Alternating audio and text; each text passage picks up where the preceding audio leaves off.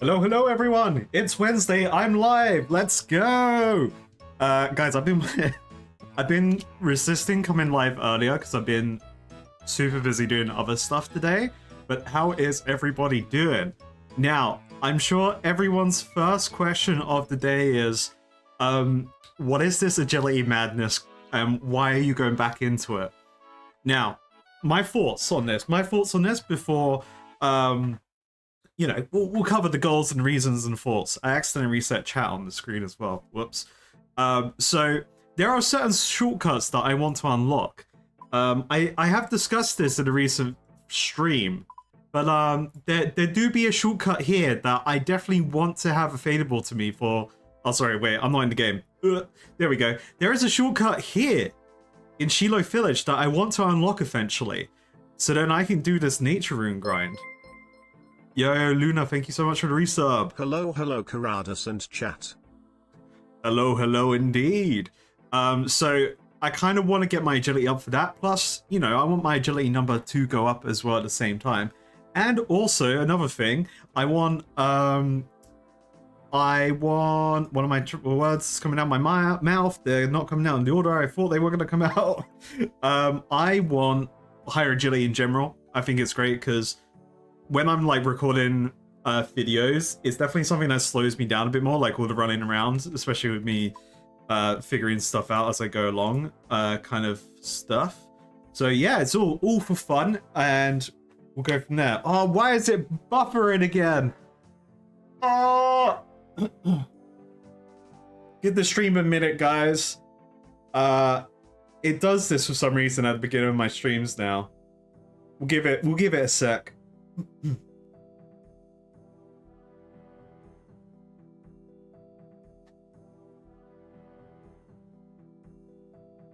Everyone hold, we're buffering.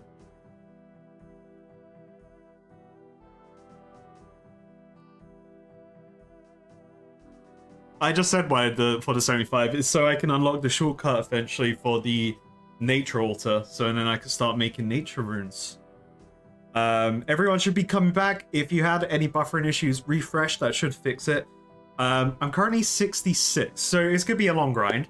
So I'm gonna start a bit on Sears Village rooftops, which I need. Let me just bring all my runes. Just bring all my runes. I need lore runes. I'm running out of lore runes. Oof. It's kind of crazy.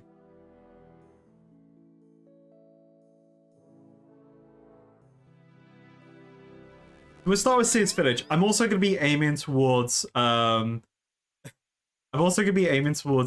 like collection log stuff for agility as well. So later today I will go to the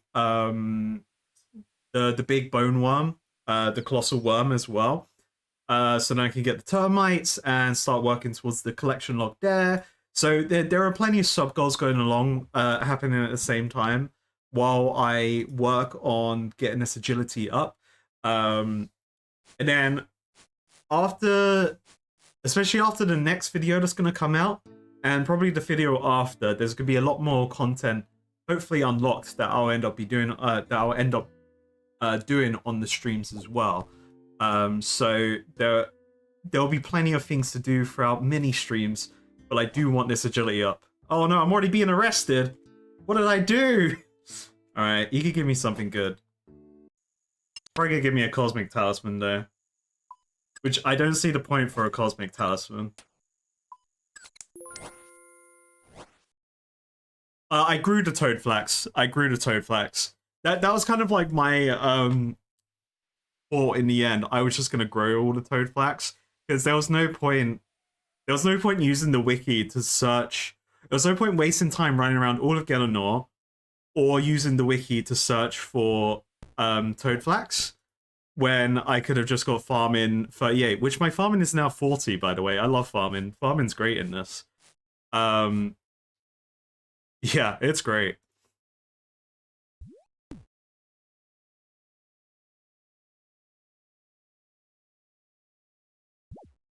The core concept of RuneScape's number will go up, yeah. Oh, the guard just came to arrest you, Slicks! What the heck? Why isn't the music playing? What happened? Ambient Jungle, play that one. Yeah, just in case people missed it during the buffering, the reason I've put 79 agility for my goal is for the Shiloh Village shortcut. Because I want to be able to, because I'm an Ironman, I want to be able to generate nature runes very easily. When I'm AFK editing, I could just spend my time in the rune essence mine, getting essence.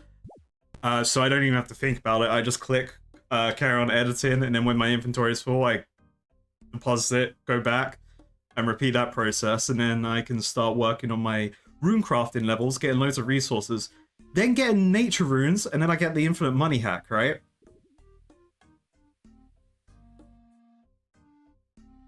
Being update broke game sounds? Maybe.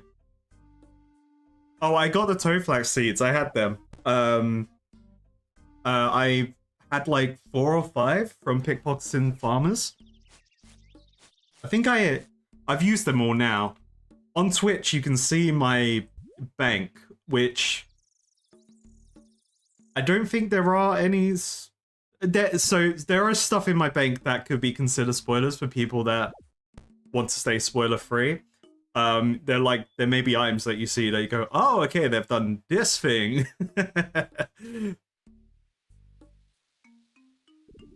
I'm purposely edging my thieving right now because it's for a video. Oh, we're buffering again, man. Why does this happen at the beginning of the streams?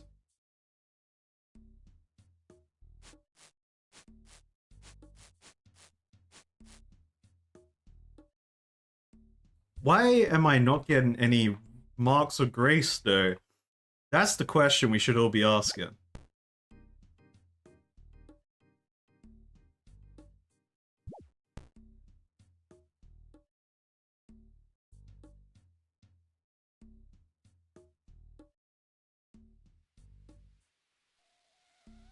We're doing Sears Madness, yeah. This is like the calm version of the madness. This is a very nice calm village. You know, we got crazy stuff going on. And yeah, it is what it is. And for some reason, who's putting this onion, man? Oh, it's Aura. Of course it's Aura.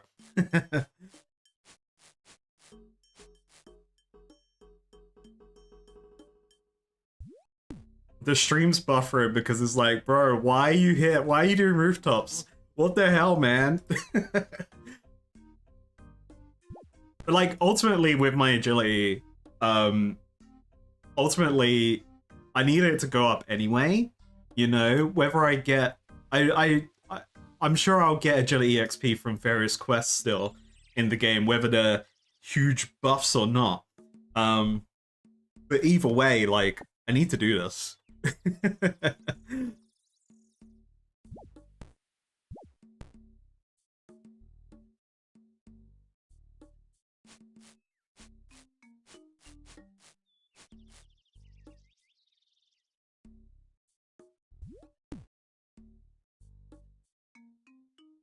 So I'm just keeping an eye on the buffering.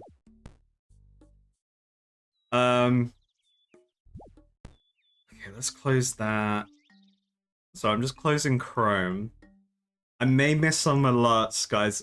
Try not to, if you use your Twitch points for word ban or swear ban, please spam me in the chat so I can see it. Because I will probably miss it because I've had to close Chrome. You made the stream because you can't sleep? It's almost 4 AM? Wow. Yeah. That sounds like me. I've been waking up really early. I kind of wake up early and then I try to do some editing. And yeah, that's kind of just what I do when I wake up early. There's nothing else to do at that time.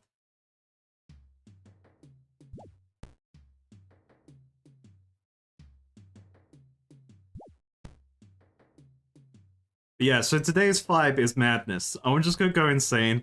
May have a couple drinks. Yeah, we'll just have fun with it. And look at all that pure essence. Yeah! Yeah, that's gonna be me. That's gonna be my AFK activity. So right now, my like off-camera activity I'm gonna be doing is I'm gonna finish the mining guild stuff. So I've currently got 40 unidentified minerals in my bag.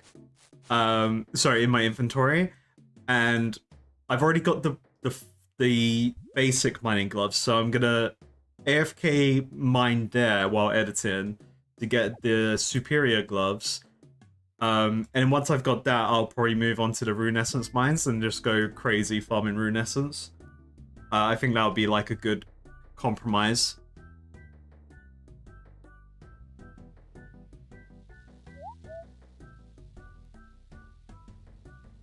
You want to join the clan? Yeah, come in. Come in, all. If you just join the clan chat, I can even get you in today because I'm here and I'm paying attention. You know what? Let me open clan invitations.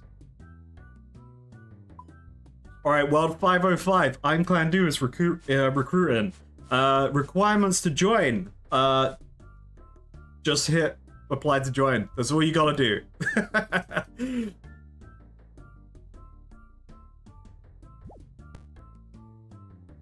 You're debating staying up all night. You haven't felt tired the whole time, and you have to fix the sleep schedule at some stage. You know, I get like that. I don't be surprised in the future if there's a day where I go, guys, look, listen, chat.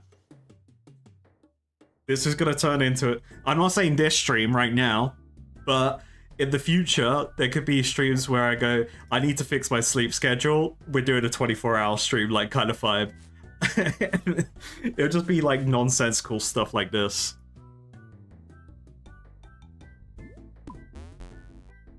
Oh, I can't open the application thing while, you know, climbing a roof. That's crazy.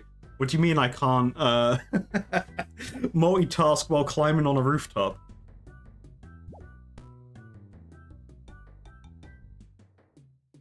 What is my plan if I discover any content that requires multiple people? I'll probably do what I did for, what was it? What was the Shield of It was just Shield of Arav, right? The free-to-play one. I'll probably do something like that where I would either make it... I'll probably just make it in a community event at that point. Whether it's a quest or other things, because I'm sure there's 100% other content in the game that is, I was gonna say PvE, PvM, that is group related. So we'll just make it community events at that point. What I'm planning to do, to give you some insight of my how I'm progressing out into the world at the moment, without giving you the exact details. But I am gonna spend a video purposely exploring minigames. So there may be a minigame focused video coming out at some point. I haven't recorded it, but that's kind of what I got floating in my mind, because minigames are great to do on stream, because whether it's for collection log or whether it's for number go up or both, I think there'll be great activities to do on stream. I need to unlock them in my mind for the series first. Kind of like what I did for Sorcerer's Garden. So I'm sure I'll find some that are like, you should come in with a group of 20 strong frogs, and I'll be like, oh yeah, I know 20 people. Alright, see you later, Dread. Getting into D&D and your first class is going to be Necromancer Wizard. It's so complicated, you just drop it. Yeah, Necromancer is actually insane, but see you later, Dread. Have any of my feelings about Old School RuneScape changed? No, I mean, I love the game. I kind of, I came into the game with an open mind. And overall, I've just fallen more and more in love with the game. I'm sure there are probably things that, I would encounter... The hell? Chaotic hand egg? What the hell? I'm sure there's things that I encounter that may be, mildly frustrating or could have been better in the game.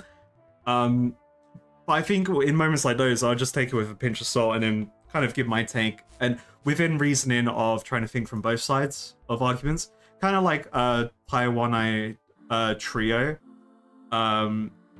Like that quest was so fake with a lot of the information, and I felt it was just trying to get you as a player to just like, okay, we're gonna give you like one word, and that's it. Just try stuff from there.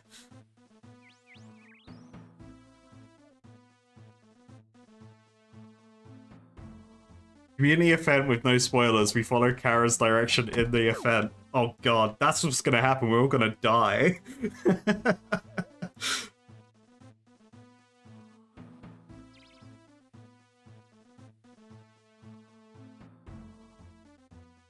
Oh damn, this song's sick.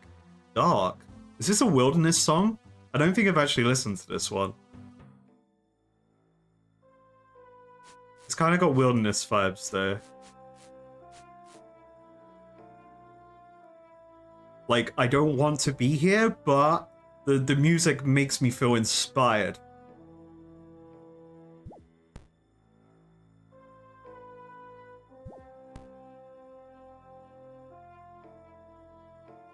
But I also, onto that point, for like potential things that may be like mildly frustrating or whatever in the moment, like the fake information in Taiboa Wanai, it's also, you have to look at it when the game was, well, sorry, when the quest was made. Because that was 2003, right?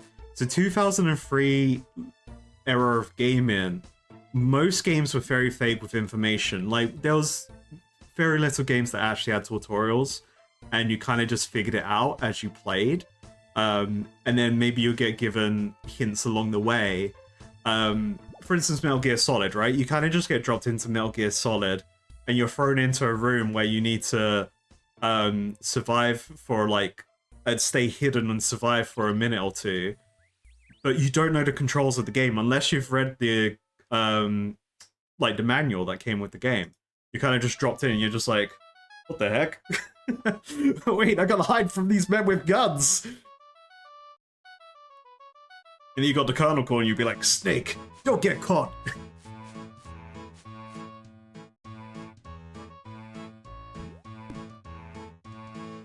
You can examine songs? Really? Oh, there's hints on how to unlock the songs? I've only just recently been looking at this menu because of streams. But that's cool. Wait, so unlock hint. Let's see. This track will unlock in our current. So it just tells you where to go. Interesting.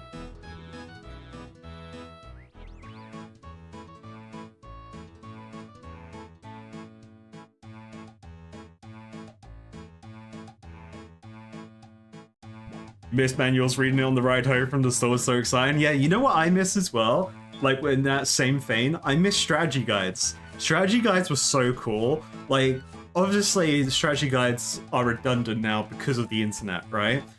But I still feel like strategy guides could have a place still, you know, even with the internet in mind. No. Yeah, people would just buy one and then give it out for free to everyone. So probably not. But like, strategy guides were cool because it was like the Bible of the game by the devs. And that was like really cool because like, when in doubt and you find yourself hitting a wall in a game, you'd be like, oh, either I know someone that's got a strategy guide, or maybe there is a strategy guide for this game.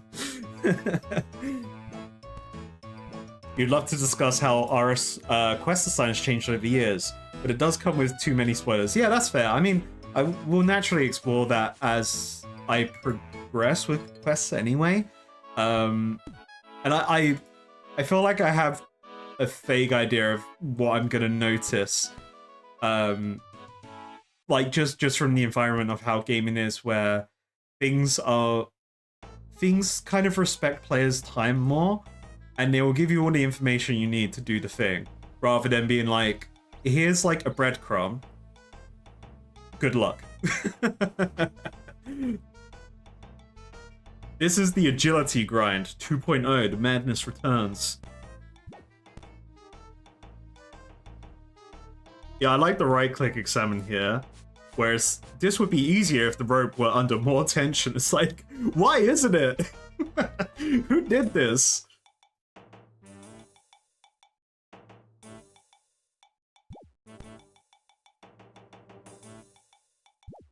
How many marks of grace do I have? Let me, oh,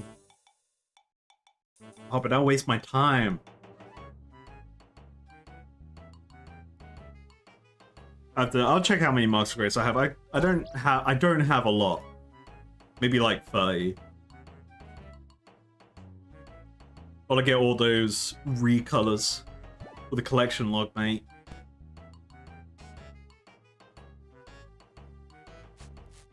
Yeah, we're gonna run it down the Colossal Worm later. Try and get some termites and all that shenanigans. Maybe it's intentional, so it will get harder. Yeah, I guess if it was too easy, we wouldn't get agility XP, right? Yeah, that's true. You've convinced me. Also, what this course is like so nice and simple compared to like Falador. Falador's agility course is very... It's very long and it didn't feel worth it.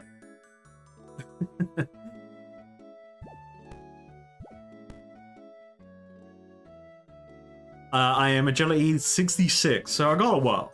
I got a while for the goal. So this goal is, you know, over time, of course, but it's a goal all the same.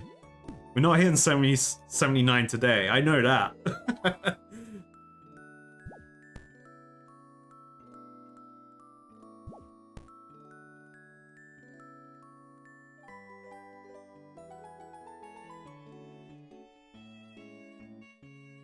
You have no self-control. You're buying seeds for spring, and right now your bill's looking like 150 pounds. Jeez. But that's what gardening does to you. You walk into a gardening center, and you go into a gardening center with the intention to buy things. You know you're not coming out with you're coming out with less money, like a lot of less money. Especially if you're into gardening. You could just go crazy, like, oh yeah, I could grow that. Yeah, oh yeah, that would go good in the garden.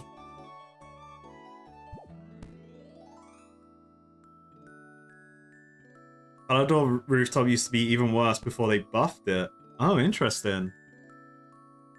So what, like the XP rates were worse or something? It just felt like my experience of Falador Rooftop was just like, it felt too long for what I was getting. I don't know, and I got like 5 marks of grace, and I did quite a few laps, and I was like, yeah, I don't know about this one.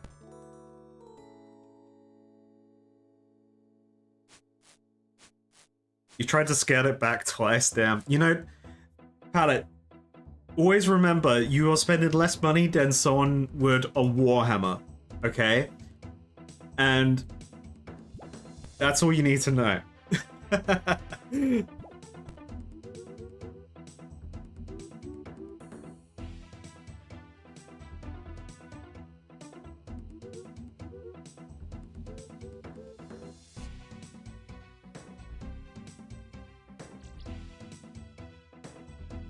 Like, I like the animations on the Falador Rooftop, but it just definitely felt like, yeah, the course just didn't feel... It didn't fill me with joy. Like, I didn't feel like I was earning a lot out of it. Oh, I felt like I was just wasting time there. But I could have been on the swamp rooftops, you know?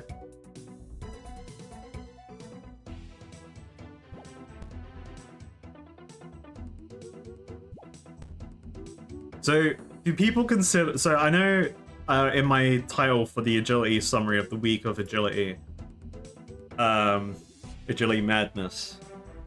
So, my understanding, there's 3 most hated skills in the game. One is agility, one is runecrafting, and one is something else, but I've forgotten actually. But I feel like there's a third that people mention as their least favorite. But surely agility is worse than runecrafting, because to make runecrafting better, you need a higher agility. So, therefore, agility is the worst skill between the two, because You need high agility to make Bella Runecrafting good. I don't know, I'm just like talking bullshit here, though.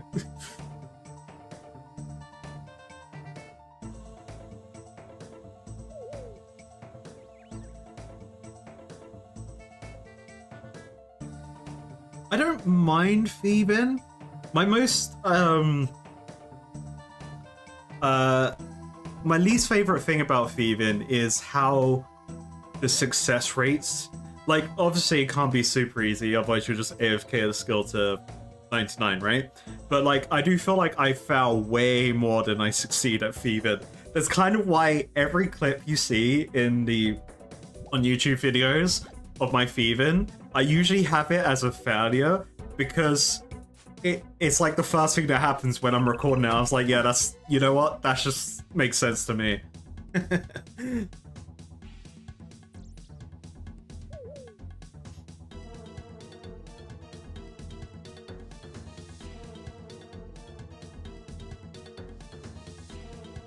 Farming? I like farming. I think farming's great. I'm realizing a lot of people don't like mining. Especially when mining's my highest skill right now, so I don't see it. I'm like, yeah, mining's great. Click rock, easy.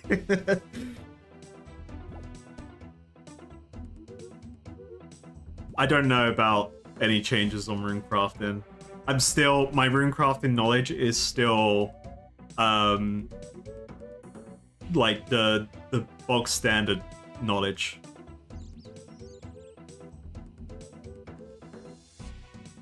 Yeah, I guess with runecrafting, to that point earlier, you can, I guess, technically buy XP for runecrafting, because you could buy all the pure essence, right? So, oh dang it.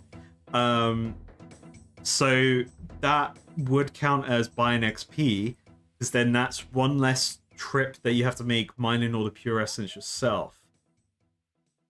If you think of it like that. Just get my emergency food so I don't lose my hardcore, because we forget I'm running rooftops and have health.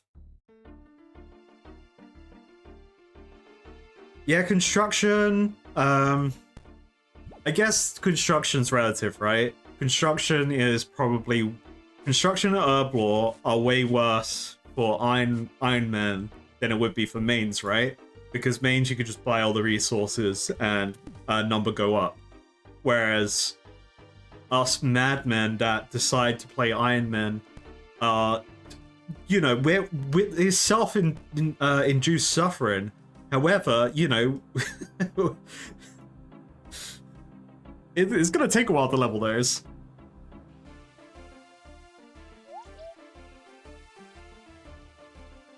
You 99'd it on Ultimate Ironman? That's insane. Might just be a bad memory, but it wasn't as bad as I mean, props to you for getting 99 anything on Ultimate Ironman. I think Ultimate Ironman, I'd love to try it, but I don't think I would like it, because I really like having a bank.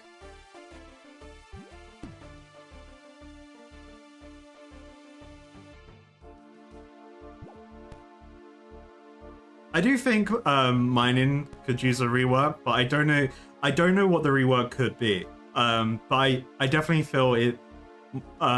Smithing feels quite lackluster, because you just outgear what you can make very quickly. But again, I haven't done any members smithing stuff, so this is like purely a free-to-play mindset with it.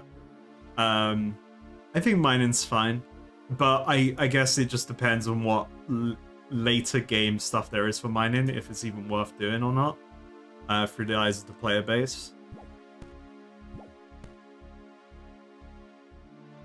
See, I just need I need 79 agility, so then I can get my shortcut unlocked for Shiloh Village, and then I can nature rune grind like crazy, and then that's infinite money, and I can just spend all my money on planks for construction and win.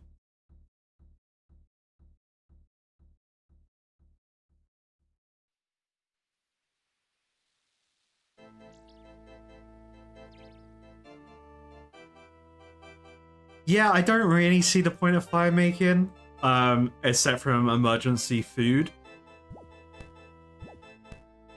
But again, I haven't done anything in the game that has fire making members stuff. So I'm sure it gets better. I'm sure it gets better.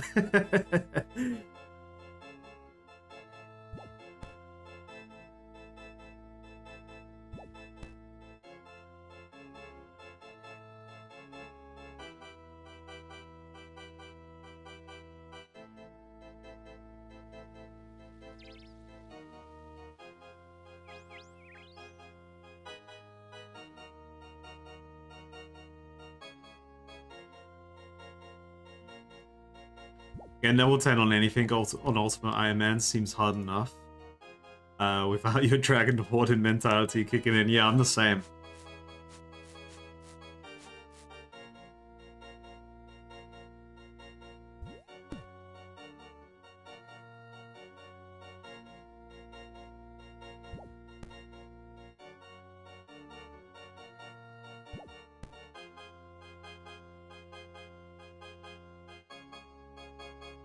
You've worked on getting your Ultimate Iron Man skills to 80. Damn!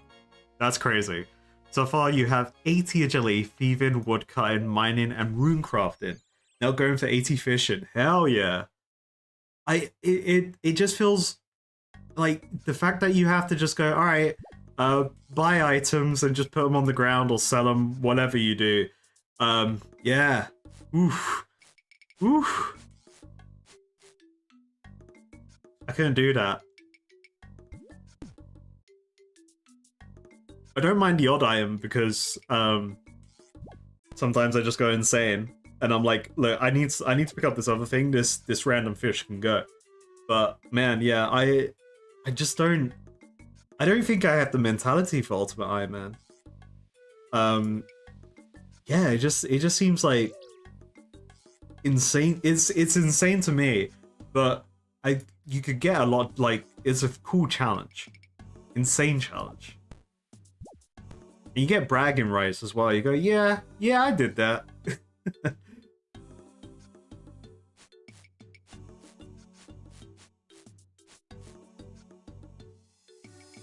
How many marks of grace do I have?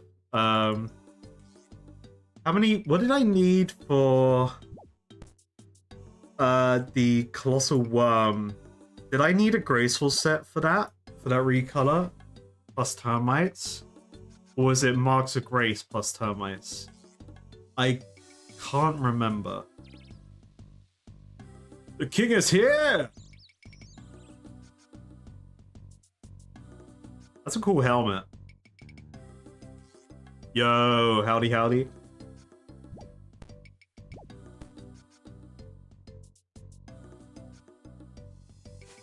Is that getting to do something requires that you finish your other goals first? You can't be carrying, excuse me, you can't be carrying farming tools if you want a runecraft. So, follow-up question, because this doesn't count as a spoiler because I'm not playing Ultimate Iron Man, and I don't think I'll find this out anytime soon. Are you able to use the Leprechaun then for the farming stuff, or does he not exchange anymore?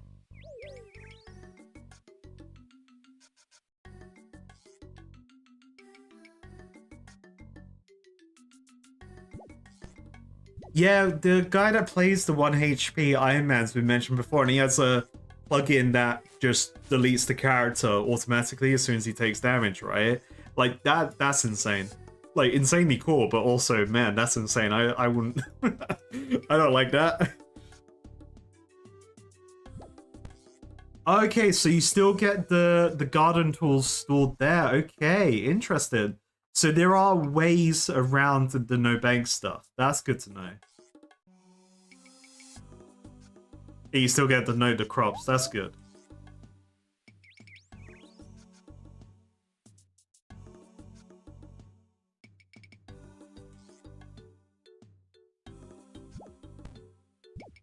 Hey, what's my favorite combat style? Melee. However, like, I'm a big sword Andy. Give me a big sword and I'll swing it and do big damage. However, I feel like in this game, ranged is probably going to end up being my bread and butter because it just seems so good.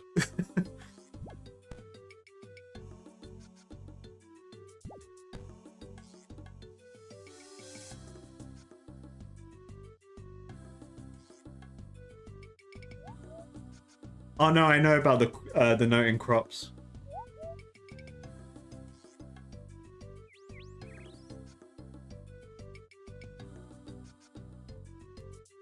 I don't think I will mention that in a video, the noting crops thing.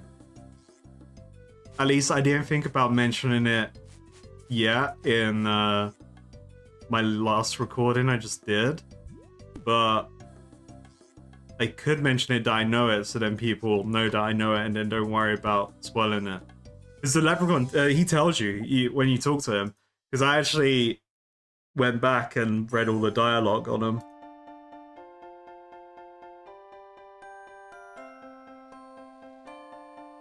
Is this a Christmas song? Yep, okay, a festive pie, absolutely. Alright, well, there we go.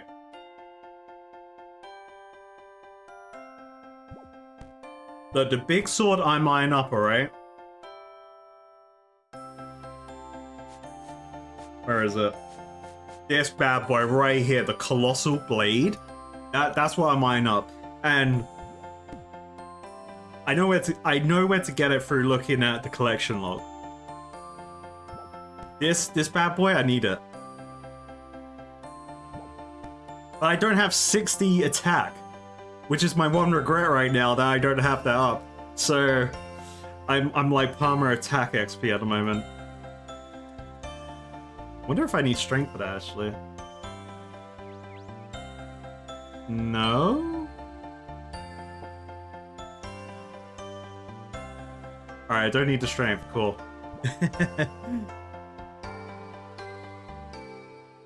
Like, I would happily drop the shield for a big two-handed weapon. Ah, dang it! Because at least then, you know, I know I'm just doing big damage, and if I take damage, I take damage!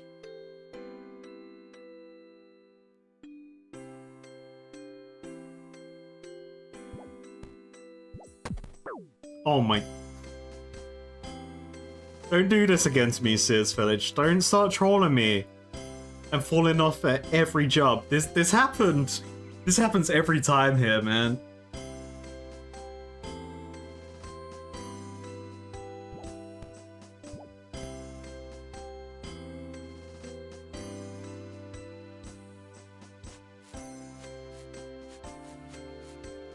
Yeah, I'm surprised how quickly my strength has gone to 57.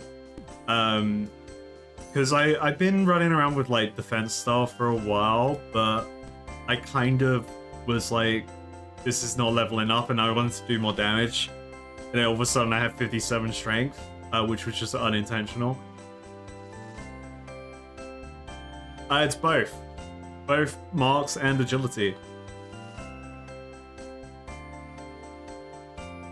Videos are awesome, love my perspective on things. Hell yeah, appreciate the comment. We're here to have fun! And appreciate NPC dialogue!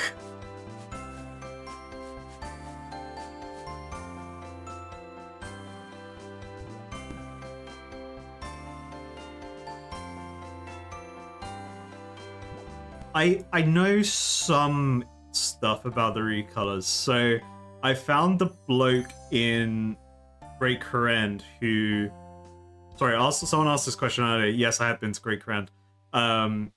So I've found the bloke in the Shazian region who has the recolors, and I know he said something like you need 70 marks of grace or something like that. But I can't get the recolors either way until I do something. I think I have to do quests with the various Great Corrend houses to maybe unlock the different colors. So if he's the one that does if he does the green set, then he is probably Hostidius, because Hostidius is the green land. Because I've seen a red set, I've seen a purple set, I've seen the blue set. The blue set's Brimhaven Agility course. I've seen a black set, so that's probably Chazian's. Sorry, purple's probably what's it called? I was calling it Arceus, whatever the mage city's called. Oh wait, what was the red? So the red set's one of them. Or the black set's one of them. Yeah, there's a yellow set as well. Yellow set's probably Lover, or Port Piss. Yeah, that is, your guess is as good as mine right now, but you know, I'll figure it out.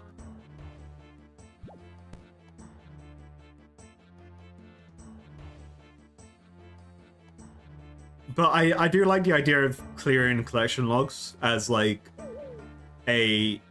always a sub goal in streams. So any progress I could be making to clear a collection log is good progress in my mind. So I like this, just doing this, getting Marks of Grace puts me closer to getting the recolors.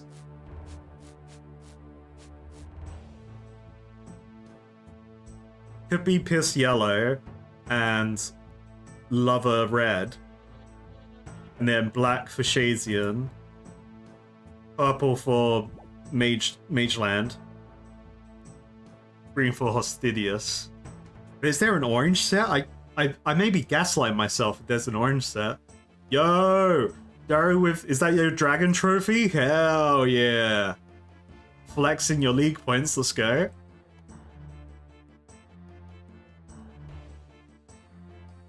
Where's the rainbow graceful set? Where's like the multicolored graceful set? Oh, dang it! I got pushed off. The trophy was too heavy.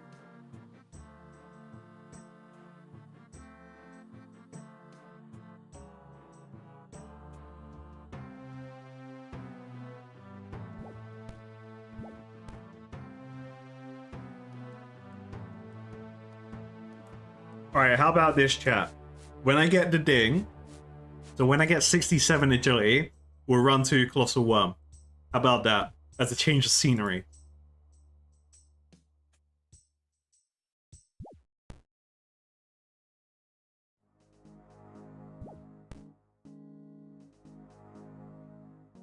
They don't... No, pink graceful would be cool. I'm sure there'll be people that enjoy that. It could be like a really nice colored pink as well. I think it would have to be the like right shade of pink. Yo, trophy gang! I may have like the shit tier trophy from the league.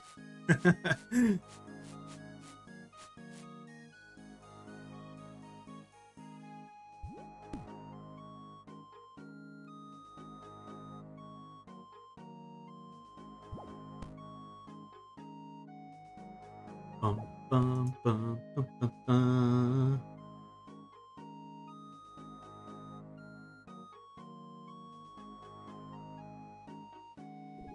Oh, I can get the thing up that shows the XP, can't I? Add canvas? There we go. Got about that.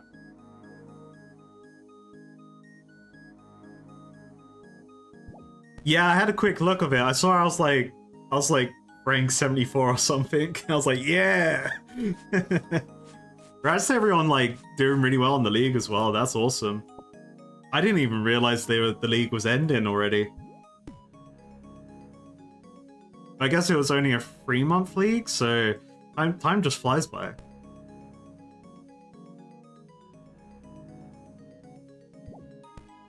Not that I was paying attention to it, to be fair. I played it and then I was gone.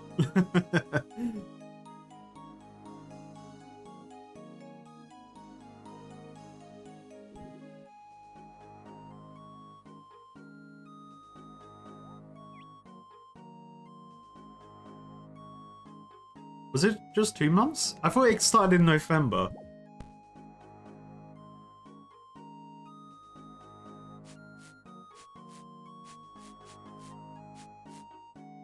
You keep forgetting how to get to places now? You miss your clue compass teleports? That's funny.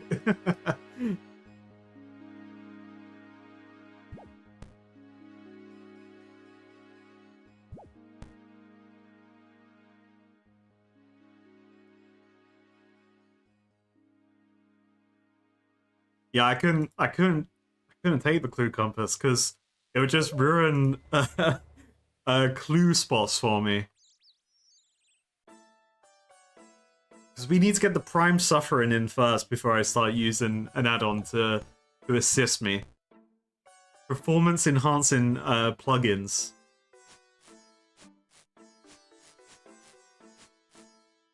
You missed out on the league, you only got back into the game a few days ago. That's fair enough. I mean, what did you really miss though with the league? You missed boosted XP and random power-ups. I'm sure there was some really awesome stuff that you could get with it as well. But to my knowledge, it's just cosmetics that you get for the in-game stuff. Like you can get the outfits or the like teleports and stuff like that. So it's not bad.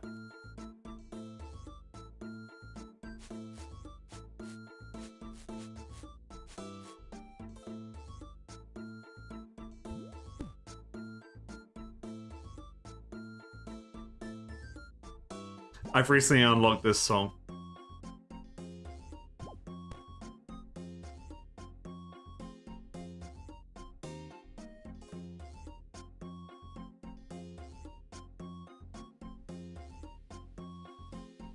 Yeah, I guess like the thing with the league is where it's only 8 weeks, it is, I'm sure, like very not exactly this, but like very competitive to push for the rewards in that 8-week period. It's not a long time for a league focused like game mode to kind of get everything done. So there is a lot of FOMO with that. However, you know, it's still cool either way.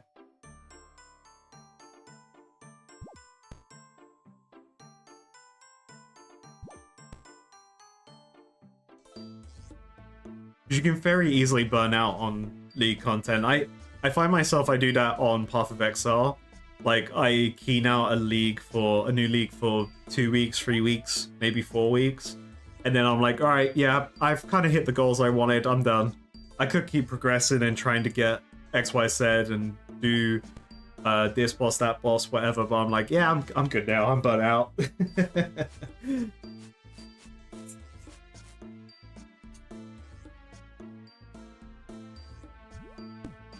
Ginger, there is a very good shortcut that I can unlock for a very good rune crafting altar, which unlocks me the potential for the infinite money hack. AKA high alchemy spam, baby. Going for League first 99 mining next time? Hell yeah. Yeah, I'll just be stuck in the rune essence mines. I'll just AFK rune essence mines. If they have the same thing where the anything you mine gets teleported straight to your bank, just stay there AFK. I'll stream the whole thing. You know, everything will be streamed. I'll be like, okay guys, I'm going to bed, and I'll just go carry on mining. I'd have to set alarms to come back to make sure I don't get nerd logged. It's totally doable, right?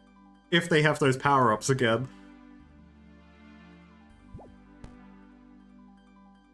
What agility activities do I have access to? I haven't properly looked.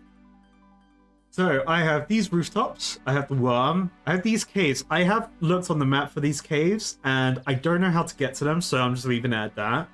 But I know roughly where that is.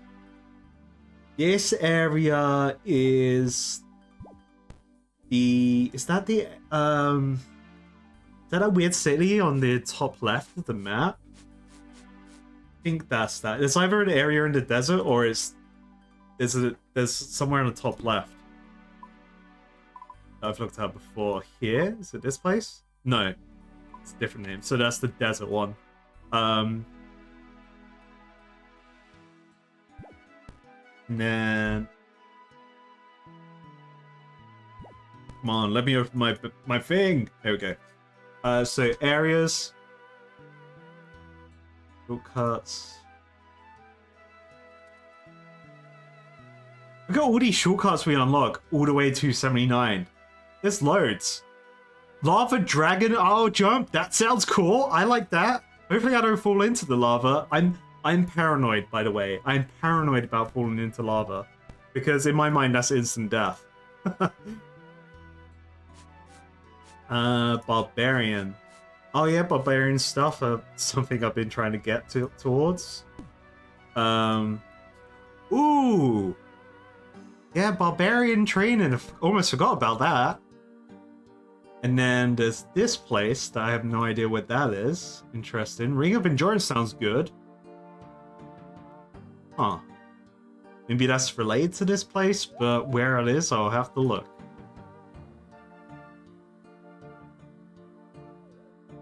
Have I ever regretted starting out as an Ironman? It's somewhat controversial to start as an Ironman, however, you think it's the best decision. No, I personally, I think this is the best choice I could have made. Main reason why, because it gives me more appreciation for the game and the grinds that people do. Like, I'm able to absorb myself in a world and where I get to see everyone else's hard work and like how much people's dedication, how much dedication people put into the game, and they're playing on main accounts, right? And from experience of other games with, like not in my case because this wasn't me, but it could have potentially ended up being a thing. Who knows? When people come into a game as a new player, especially if they got some notoriety on the scene, like they're a well-known streamer or content creator, whatever, people would, in most games, bombard them with freebies and stuff like that, and then they kind of get catapulted forward into the game and not appreciate the early game stuff. So that's always been my mindset with going Iron Man. The hardcore part is just for fun. I only went hardcore because you don't lose your character on death, so that's great. Because there was a lot of people that were like, I'm playing the game wrong because I'm starting off as a hardcore, because I think they have the mindset that if the hardcore dies, that's the journey over. But it's not. And I've even had people, like, I've had times when I've just been off stream, offline, like playing the game, and I've had people try to give me stuff in game that didn't know who I was. This is like early in my journey, and I was like, oh no, that's awesome, but I'm an Iron Man, sorry, I can't take it, give it to someone else. But like, I had interactions like that where there were people trying to give me money in game. Which is really cool to see as well in the community, like, that I don't normally see this in MMOs, but like an actual community cared about newbies. Yeah, help noobs, but don't pamper noobs. Absolutely. I think that's a good way to do it. Plus, like, I didn't want to bypass a lot of stuff by just using the auction house in the game, so... And I can always, at some point, I have to decide at some point with this account in the future, this is not the near future, just like in a future, I have to decide, am I keeping this account purely iron, right? Or will there be a trigger point to when I go, okay, we hit, I don't know, we hit maxed account, right? Do I go main now? Like, in that, this is just an example, but like in that line of thought, I don't know. I think, yeah, it's definitely nice to help new players, but it can be harmful for the new player experience as well. It's like there's a balance to it. Some people enjoy that. Some people enjoy getting help in the game, and they want to be told what to do and how to have fun. And then there are other people that would rather figure out for themselves, and then they find their own fun within the game, but they could potentially miss those moments if they were pampered to. So it's a tricky situation.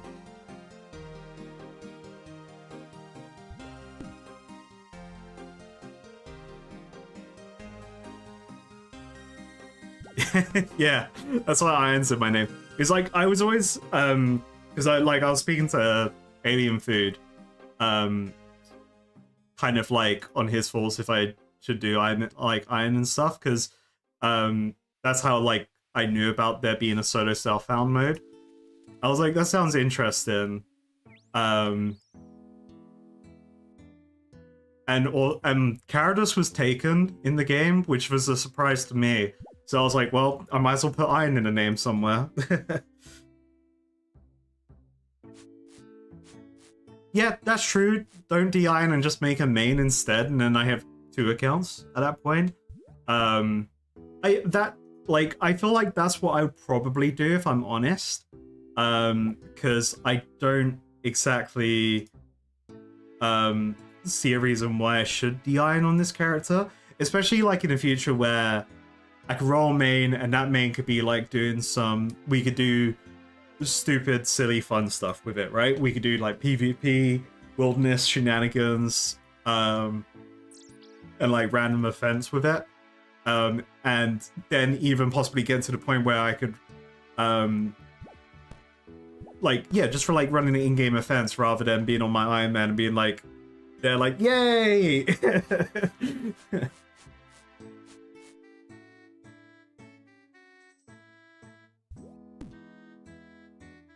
Kara ironed us.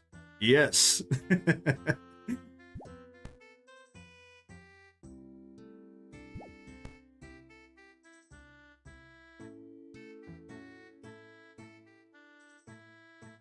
Alright, 10% XP to go. Easy. Easy.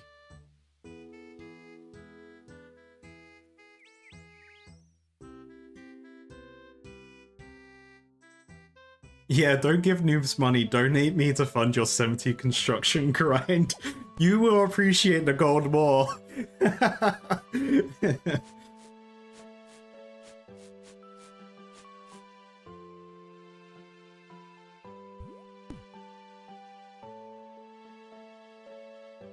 Your only account isn't a 9, although you play him sort of like one. If you buy something on a G, you need to earn it on the collection log. That's cool, I like that. The clan has started to call him Bronze Man. Yeah, I like that, like you're like a semi-Iron Man. That's kind of how I like to play games in general, whether it's an MMO. That's generally how I like to play MMOs. There's not a lot of other games other than MMOs where you can do that or be able to trade with a player. Except for like Path of Exile. It's like kind of like an MMO, but it isn't, but it is. I like to try my best to earn as much as I can in Path of Exile without using player trade-in.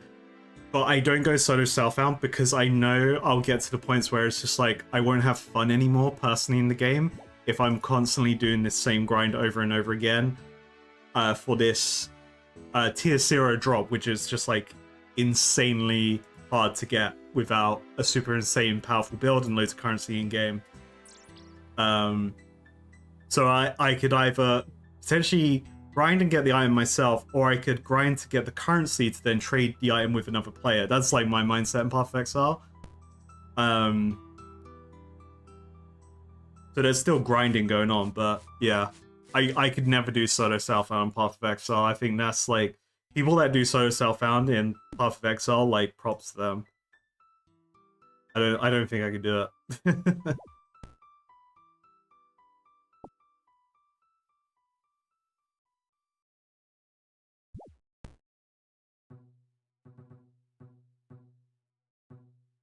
Of every skill I've tried, what are my favorite activities and why? So AFK activities, mining. I've just spent so much time in the Motherlode clicking the rock and not really paying attention and just progressing with materials and levels. Active skills or an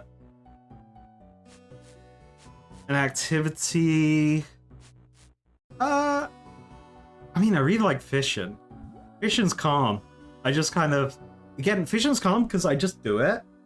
However, recently doing farming in the last week, farming's great. I actually really enjoy farming. I think farming's a really nice activity. Also with a particular mini game that we unlocked last week, which will be unlocked for streams shortly.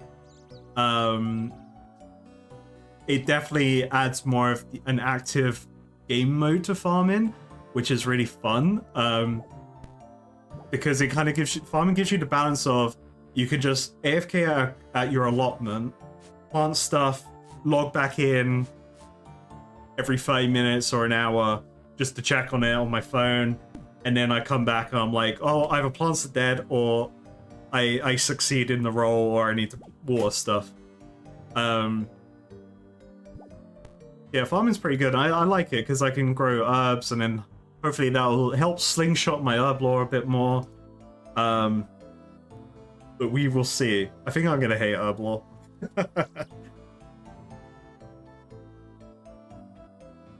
Yeah, I don't think I'm gonna de-iron. Like, on that whole subject, it was more of like hypothetical, right? But I don't see a reason why I would de-iron. But I was just trying to think of a random example of a potential timeline that could happen in the multiverse, you know? Not this multiverse.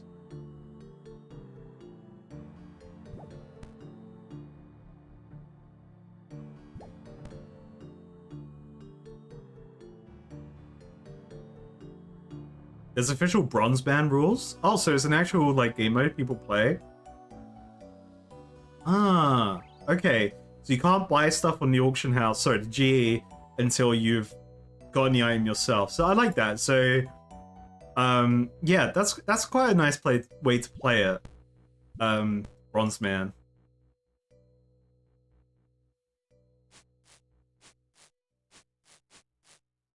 I think I like the idea of rune crafting. I like the idea of smithing, but smithing is very lackluster right now. However, smithing's gonna be great for probably for my like construction gains and my fletching gains, because I'm just gonna make loads of nails and arrowheads or crossbow bolts and things like that. So smithing will still have its benefits for me, but like, initially, smithing was more lackluster than I thought it would be, unfortunately. Runecrafting I don't have a problem with. I like it because I see it as a source of supplying my own runes, rather than having to spend all my gold that I don't have yet on the magic shops.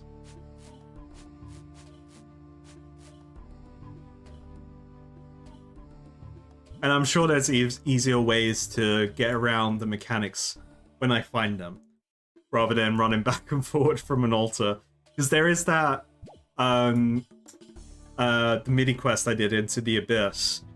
There is that mechanic, but I don't like the idea of having to run into the wilderness to get to the bloke. So I'm kind of like, you know, we'll save that for now. We'll wait until the red helm may disappear.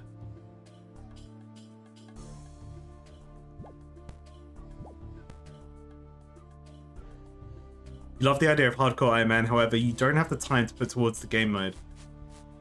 You played since 04 and haven't maxed. You look forward to see me and my progress in this game mode. Hell yeah. I mean, you know, hardcore Iron Man, it only matters if you truly care about the hardcore status. You can respect it like I do, but your character doesn't get deleted. So, speaking of, hey, ding baby, level 67 agility, and I can use a dungeon shortcut thingy mabobber. Alright, nice. Well, I'm a man of my word. Oh, but there could be a mark up there. But let's just do a quick mark check. Quick check for mark. We're gonna do, alright, one more mark, and then we're gonna go to Colossal Worm. Okay, there's no mark this lap. I feel like am I wrong with this? I can't, my memory is failing me. I feel like I never had back-to-back marks on a rooftop. So I'm gonna stick with that logic, and I'm just going to go until I get another mark, and then I'll feel like I haven't left a mark behind. The greatest shortcut of all time is that 79 agility.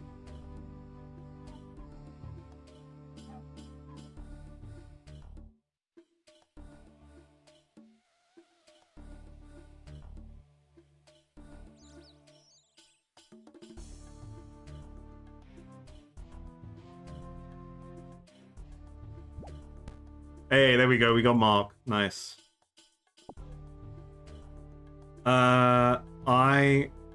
And I'm not going to complete the lap, so then the mark definitely doesn't spawn again. Alright, so I'm going to head to the lands of the Falamori. And we're going to get some termites.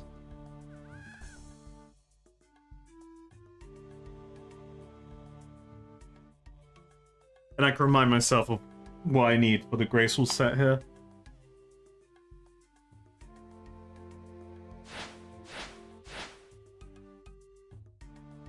Just one more mark, guys. Please, just one more mark. Where's the banks here? There's 2 banks.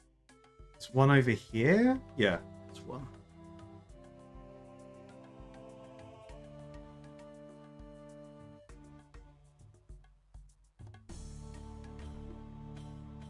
I like the Colossal Worm. It's very, like you guys said, it is very AFK.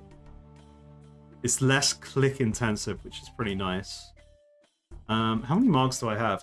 Ooh, I have a lot of marks. Ooh, that's a lot of marks. Termite. Boom.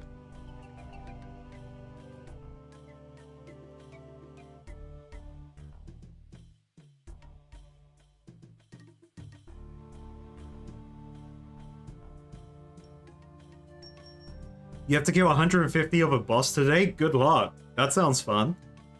I hope it's fun.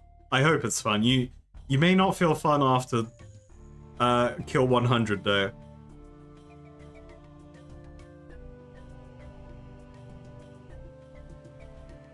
We starting the Colossal Worm train? Let's go.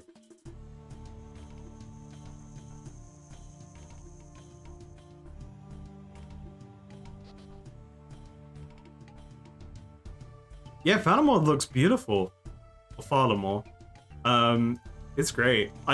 Initially I wasn't a fan of this rooftop hider plugin, but it's nice because I actually get to appreciate the environment a bit more. Originally I thought it was quite janky, but then I realized I was just wrong on the subject. Okay, so the recolor, you need a full set for that recolor. Interesting. And then 900 for that, and oh, I could buy a teleport. Interesting. So 650, 900. Don't know what the Acorn does, but we're gonna get it. Alright, see you later, Cake Man. Thanks for hanging out.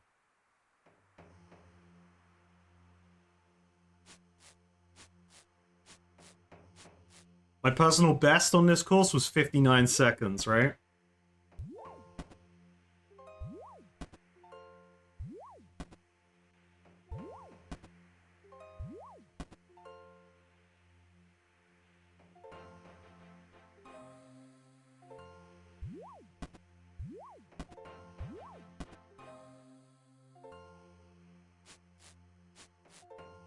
Ooh, ooh, ooh. I started falling off this course. The Anteater kind of made it sound like you could fall off the course, but maybe you don't. Ooh, termites! No, don't defend them! I must capture them! Yes. Yeah, I grew the Toadflax. I grew it. I said during the stream, I said I might as well just grow it. Get farm into 38 and grow it rather than using a wiki used or running around everywhere trying to find it, going crazy.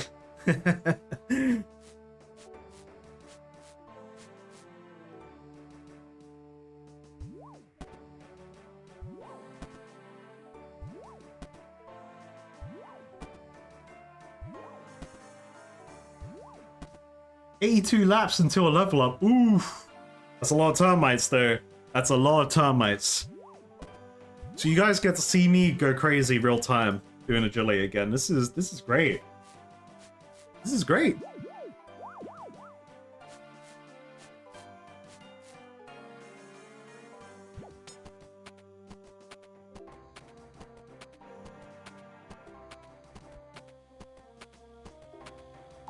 Frogman growing Toadflax. Where did we go wrong? Ooh, more bone shards. So, again, don't tell me. My guess with bone shards right now is maybe something to do with the construction prayer altar that you can make in your home. that the old bloke mentioned in Daddy's Home. Maybe it's something you can do with an interaction there. Otherwise, it's just going to be burning a hole in my bank until I discover what it truly does.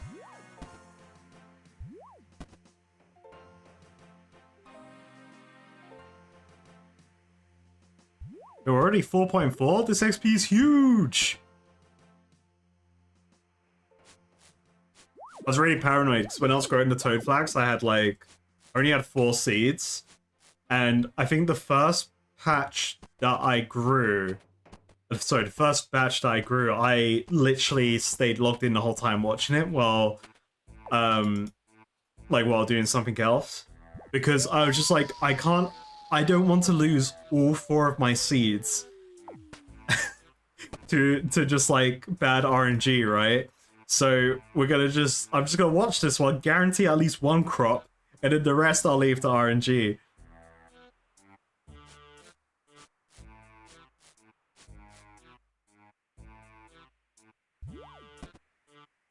I will do.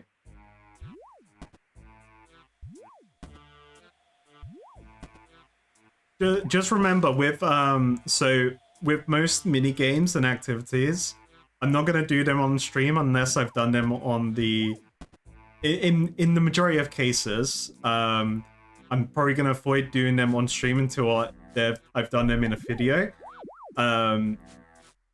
So just keep that in mind with me doing activities, because at least then it showcases that, like, in terms of my thought process with it, it showcases that I've done the activity, I've given it a try, and then we go crazy on stream doing it and green login.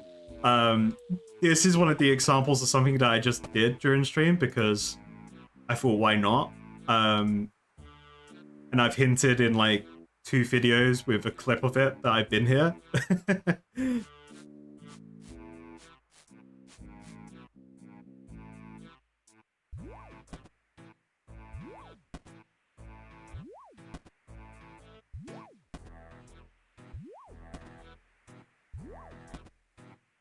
But I may or may not have already been to the Brimhaven Agility course.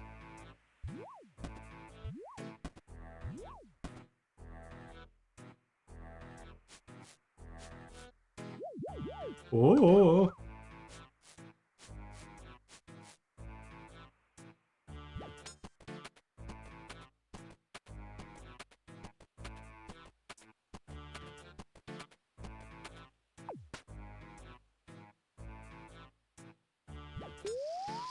I guess it would be a lot of work to make Bronze Man official, to that comment. From an actual in-game point of view, because they would have to implement something that restricts every item in the game until it, like, you would have to have a personal collection log for every item in the game, like tracking every unique ID that every item has. So then it locks you out of the GE somehow through some filtered search. I don't know. Like, I don't know how they do it, but I feel like it would be a lot of work to even make Bronze Man an official game mode. So yeah, keep it plugins. Someone else has already figured stuff out.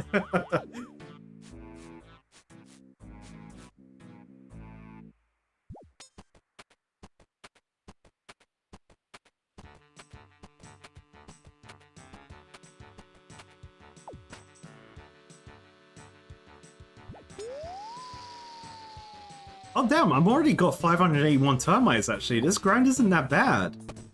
Oh, I'm gonna have this grind done in no time. Oh damn, okay. So 900 for the acorn, whatever that does. 650 for the graceful set, but then also I need a graceful set to sacrifice for it. Oh, this is like some Spyro music, hell yeah. Pinball Wizard? Does this play during the Flipper event? This song is sick. This sounds like Spyro. This sounds like Spyro music. It's perfect.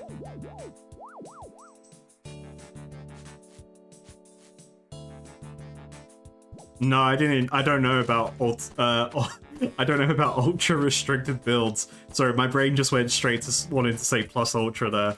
No, that's crazy. 1 inventory slot? Nah, I'm good.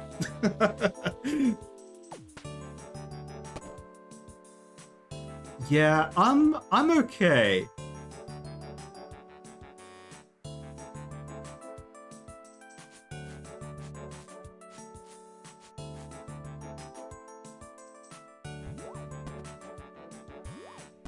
I like the concept of chunk like Ironman chunk chunk lock, whatever it's called. Sorry, I couldn't remember it. I like the idea of that. That does sound like a lot of fun to do. I like the challenge of it. Especially knowing the knowledge now of like it unlocks chunks along the way. Once you complete all the tasks in the chunk, you unlock the next one, which is pretty cool.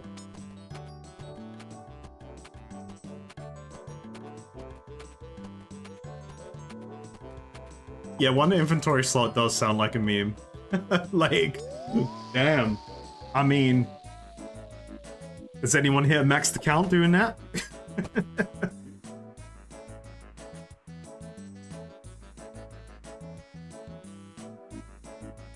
I should just come here and farm loads of bones. There's just free bones here.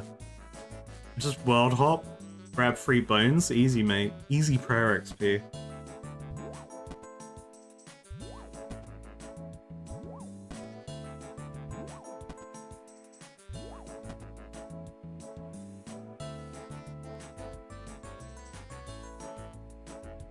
Yippee! Oh, there's a random hut over there. Who lives there? Sunset Coast. Oh, that's a shipping yard. Okay.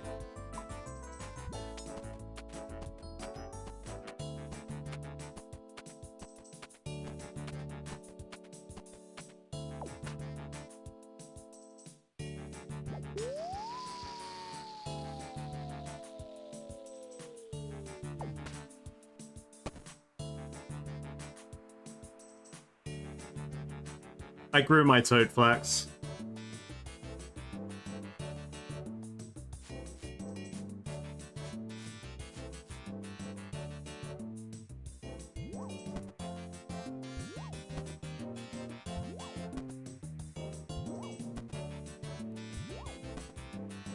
Okay, so what's the actual number of termites I need? I need 900 plus 650, so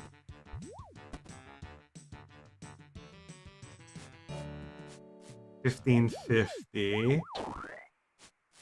The hell? What's that noise?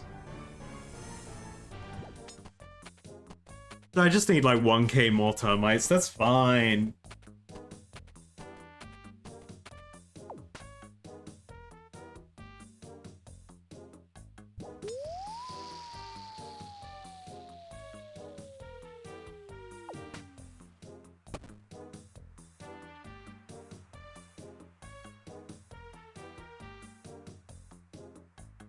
We got this. Easy termite grind.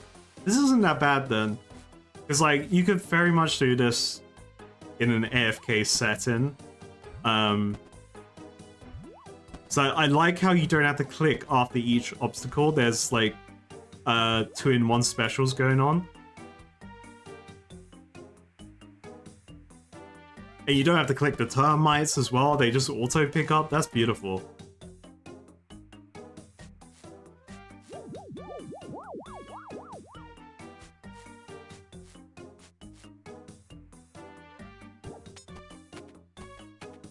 You can drink a beer and just chill out, man.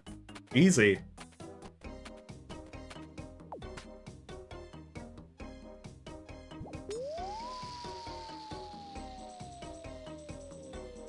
I've seen the raccoon. The raccoon's cool. Yeah, I like that guy. It's a little fella.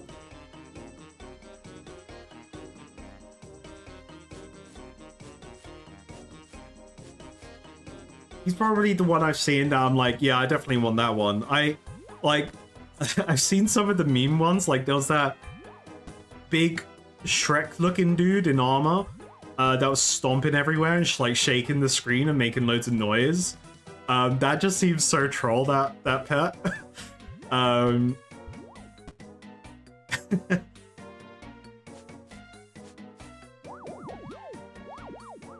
mean, obviously the ultimate pet for my character would be a frog.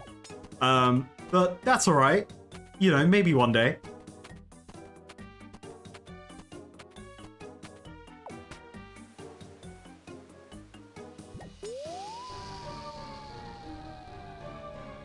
Yippee! The animation's so good as well. That zip line.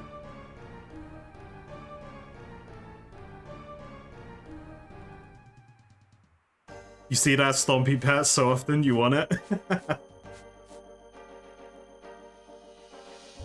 It's so funny.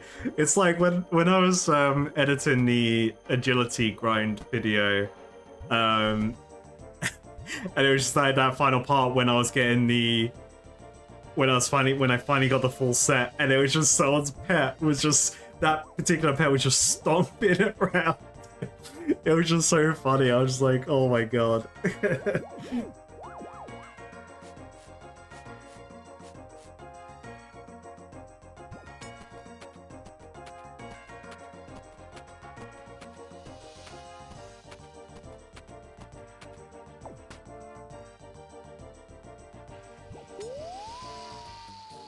Whoa!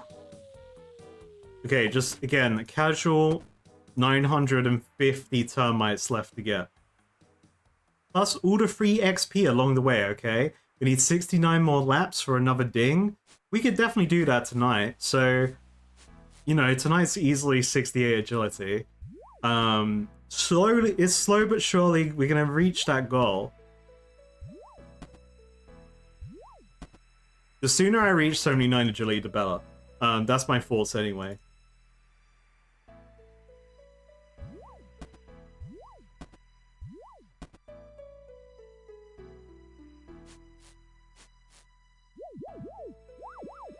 Oh, the goofing! Yeah, I forgot about that one. Yeah, just a blob with eyes. Yeah. That was a weird pet.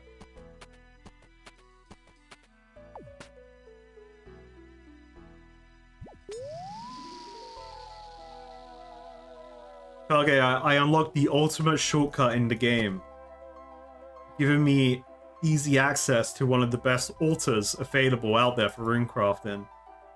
For an Iron Man like me who has no money in game.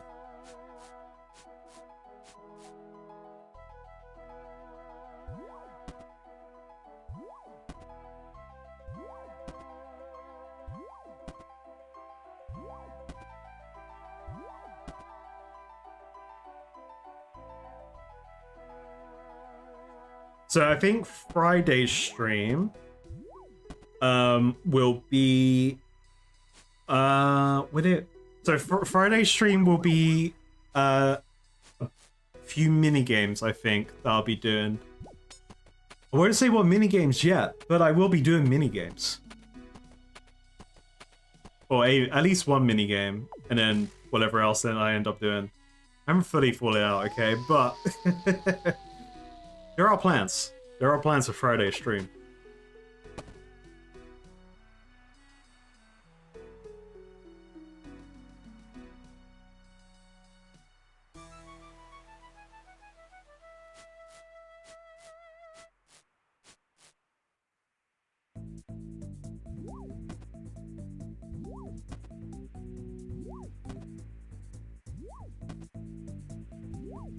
Alright, it won't be Sorcerer's Garden Part 3.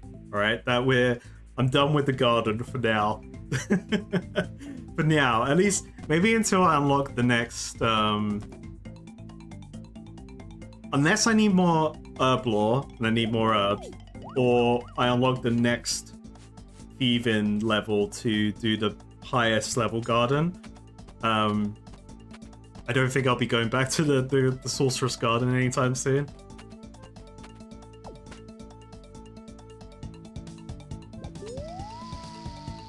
Yeah, I like a lot of the tunes because there are like some old PS1 kind of games like the tunes are based off of. Or at least I feel like they're based off them. I love it, because I'm like, it just brings me back. I'm like, oh, I'm playing a PS1 game again.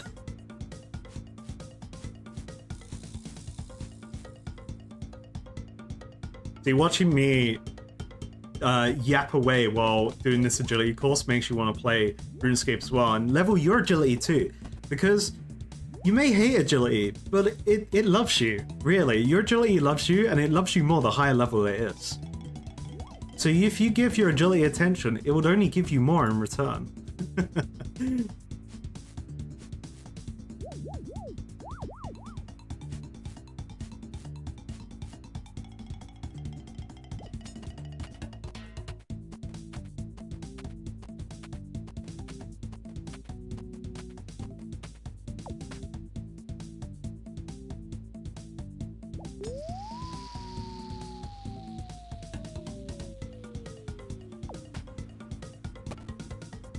Oh, you work shut down early today. Alright, nice. You get to play RuneScape. Full focus. Let's go.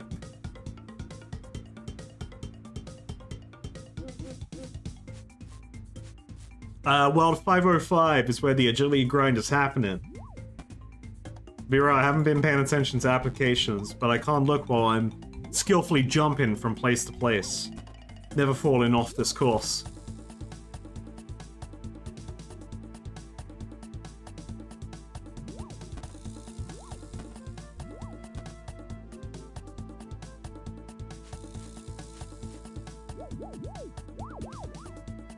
Imagine if you could take that steel arrow and shoot someone on the zip line and make them fall off. Like they have, but it doesn't do damage. It's just like it's just there to troll players. They could have done it. They could have done it. A boxing glove on an arrow.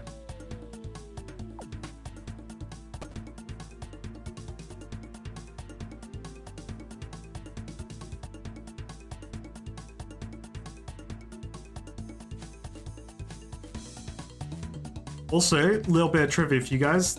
So the next video, I want to say, will come out on Friday. If it's ready, then if it's ready, I can get it. If it's ready, I can get it out for tomorrow. However, probably realistically, it'll come out on Friday when it's ready. So getting another 2 videos this week. If I go insano mode, then it may come out tomorrow, but think Friday.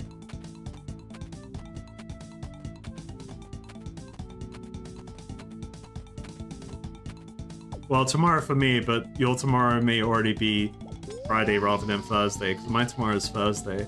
But if you're in a time zone where your tomorrow is different. But you figure it out.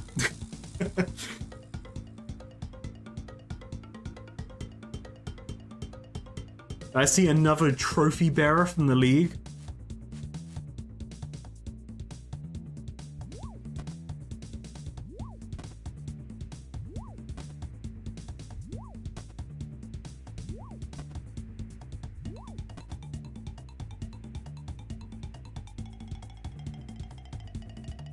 Yippee! But they did such good work on the animations with this.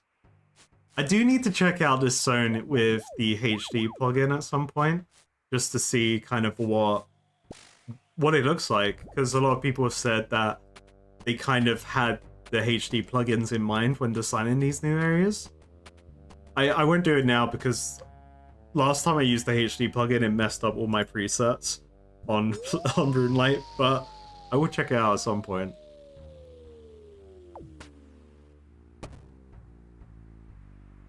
Yeah, I have time now. That's the main thing. Like, the whole, like, November and December is just insanely busy for me, annoyingly.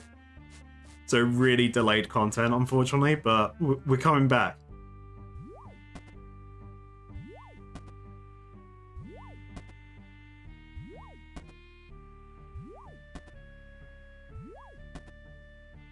Wait, so is HD OS not...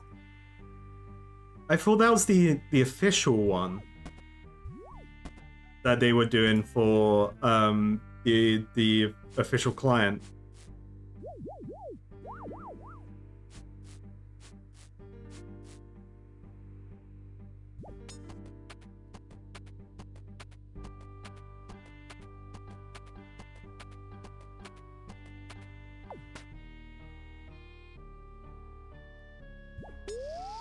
Yeah, look, when I turned on 117, it like reset all my GPU settings, and then I had to fix it all.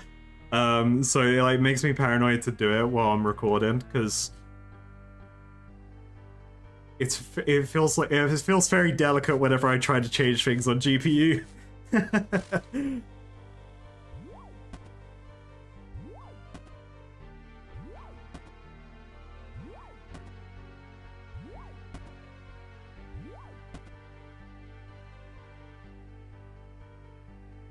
Oh, HDOS is right. Okay, so it's third-party client to make it look like the from the Jimmy video we saw it. I thought it I thought it looked weird, but I like the old graphics. Seeing this and then seeing the like HD era, the 2.5 era, I guess, was interesting. But I guess it depends when you played the game as well, what you prefer. But that's cool. That's cool that it still exists.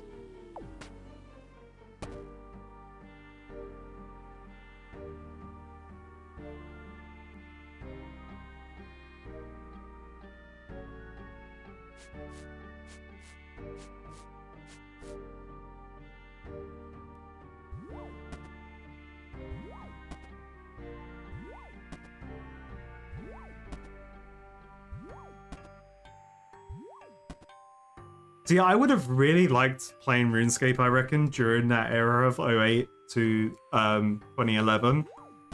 Because that's when the wilderness was disabled. Well, sorry, PvP was disabled in the wilderness.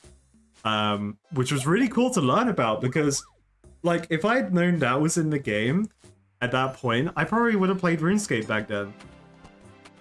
Because that was one of the main things that made me not want to play RuneScape back in the day. It's because I did enjoy forced PvP. and the idea of someone nicking all your stuff.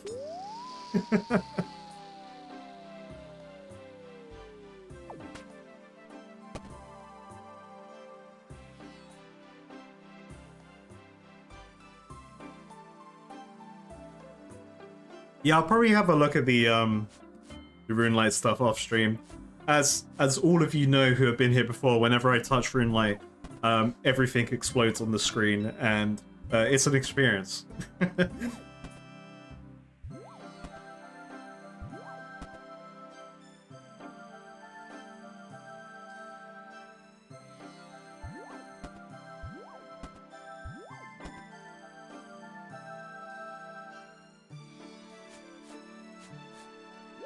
Are you able to export and import profiles?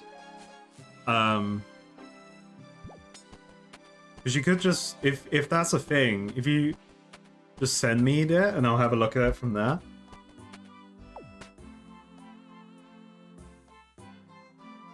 Oh, 08 to 11 was probably one of the worst eras of RS2 before they transferred it to RS3, as there were no trade-in in the game either. Yeah, so they disabled Wilderness PvP, and there was no trade-in because of credit card scams, right? So there were people that liked it because they could do everything in the game, just have fun. Then I guess it also introduced the era of combat stuff, and yeah, no, it's an interesting concept. Like, I do think the no trading things was quite extreme hearing about it.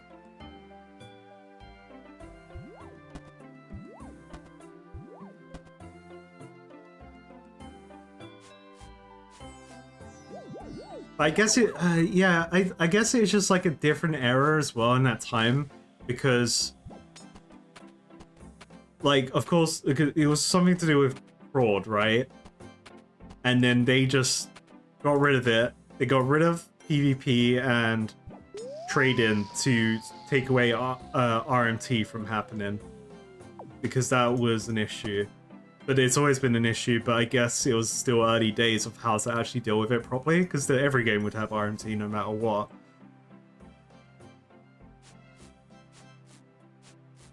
Oh, true, yeah, accidentally activate plugins and stuff.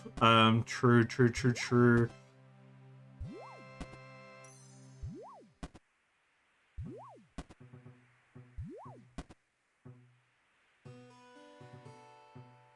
Alright, let's make it explode. Let's do it. So can I duplicate this? Duplicate profile. So we click this one. And then I go 117. Boom. Oh my god. Wait.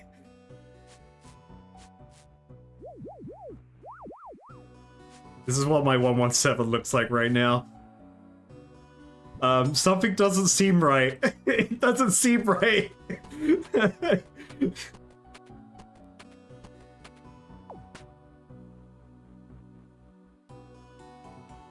like the shadows, actually, I'm seeing.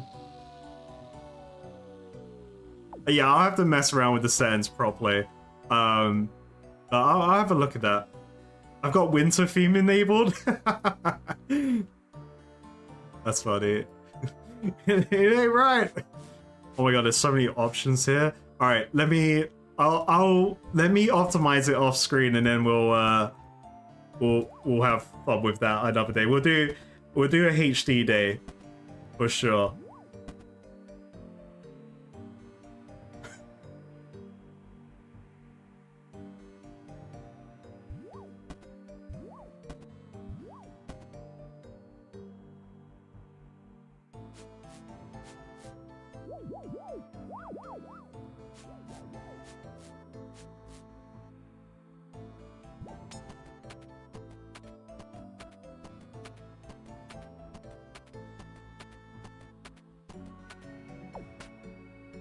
See, if I mess around with it, then I miss out on number go up with agility because I'm too busy trying to read all the options. But I do like the idea of shadows being in the game and like having, what's the word for it? Like having actual weather in the game. Yo, so wait, what was that in the clan chat? Yo, you just hit mining level 85? Big ding, baby. Let's go. Big G's in the clan chat. Hey, are you that thief from the other market? No, that's not me. That's the demon frog. A devious bastard.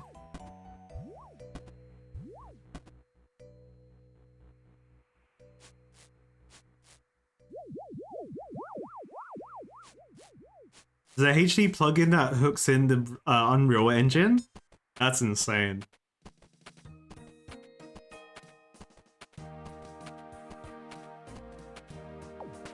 Dynamic weather, yeah, that's what I was thinking of.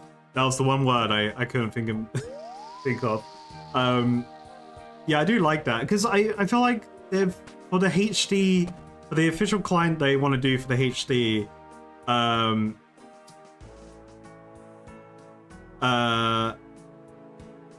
it's gonna have weather stuff, right?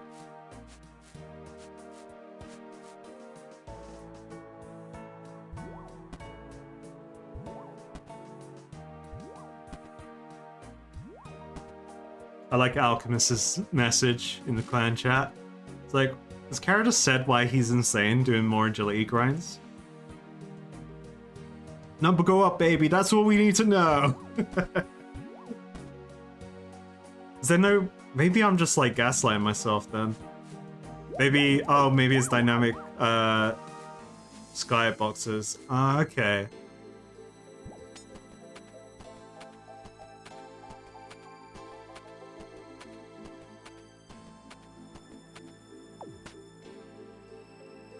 Maybe I'm gaslighting myself with something someone's told me about a plugin before, and I just associated it with the official RuneScape HD thing they want to do.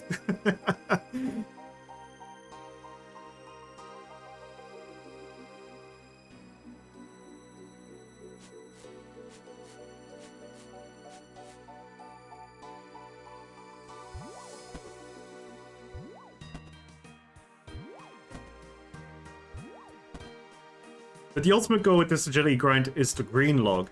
We're green logging. I'm gonna green log this place. Because this doesn't seem bad to green log. This doesn't seem too bad. I guess you could get bad termite RNG. And that could suck. However, it's not that bad.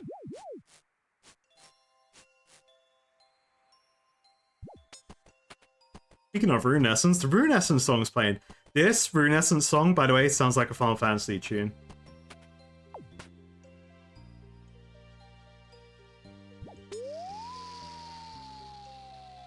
There's an unregistered hypercam thing. Nice, I like that.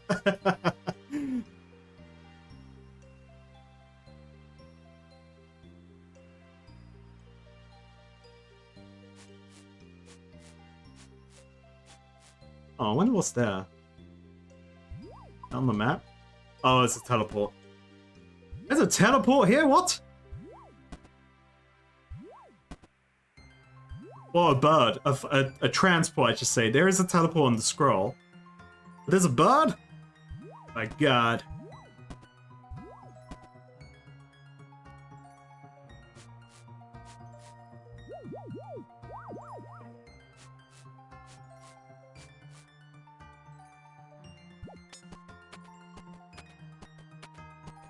I mean, a lot of my main falls with streaming this stuff as well. Like, I know this is a AFK activity, but I do like to... I just like the idea of streaming more, a lot more of the AFK stuff, because I'm going to be doing it anyway, and it just keeps the... There will be some record of AFK grinds out there, you know?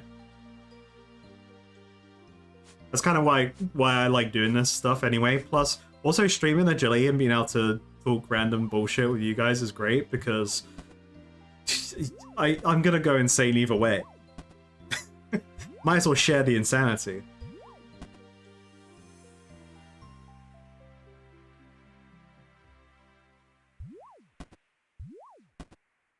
There was with WoW Hardcore in the content guild OnlyFangs, one of the people's punishments for dying was that he had to stream and play the game like it was like he was playing back in the day, like 20 years ago. So he had like unregistered hypercam in the corner. He was playing at a really low aspect ratio. All the graphics were terrible.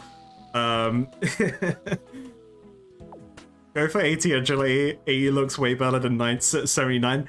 True, but also it could be funny because there would be people that would people would get annoyed seeing the 79. I'm like, oh, it's fine.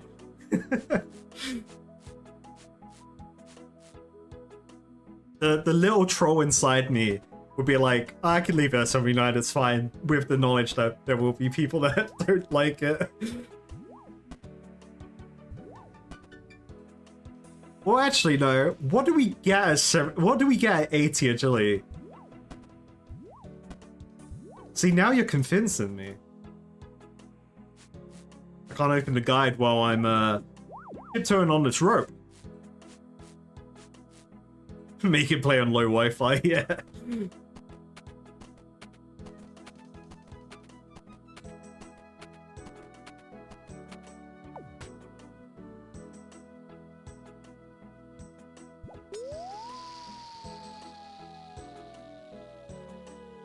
Yeah, what about 81? You know what? What about we just go straight for the 99, you know? Don't do anything else until I hit 99 agility. You're right, guys. You know what? You don't even have to gaslight me. Let's do it. No. Let's get some other stuff done first, alright?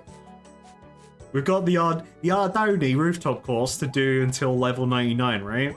So, we got plenty of rooftops to do. Oh my god, yeah, there's loads of rooftops. Yes, what's this other area? So this has 92 as well for this place. This could be really good. The fact that it's on here makes me think it's really good. So I just gotta find it on the map. One place I haven't noticed yet.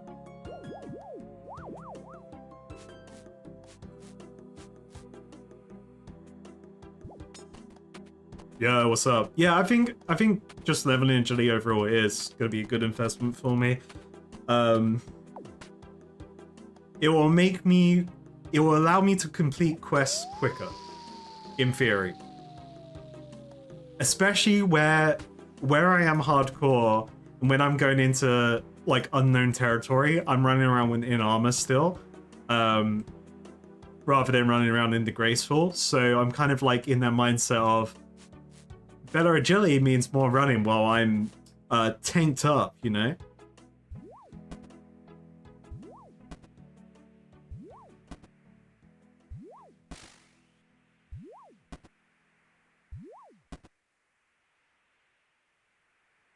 I can change it to show me how many laps until the goal rather than the next level. That's insane. Yeah, we don't want to know that.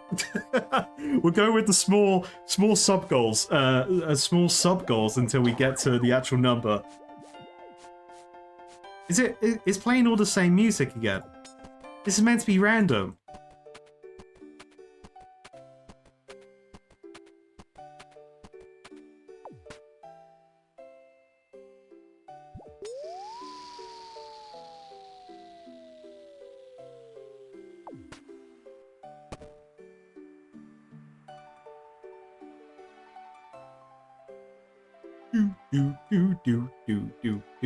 They're cool weapons.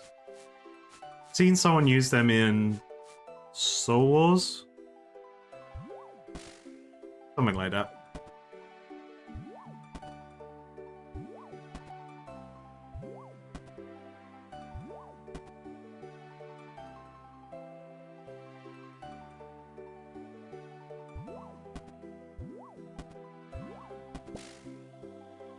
Oh, more termites! What skill am I lamping right now? I'm lamping prayer. That's pretty much my primary source of prayer XP, is through random event lamps. Because like, construction I'll be able to get up later once I have infinite nature runes and more resources and more money. Maybe Herblore would be like a close second after prayer, maybe.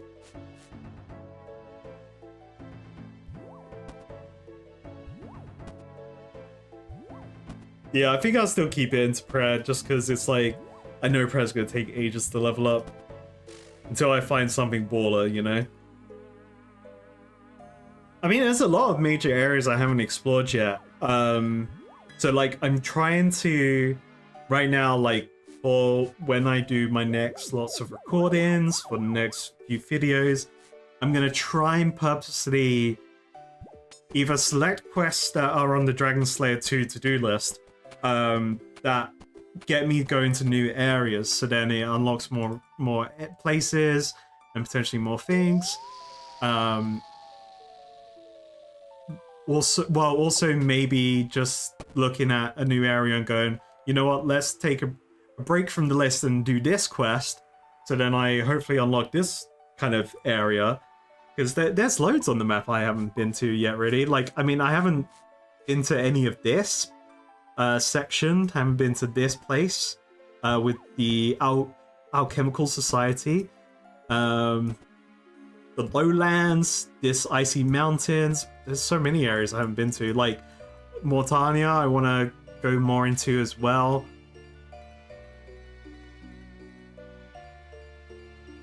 Because I'm gonna need more. I believe. Yeah, no, I assume I won't have enough quest points just doing the quests you need to do for Dragon Slayer 2 anyway, so I'll need to do more quests anyway. So it's not a bad thing. Plus, I want to complete all the quests in the game, so it's, you know, it all adds up.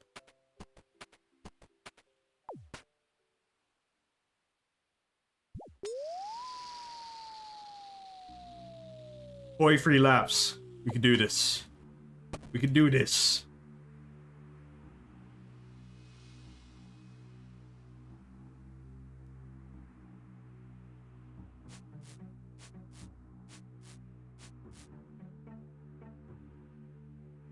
You got frog, like, no, not frog, duck feet?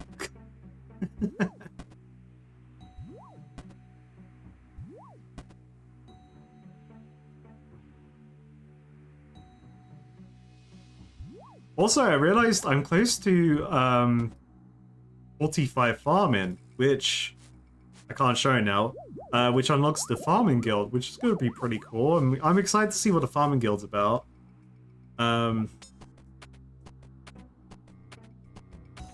What other stuff am I close to leveling to?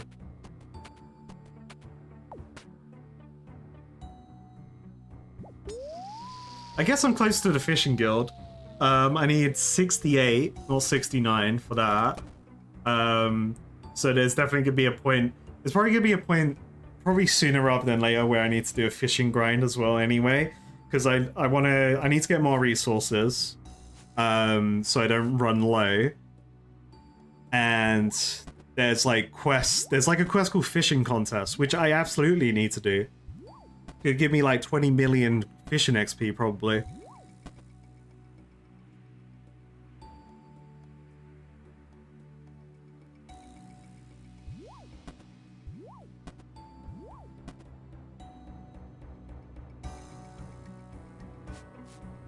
Yeah, you get termites and blessed bone shards. Now, I don't know what these bone shards are for, but you get them here. Ooh, we got some termites, baby! Yes, yes, 714, yes! Excellent. I'm probably gonna buy the acorn first. Let's find out what that's about. How it goes? We going, we running, we getting those big levels in agility. Everyone's calling me a madman, and they're right.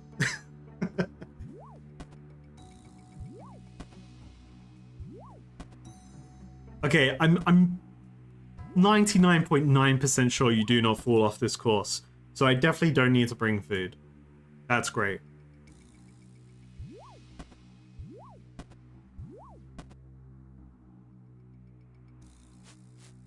You know, cooking's a skill that I've neglected for a while as well. I haven't really paid attention to cooking. I kind of got into the cooking guild and I was like, yeah, I beat it. Beat cooking, mate.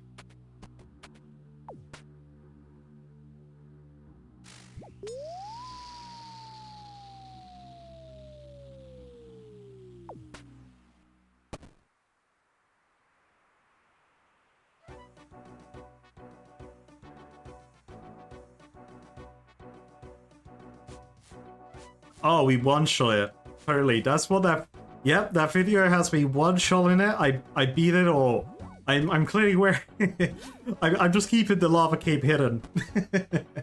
Yeah, it was fun. It was fun. It's just more of like for people that haven't watched the VOD or would rather not watch the 4-hour plus VOD. It's a nice highlight of everything that went on, all the fun stuff and the discovery that happened during the video.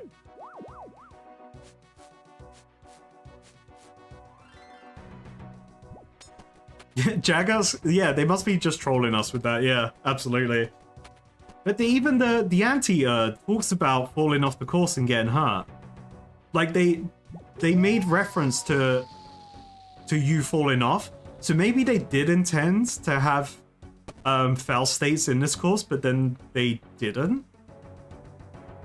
They were like, nah, you know what? Actually, will be nice.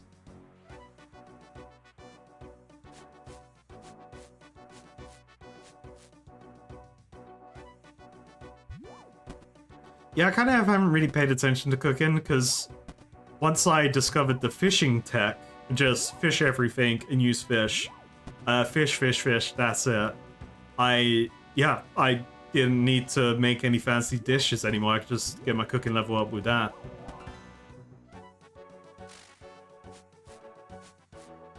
I do think maybe cooking will... I feel like the cooking grind to 99 would be quite long for me, because... Oh, I guess unless I find a mini game or something that aids in it, which I'm sure I will, eventually. Like, as it is right now, it'll be definitely a very slow number go up.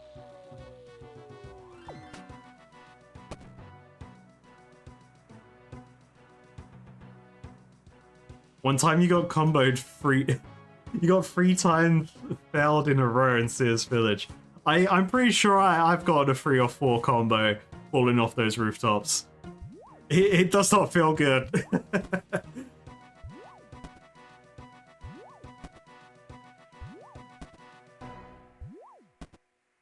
So you're telling me there's a chance I get the world first falling off the bone worm course. This could happen. There's hope for me.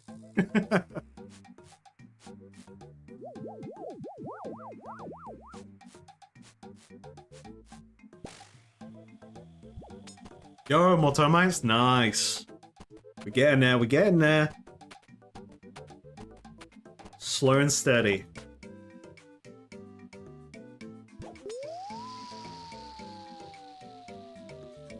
But it's simple. I just need 99 agility, so then I get the agility cape. And I can't remember what the agility cape does. But I'm sure it helps me not fail courses.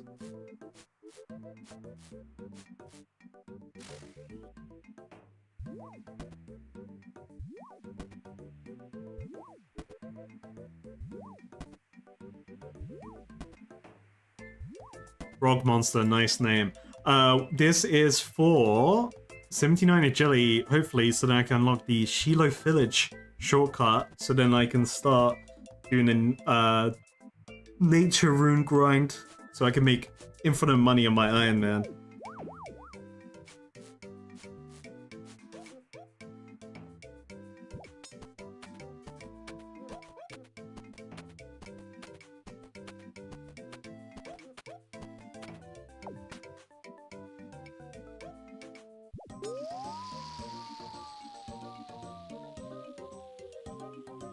What if they're like world first falling off this course? That totally exists because we're making it up right now. What if it actually one-shots your character? You know what? That'll be a great thing for me to I would allow it.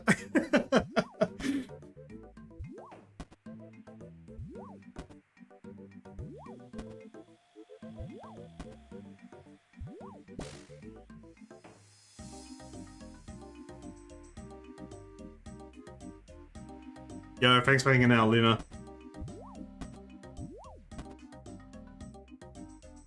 Beware Lubufu, you'll be mad if you tell anyone about how to catch those dang fish.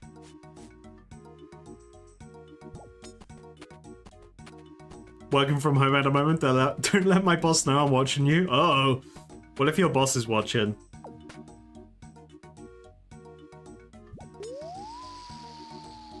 You can call each other out, be like, hey, you should be working. Hey, no, you should be working. So, what grind are you doing in RuneScape?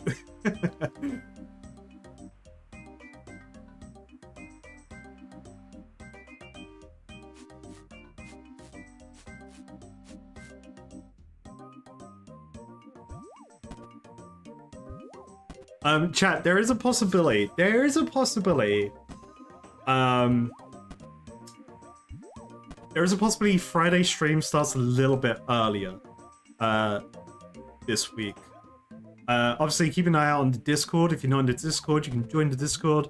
It's in the YouTube description, or if you do exclamation point Discord on Twitch, you get the link to it. But yeah, I think I may... There's a possibility that I may be able to start earlier, so then I'll still go for my at least regular amount of time, which I usually go overtime anyway. It should be a fun one.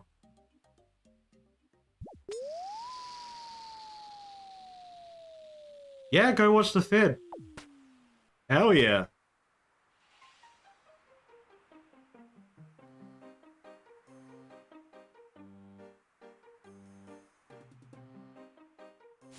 Alright, 32 laps for a ding. We're almost at 750 termites.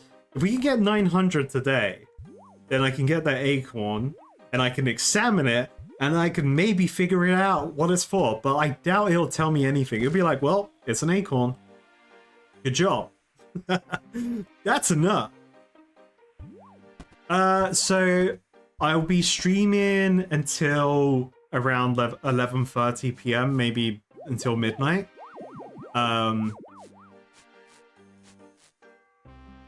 Fridays is when we can go more ham, and I can, you know, go crazy, go overtime. Fridays is when Brando's jug comes out, and all bets are off.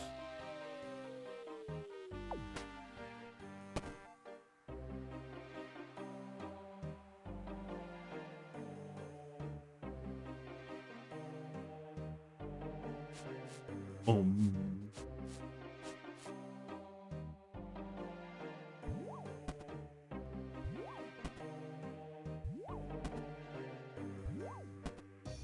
to see if I can spot termites further ahead, but I don't know their render distance of when they appear.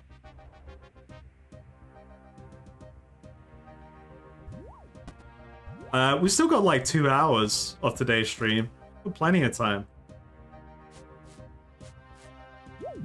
2 hours, 79 agility? Yep.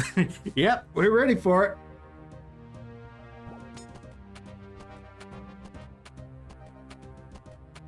Just need more beer, more time. More click green boxes. Easy, mate.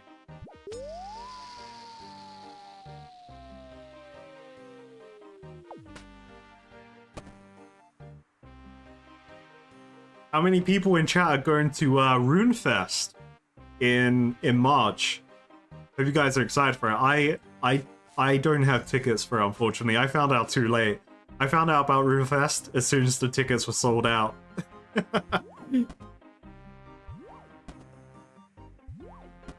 Oh damn, what is my lowest skill right now? You ready for this? Oh baby, level 2 hunter. Apparently the only person to ever get the actual number level 2 for their hunter skill.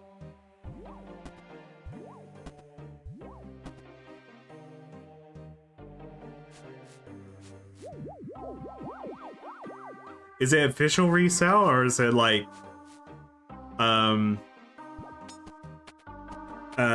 you know, naughty resale?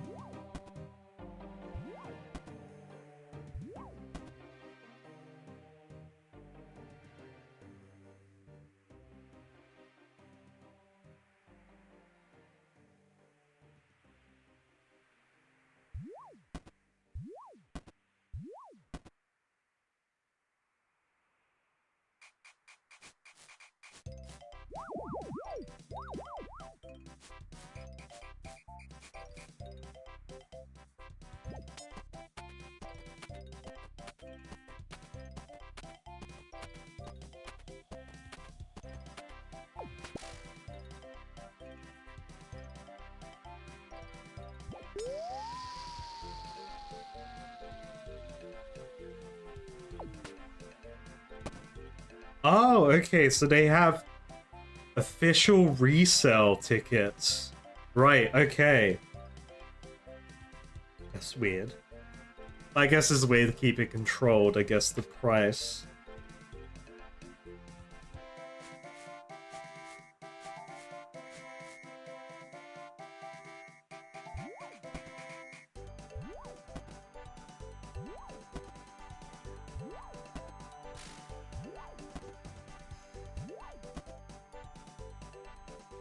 Whew.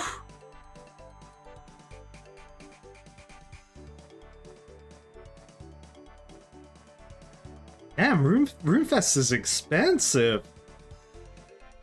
That's crazy. How I mean, what happens? What goes on there? I never actually looked at the price of the tickets originally. I just assumed it would be like maybe 40, 50 quid, you know?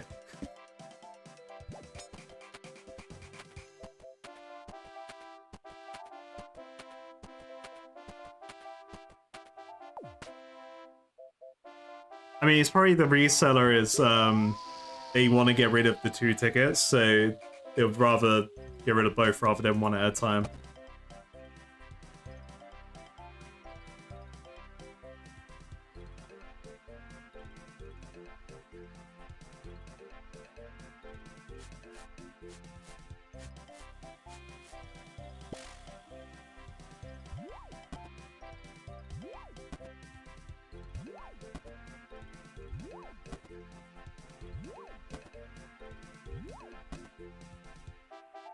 Going for 80 hunter soon, going in blind. You're sitting at 9 now, 2 million XP you think is enough to know the skill. Yep, you'll learn it. Hopefully you'll learn it before the 80, you know?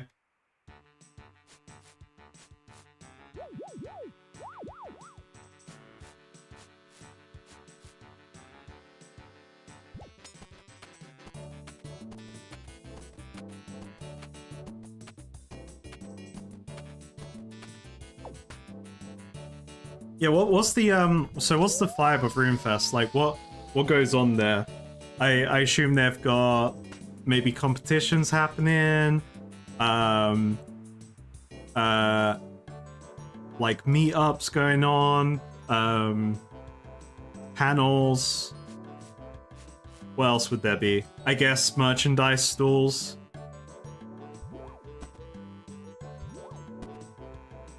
What else do you have at cons these days?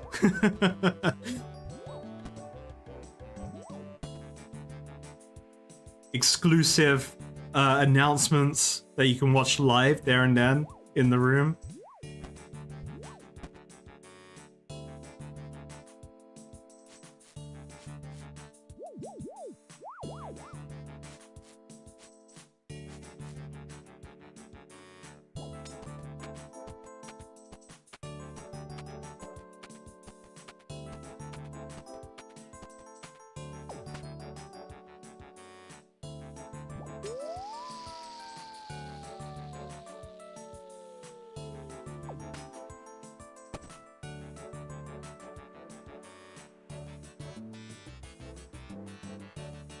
Exclusive spoilers. Now that's what I like the sound of. I'd go to RuneFest and I'd be like, no, I can't, no, shut up, don't let me see it.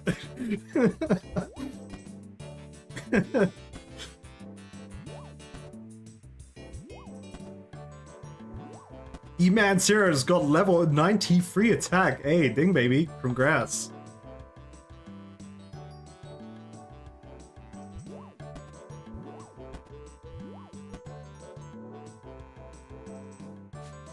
Hunter looking so sad and neglected. We'll get to Hunter. I'll do a quest and it will skyrocket my Hunter at some point. When that quest is, I truly don't know. But we'll find out at that point.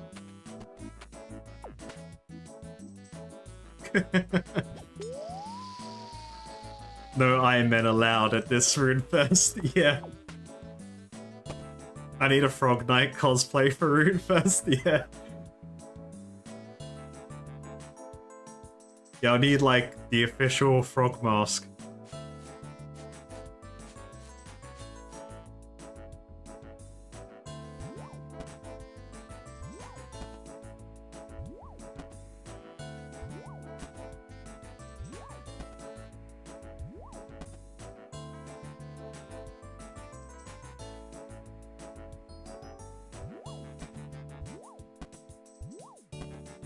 I mean, there's always next RuneFest for me. And then there'll be less... Next year, in theory, there's less worry about spoilers. So... I don't really want to go... it would be fun to go either way. Like, at that point, I have to be like, it's just part of the journey. If something did get spoiled, I'm like, well, I'm here for it. You have to trade a ticket for an entry pass. Iron's hard locked out. Yeah. Oh man, I can't trade. No, it's a quest. It's like a quest trade. It's allowed because it's within a quest.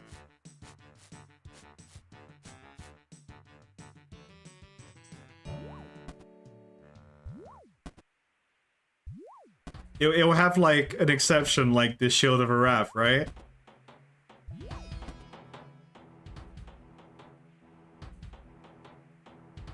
Can we get a spoiler emoji of a car spoiler? That would confuse so many people new. They'd be like, why are there just car spoilers in the chat? I can make that happen.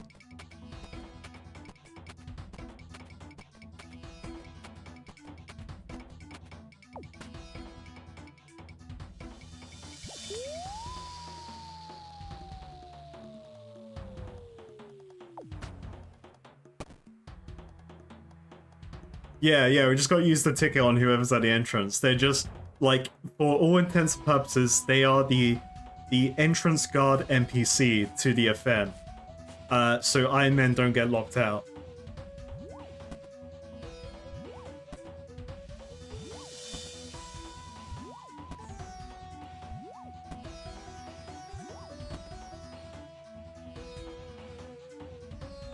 Yo, 21 laps until a ding, baby. Let's go. Come on, give me a bunch of termites as well. I want to spend 900 termites today on a potentially useless item. I should use this time to look for that hallowed sepulcher place. Okay, so it doesn't show up by typing it in. Okay, so then I would have to... So that can mean it's not on Ganondorf's surface. Wrong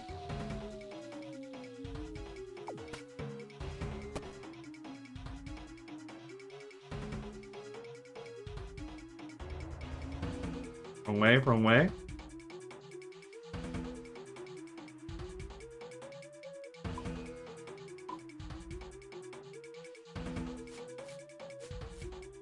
Hallowed.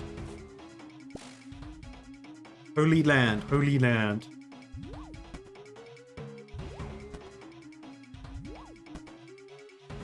Is there... What would it be? Like, it could just be down as agility. Kind of like...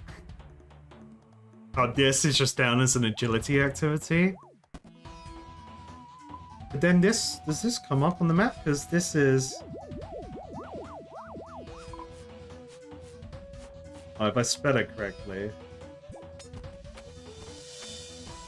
That comes up.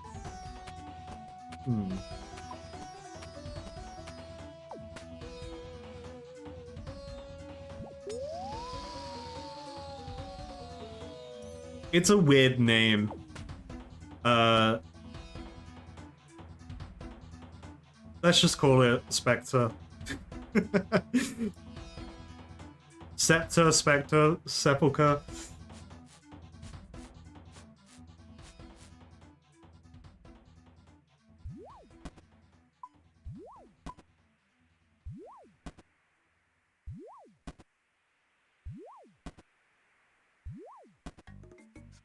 There's an underground place.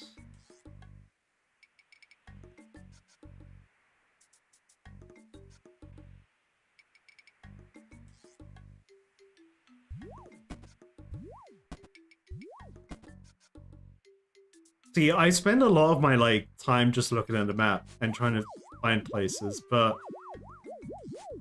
this is one I just haven't seen yet. So agility activity. So Hobby always wants to be able to zoom out more for this. So that's the Shazian training ground.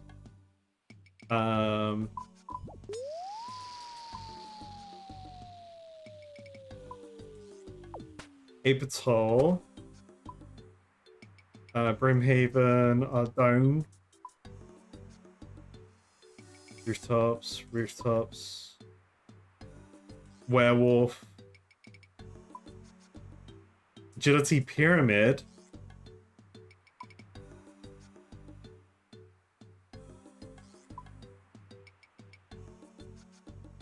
wilderness, penguin.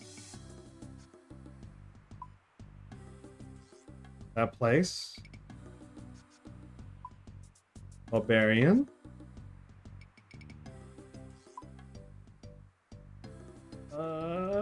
Well, from my brief scan, doesn't help.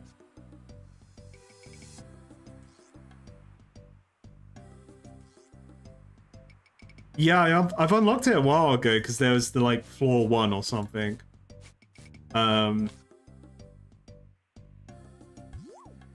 It's actually finding it on the map to be like, this is definitely the place.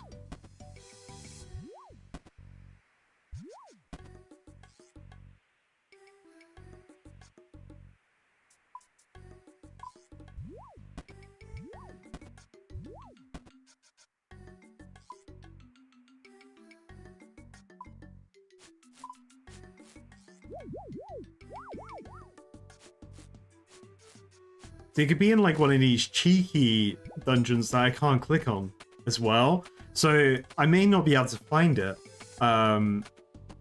through exploring the map, maybe.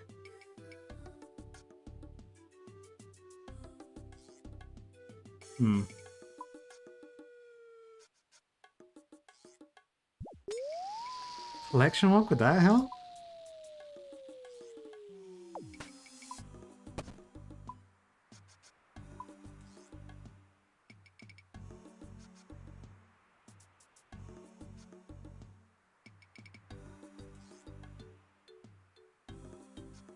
Right click, tell me.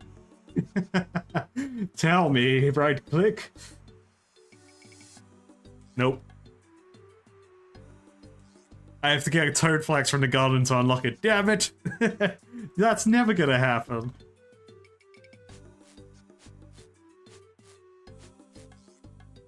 Yeah, I just may have to spend some time like AFK to myself, just head empty, clicking everything on the map to see if I can find it. Top Dog, now's your time to get 79 agility and unlock the best shortcut in the game that I've discovered, which is the one in Shiloh Village, right next to the Nature Rune altar. Alright? It will change your life. It's gonna change my life, because I'm gonna make so much money.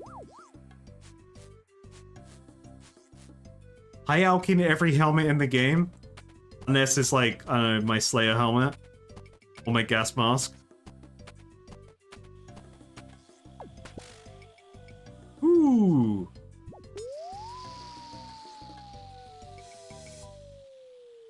I must revive Cuthbert and ask him how he trains agility to find it. Damn it. Don't have the resurrection spell. I need to go get the other spell book from Breaker End, and hopefully I have the frog resurrection. I know, that's some pretty high level magic though.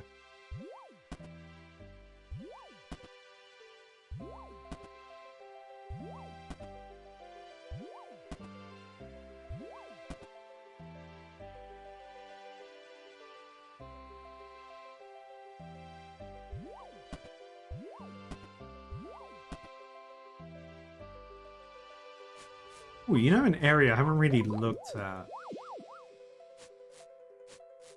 Maybe in like this region, maybe?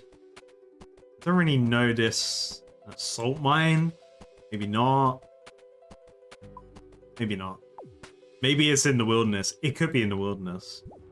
I refuse to look at the wilderness because I'm totally not scared.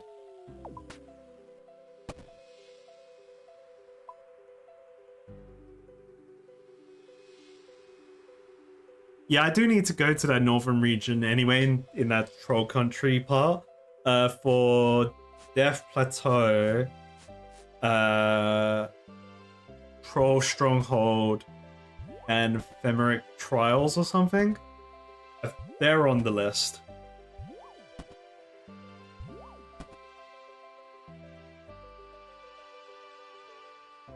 It's not spoilers, but Wildy always tells you if you're about to enter it. Oh yeah, I know that. It's called the Trenches, right?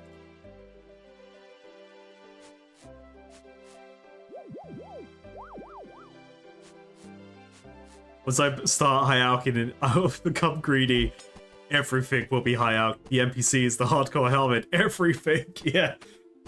I literally have like 600 gold necklaces in my bank. I have like 300 gold bracelets in my bank that just need to go.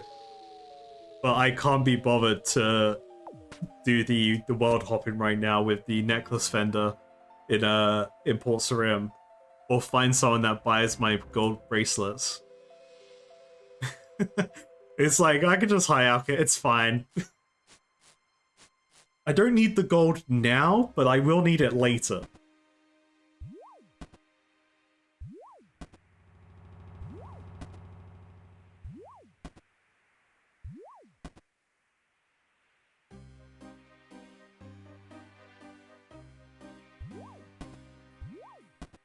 It's my favorite quest so far, excluding the Falamori frog quest, damn it. Damn it! My favorite quest so far. I really enjoyed Priest in Peril. I think Priest in Peril was brilliant.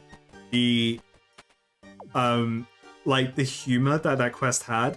It was just a Monty Python sketch through and through. Your character was an absolute idiot, and I love it. And just the whole like pretending to be someone else on the other side of the door and things like that. And then the king just being like, "You idiot! What are you doing?" I really enjoyed that one because I'm sure it was.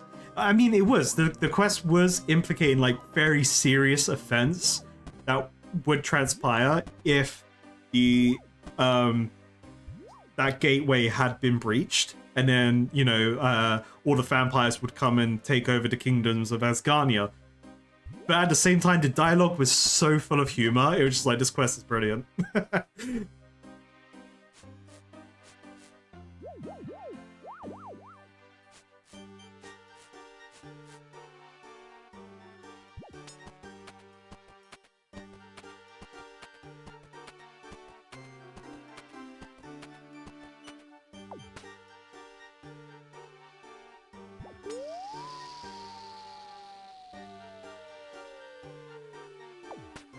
Alright, there's a quest video coming out. Latest Friday.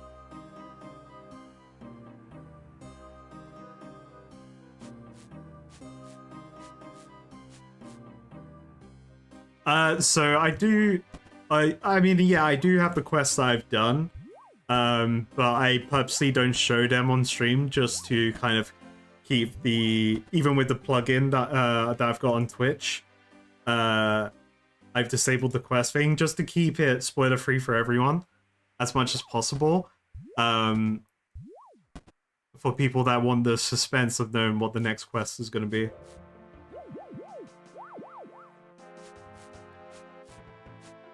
Yeah, that I was so shocked by that 1 HP health bar. I was just like, what is happening?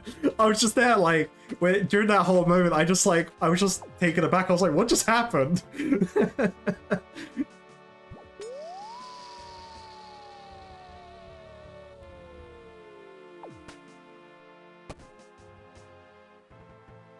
Oh, I think the lore's great. I really like deep diving into it and learning about it because it's quite interesting. Like all the power, the power dynamics that's going on with with Sarah Domeme and Samurok, you know, the bad boy of the universe. He's misunderstood, really. And just learning about the land's really nice because I do enjoy it. I enjoy lore in general because like playing D&D, you kind of, at least I find I get invested in the world that my D&D character's in, and if you learn about the world in Dungeons and Dragons that your character's in and you respect it, then you find yourself having a more fruitful journey and more success because you're paying attention.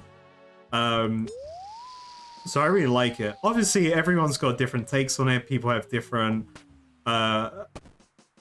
feelings of what they find fun in games in general. So, you know, there's a lot of people that are lore junkies. There are people that think the story's terrible and they're spacebarred through everything, so it's terrible because they haven't read it, or they've tried and then they gave up. You never know. There's always two extremes for it. It's like people say that a game's story is terrible, they skip through it, or it's like, if you skip through it, how'd you know the story was there? Or like, you know, or people that gave it a fair try and like, yeah, you know, I just want to get to the combat. I want to hit things.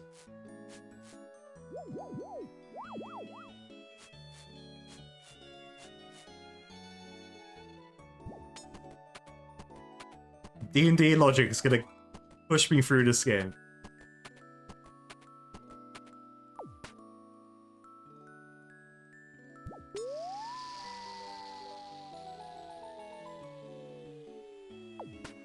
The Monster Manual is the unofficial strategy guide to RuneScape. Trust me.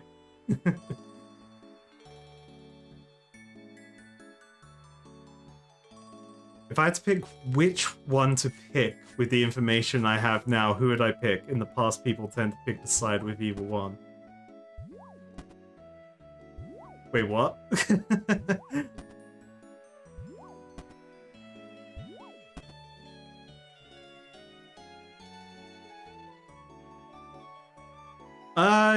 Yeah, Daryl, we could have a channel on the Discord that we update the completed list to everyone's knowledge. That's a good idea, actually. If we wanted that. So then people could be like, they can try and find the information themselves, sort of like, has he done this one? And then it would show the list. Yeah, we could do that.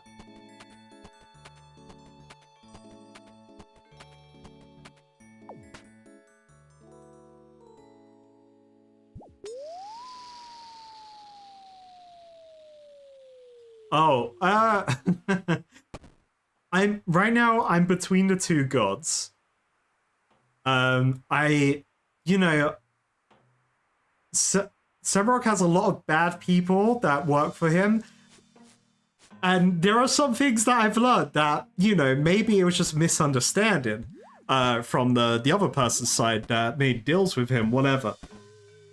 However, at the end of the day, it's kind of like the wizards in Arceus, whatever the place is called, where they're like, Sarah Dominus, they kind of shove it down everyone's throat and they don't really explore other options. So I'm keeping a healthy balance between the gods right now. The one true god is Brando, the unofficial official god that we've made up in this game by accident.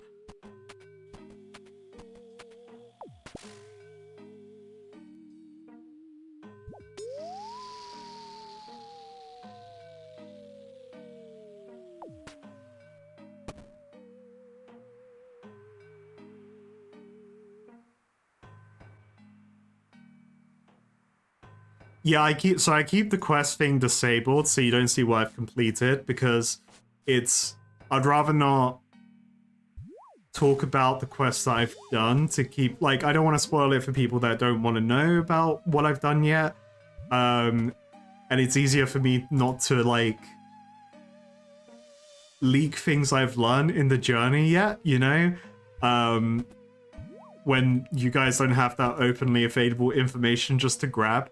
But we can definitely have a list of known completed quests and things I've done in the game on the Discord, I think.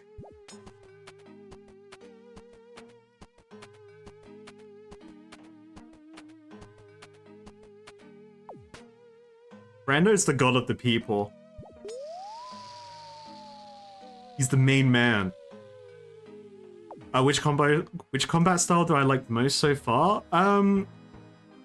My personal best, I think, is ranged in the game.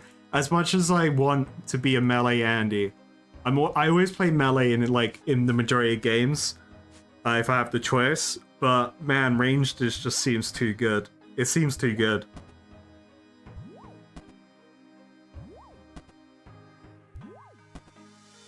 Yeah, so the Discord would be like a YouTube accurate quest done section kind of thing, yeah. I think that's a really good idea. It's a really good idea. I clicked! No! Go over the rope, damn it! Yeah, we're close to a ding, 4 more laps. And we've almost got 900 bugs. This is brilliant!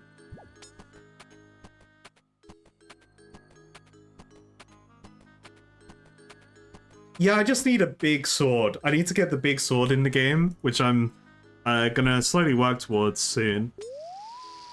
So then I get to enjoy melee more, hopefully. Oh, how Brando, the people's god.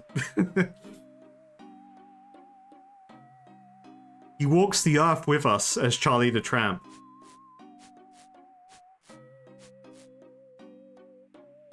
We don't need that. We don't need that god. we don't need that particular god. No.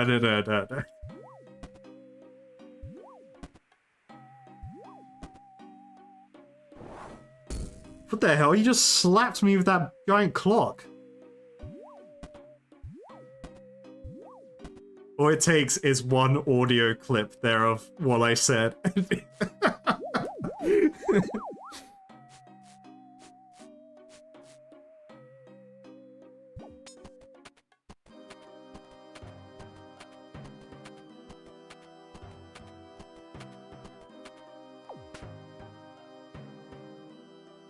Why is it playing like super evil music? Voodoo cult. There ain't no voodoo here. It's just bugs and bones.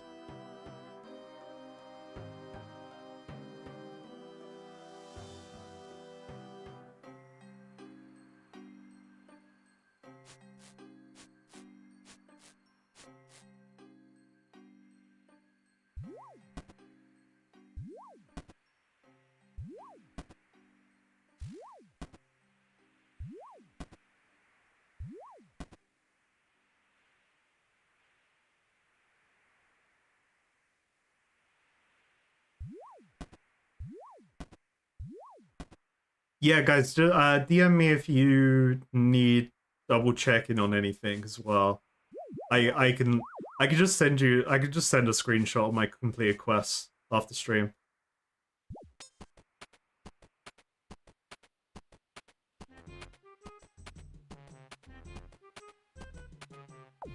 Oh, this is a cool little tune. Witchin', alright.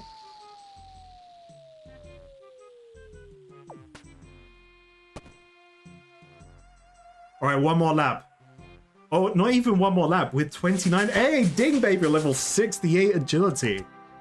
I've unlocked the use of an elven overpass, Mevian cliffside, scramble, and the ice mountain. Oh, I can use the ice mountain shortcut. Ooh. The random level 68 shortcut here, alright? Like, I don't understand why that's there. I hope to learn. I really do hope to learn why, but why? Is it bank? Runes of Candlesol bank? Climb over rocks, run to mind altar? Body altar, I mean? Like, no, because you could just go edgefill. That's insane.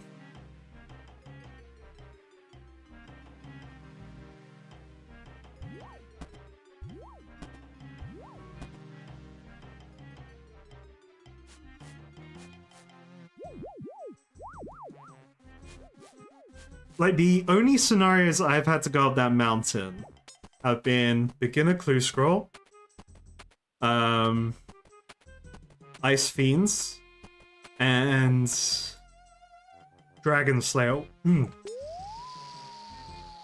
Dragon Slayer 1.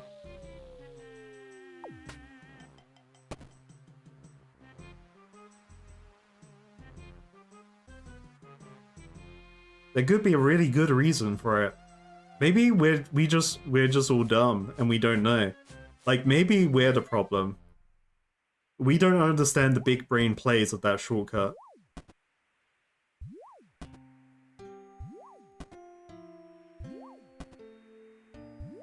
Oh, mate, we're almost 69. Just a casual 92 laps for 69 in agility. That's pretty nice.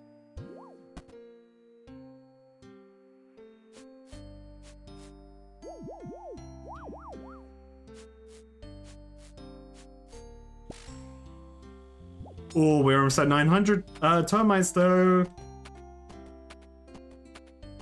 I can't wait to get this useless nut.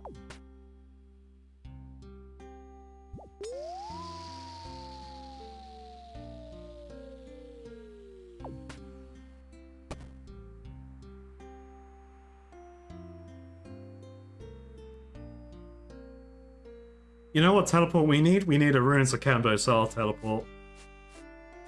I think that would be a pretty good teleport. I would be the only person that uses it.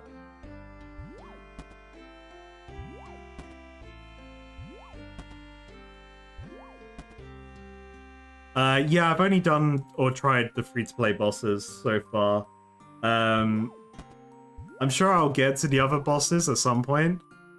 But I'll kind of like leave it to natural discovery for now.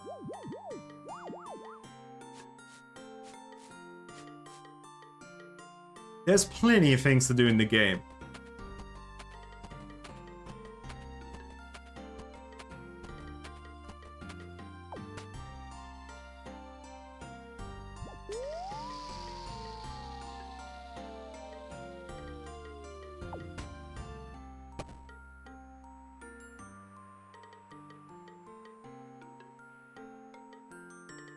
Come on, come on, 900 bug.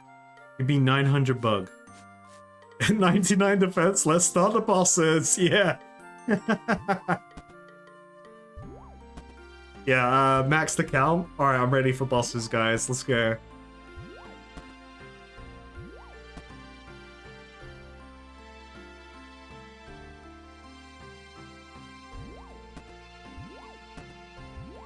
Come on, bugs. Give me bugs. I need bugs. Oh, bugs! We got them.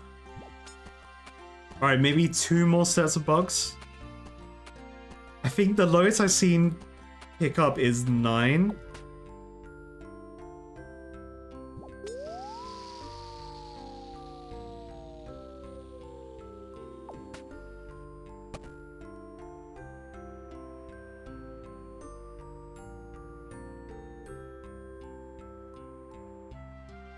Much to learn, you must.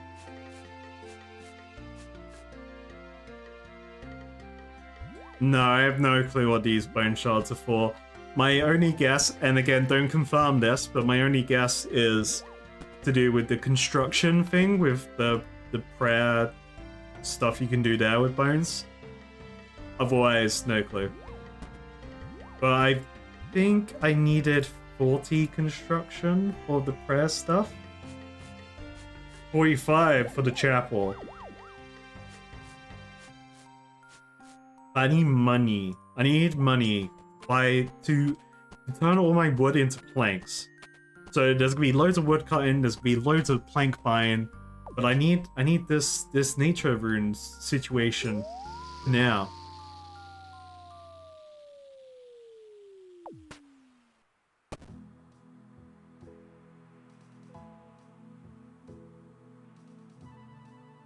I realized in hindsight with the video I released today, I shouldn't have put round 1 on there, but then had round 2 and round 3 for the future ones.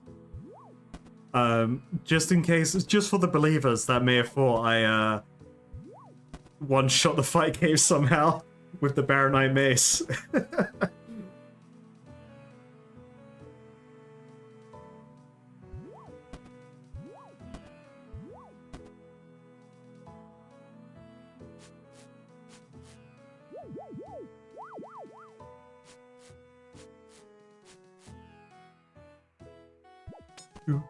Do.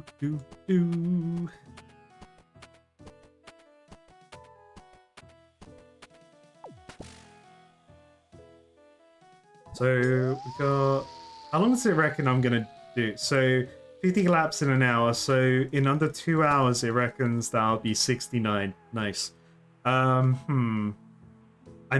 Chat, I may be able to finish today on 69. That would be pretty cool.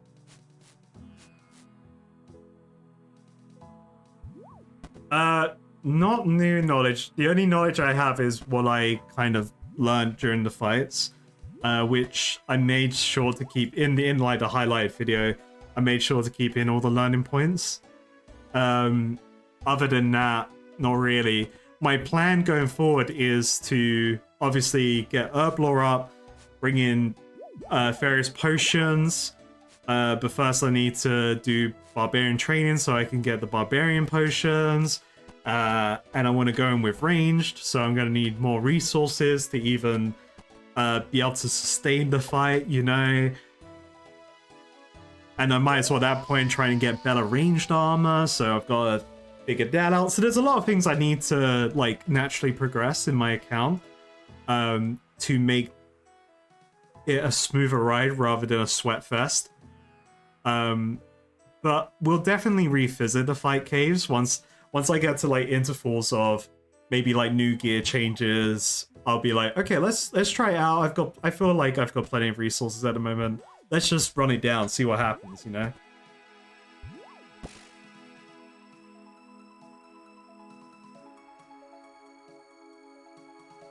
Yeah, Mage Tower was probably one of the hardest solo things you could have done in WoW. I mean, you could put maybe Classic with the, like, solo Classic is pretty hard because you have a lot of open world content that is like open world dungeons, so the whole area is full of elites. Then you have quests to go into these areas, and you're meant to do it as a party naturally.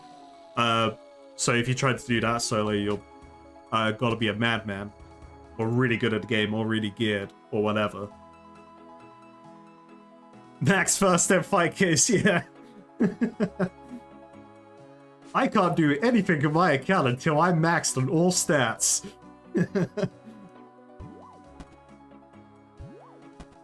Follow to find out more. Yo, 900. Should I buy the nut? I'm gonna buy the nut. I need to examine the nut. I need to know what it's about.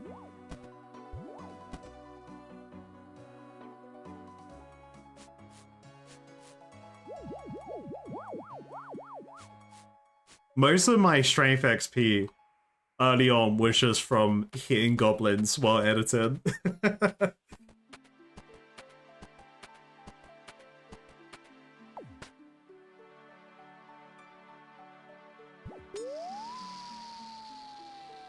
What could 99 farming? Alright, 99 farming, what would it provide? 99 farming would provide more herb lore mats, right? So your 99 farming would supply so much for your boss fighting. Think about that.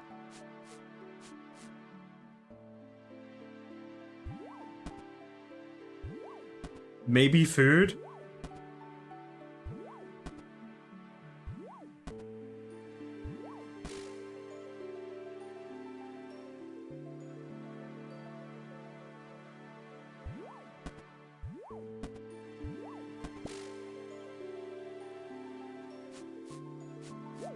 Alright, let's buy the 9 and we're gonna go for the 69 grind.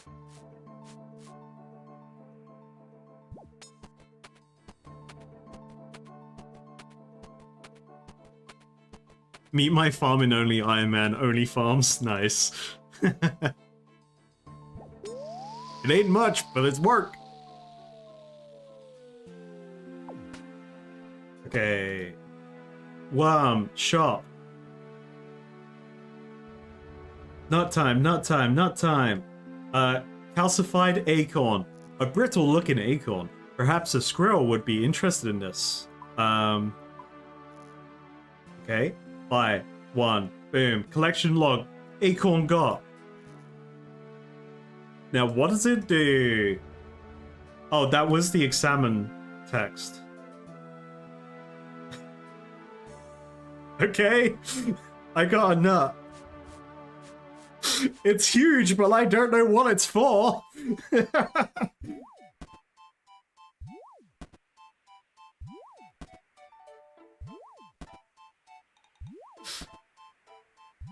Let's go, acorn. Finally. Best time in the game.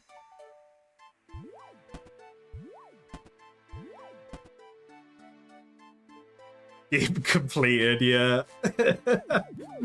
Collection all complete, mate. Beat the game. Got the nut. I'll get better than this, actually, folks. Can't believe I got nut live on stream.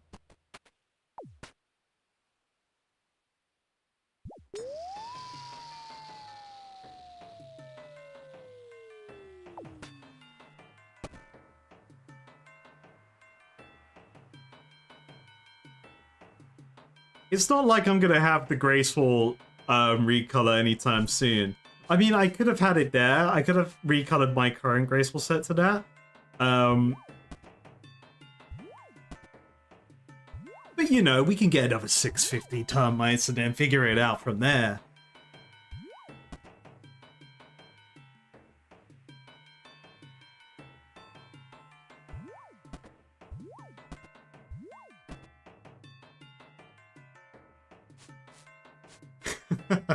On this episode, Kara just obtains a hard nut. Ooh, more bug. Okay, so let's try and theory craft this this old nut here. Okay, perhaps a squirrel would be interested in this. Have I encountered any squirrels in the game?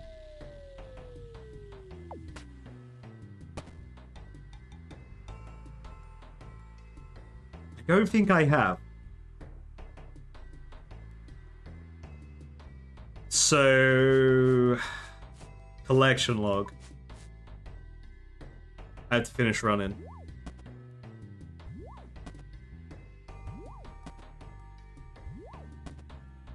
I'm drawing a blank because I'm thinking of squirrels. But I'm thinking of the squirrel from Baldur's Gate 3 that you can talk to with Speak with Animals, and it has some very funny interactions. And all I've got is a particular scene in my mind where a boot does something yeah. All I can think of is that right now with a squirrel. Have I seen a squirrel somewhere in the game?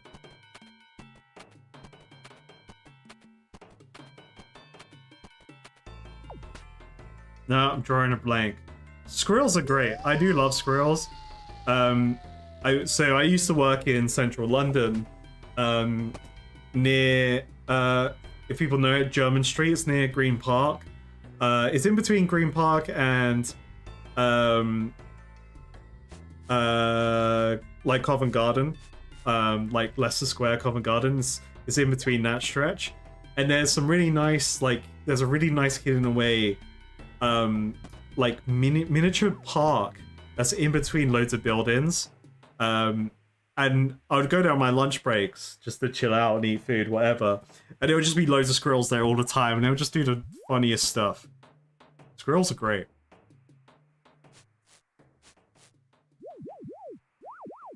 Yeah, I gotta find Conker. Conker's Bad Fur Day. What a game! That was a game I should have played as a. I'm pretty sure. How old was I? So I played Conker's Bad Fur Day, but I played the remake they did on the Xbox original. So I didn't play the 60. Was it Nintendo 64, the original one? That's definitely a game a young person should not play. But it was hilarious.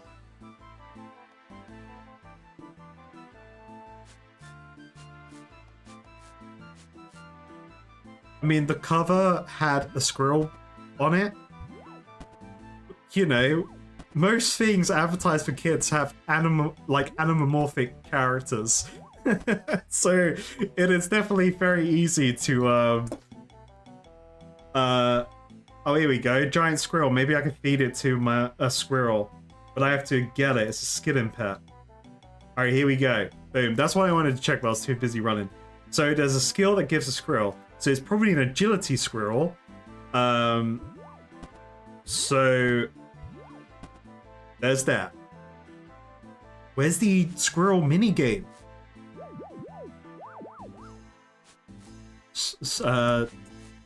Conker's agility course.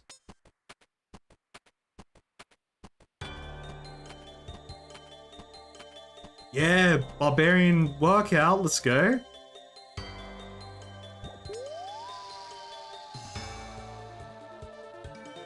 Well, now that, so we know there's a squirrel pet, but I have no clue how to get it, so there's that.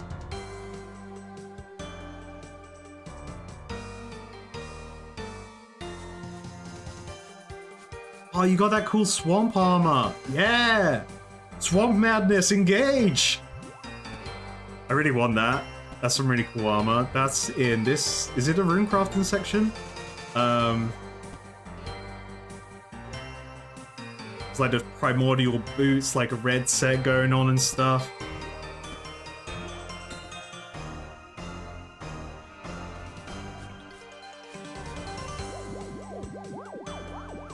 Whoa!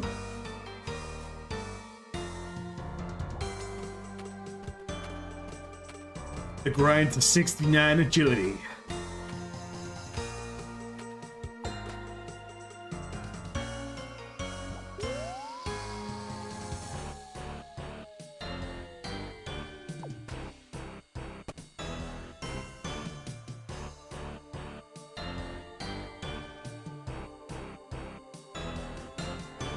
As a tree man. I bet that tree is to do with the forestry guild. Because there's the trees underneath. Oh my god, I could train woodkind in combat at the same time with the trees under the woodkind guild. I actually forgot about those. That's awesome. That's actually awesome because I need more reasons to train combat. Okay, yeah, I actually forgot about the ants because they were pretty tough when I fought them. And I'm sure they're still tough, but you can definitely give it a good go.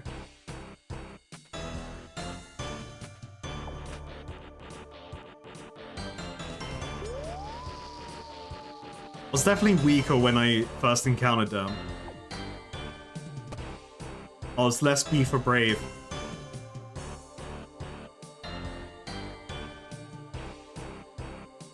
I just run in there with my rune axe. No shield. I probably should use fire magic on them actually. But big axe though. Big axe swing.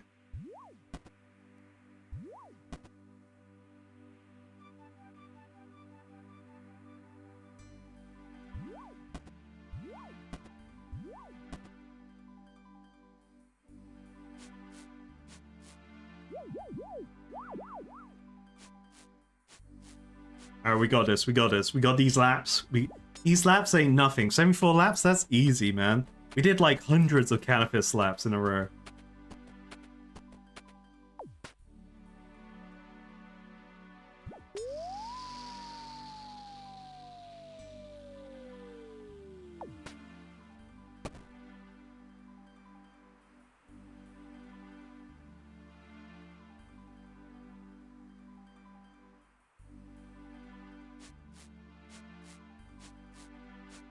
You saw someone the other day raiding named Men in This. And then you imagine endgame PVMers are basically the RuneScape world's Men in Black. That's funny.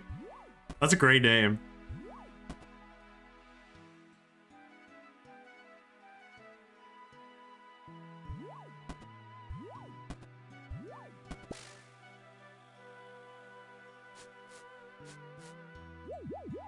Now, the collection log here, I need to double check.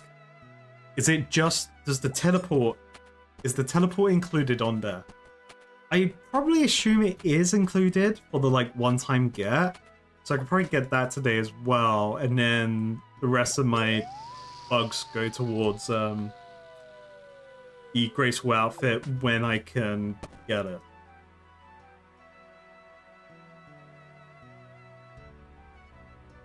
Yeah, I mean, Biz is just best in slot. I think it's just kind of a general MMO term.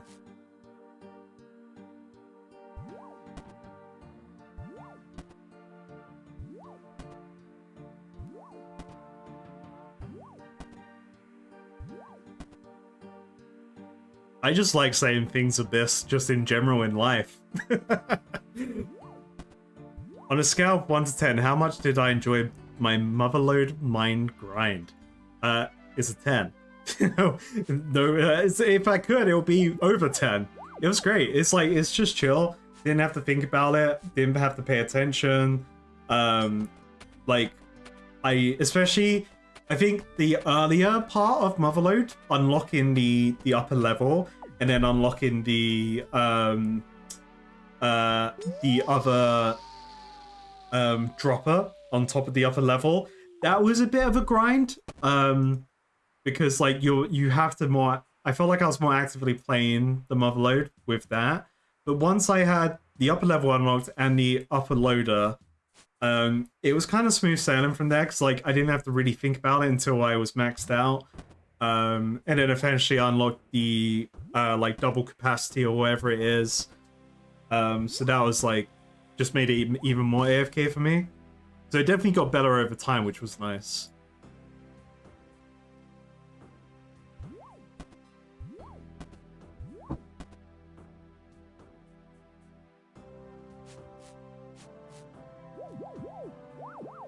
You know what's interesting? So there's also for DPS. I don't know how many people associate with this term for DPS in chat. I find it a weird one, but I get it at the same time.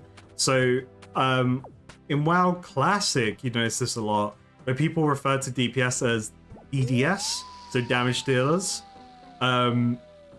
which makes more sense than DPS, right? Like, it makes more sense because you are a damage dealer. You're not a damage per second. You're a damage dealer. But I feel like DPS is just cooler. It's what I'm more used to.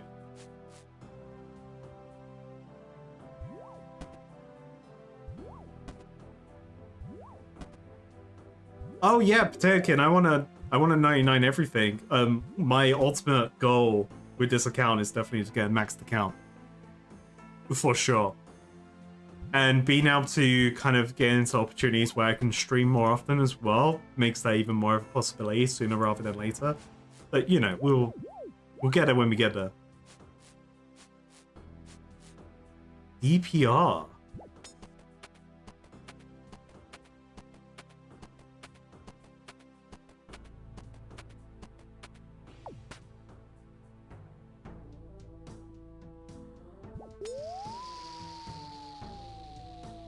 Oh, DPR is damage per round from D&D. I've never heard that used in D&D. That's interesting.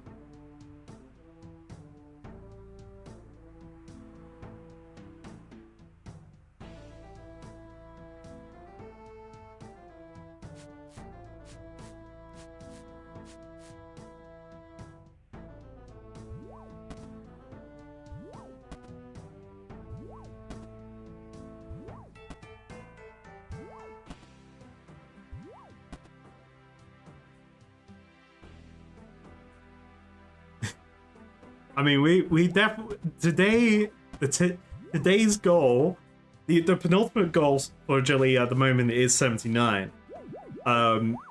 80 pending. We'll see how I feel it on that 80 push. But today we're definitely gonna be able to finish on 69, which is nice. DPT, damage per tick. I mean, that's 100% RuneScape. If it was that. I think PVM is a interesting one that RuneScape players have. Because like I see the distinction, because like PvE is like player versus environment, and then PVM is what, player versus monsters, right? But then you use that term for bossing.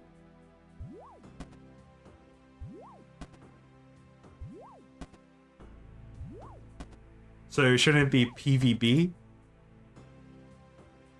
And then I guess if there's wave content like the fight caves, it would be PVM, because it's just waves of monsters. Okay, I counter-argued myself.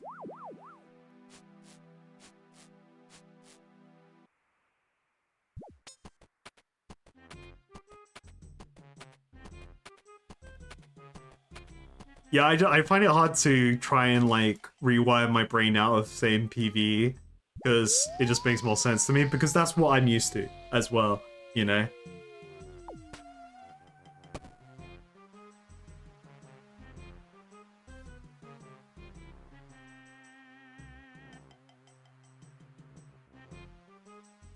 Wait, so then there's a distinction between PVM and bossing. Right, okay. So that's even more counter-argument to what I was trying to think out there.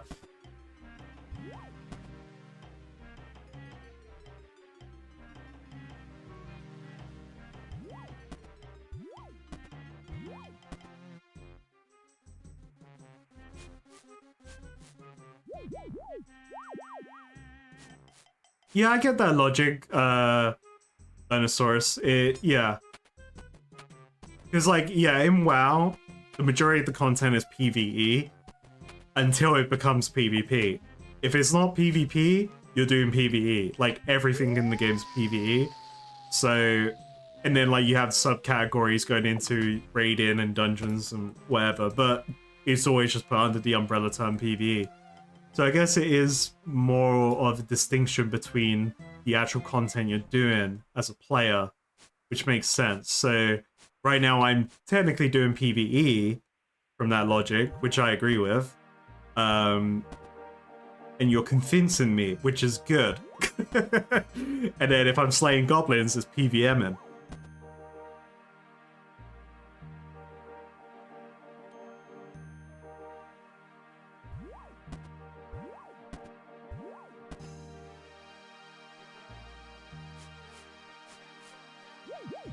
Yeah, and then bossing would be a subcategory of PVM.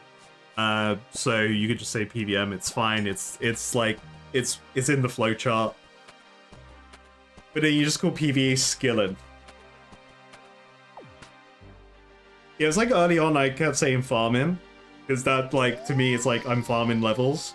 But then it was very early on been like, oh no, it's really confusing when you say farming because people think you're doing the skill farming.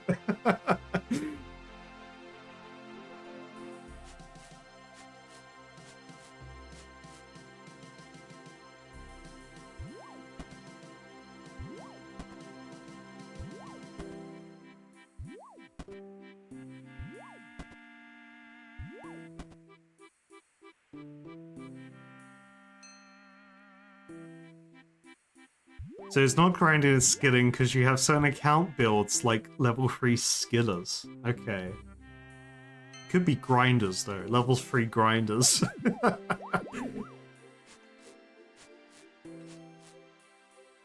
My opinion on this place is pretty nice. Like, the whole region's beautiful. To be fair, I haven't done anything past the lily pad dispute and come here. I've kind of run around the town a little bit, but not too far. Like, not for any particular reason. I'm like, in my mind, I'm like, I'll check it out later. So right now it's cool. I love the music as well. I love the vibe. I love the Dark Souls references going on here with the Sun Bros. I'm absolutely invested in learning more about why they worship the sun, like you should in Dark Souls.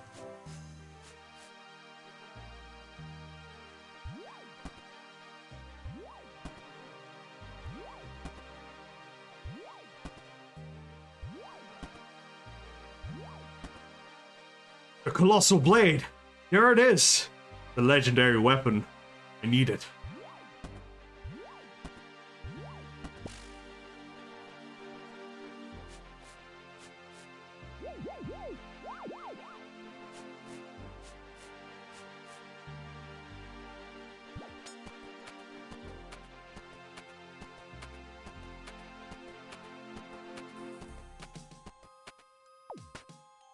I'm already on 102 termites, that's great.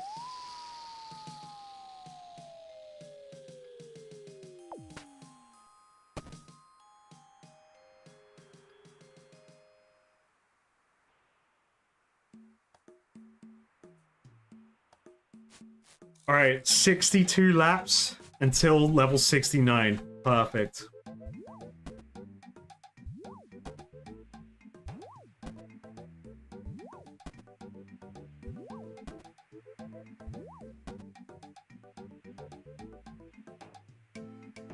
Yeah, this is the big worm, big bone worm course in the new region.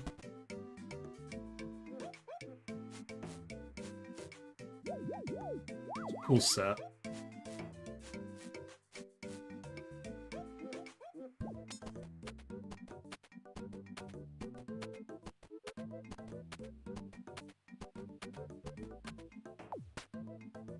You look like an ice elf. That's pretty cool.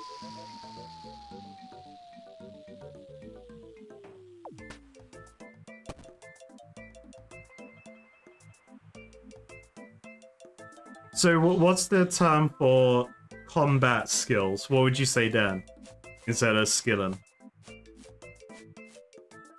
Would you just say PVM? PVMing? I guess that would make sense. Because it's technically true.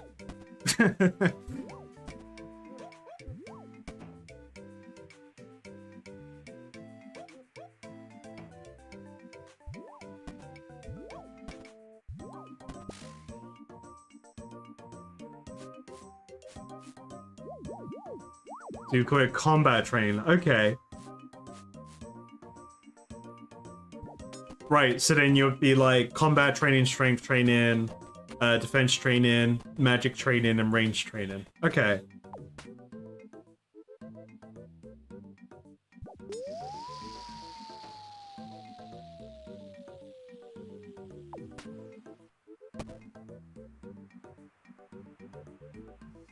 The skilling and then the slayer, that's it. Yeah. You're either slaying or you're skilling. There's no in between now.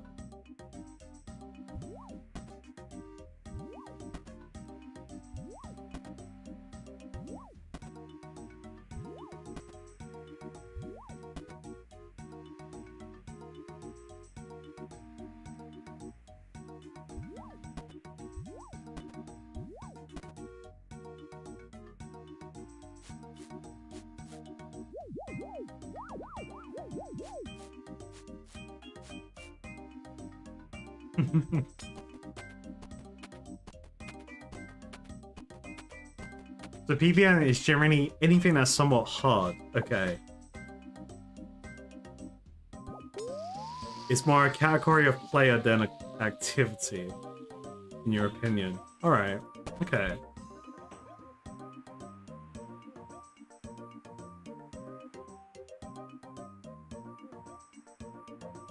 Yeah, my Slayer's on a hard stop at the moment because I don't know where my next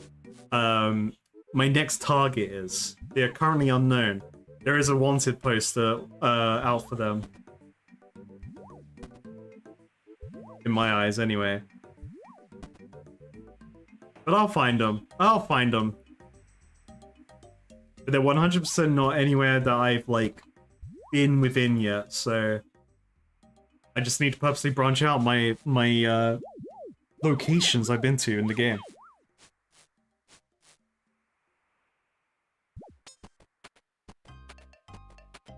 If you're not D&Ds, then you're doing spoiler or spoiler.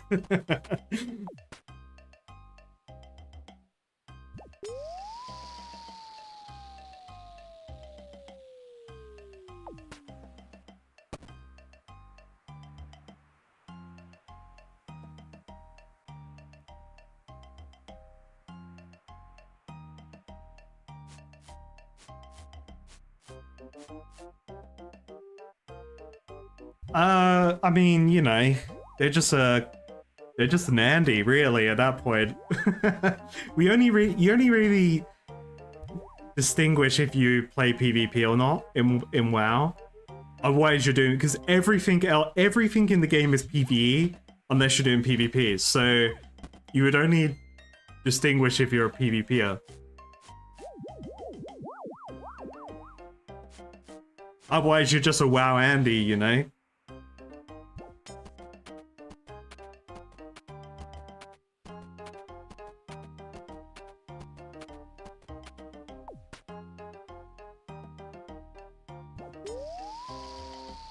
Alright, 58 laps, 1 hour. Yeah, we can do it.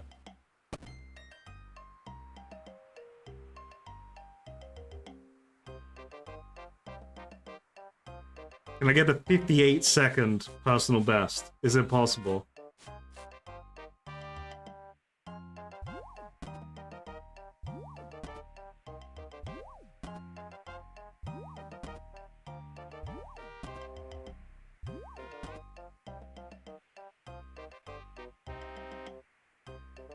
I like having tiles. Yeah, I think tiles are really nice in games in general. I think it's just quite nice to be able to show your personal favorite achievement that you have displayed on your character via a title. I do like games as well where, for instance, Lost Ark had this system where titles give you a passive stat as well, which is cool. So like you get rewarded for doing potentially hard tasks with the achievement of the title, but also you get a passive stat increase or something passively benefits you for using that title.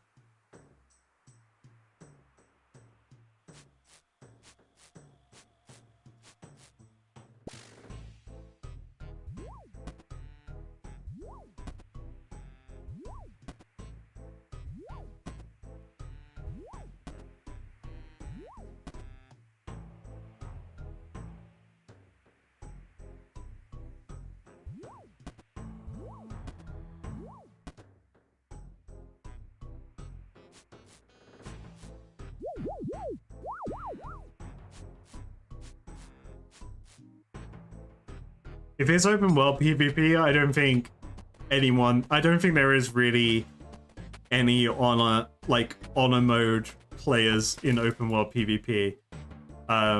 in any game, like especially WoW. Like open world PvP in WoW is just, if you're a lower level, they're going to murder you, and that's your fault for being a low level, and they're gonna have fun instead. Other than that, you know, it's I like structured PvP for sure. I think that's just the way to go. And then like in WoW Retail now, so WoW Retail, they kind of got rid of open world PvP, but instead made it optional open world PvP where you activate honor mode. Now you get benefits for being in honor mode, but then you're in open world PvP with the other faction. Unfortunately with honor mode, at like max level in the end game regions, you have to be in a party of people to survive, because otherwise you could just get ganked by a different party of 5 people running around like scouting people out and trying to bait you into 1v1s, but actually it's going to be a 5v1.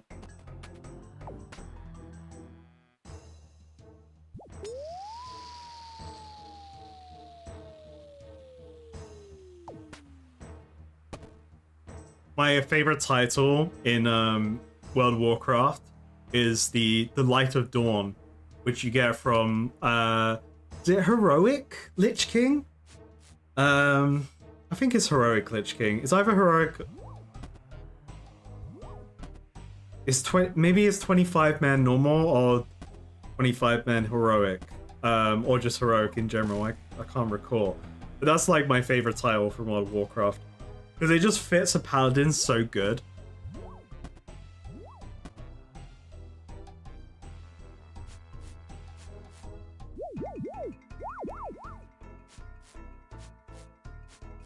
Hell yeah. It's the best title for paladins. You gotta have it on a paladin. So good. Is there some meme titles? There was one that comes to mind, but it's not in the game anymore. They had to change it. But you could have Predator. So that was a meme title. Because people would name their character after the CEO. And then have that title. You know? So yeah, that was an instant thing they changed.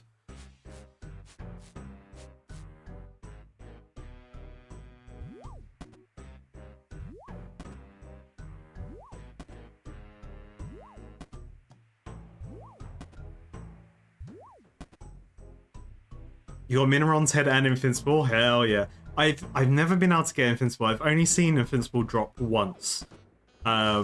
And unfortunately, I was able to roll on that one time I've seen Invincible drop. And unfortunately, I rolled like a 1. I rolled sub 10. In fact, like it was the most dog roll I've done ever in Modern Warcraft for like one of the coolest mounts in the game. Yeah, never seen it since. Hey, congrats on the level up. Yeah, Salty is a title in WoW. I'd have to go through the list, like, honestly, I'm so obsessed with my Paladin, like, I don't really care about other titles because it is perma the Light of Dawn.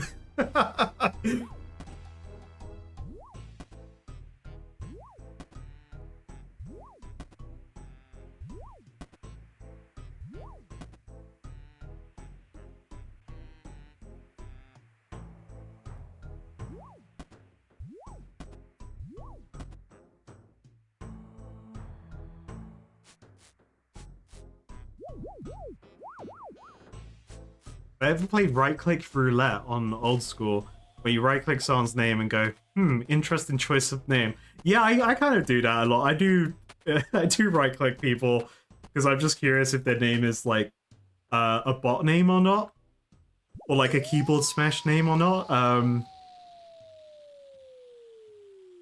can't remember the most recent one I've seen was like, yep, that's an interesting name. It's probably something like Big Brick Ben or something.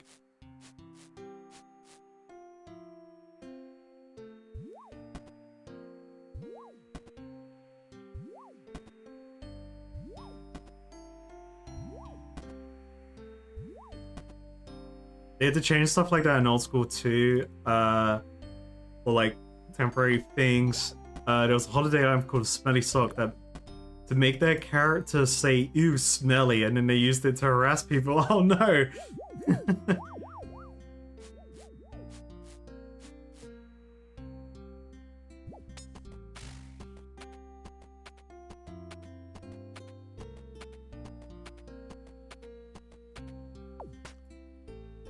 Yeah, I mean, I don't really pay attention. I think I noticed more bots in my early days of the game, like when I was in free-to-play worlds. I mean, we had that scenario in Soul Wars where we went into a Soul Wars world, and it was all bots. The whole lobby was bots, and then we was messing up a bot farm, which was pretty funny. And they were like shouting at us to hop. But other than that, it was... I haven't really seen much, because, yeah, I don't really go to the GE and just, like, hang out there to see what's going on. Yeah, like, free-to-play, outside Farok, there were no trees. There were just 30 dudes just running around, 30 bored men, in fact, just running it down, deforesting Farok, which was pretty funny to see.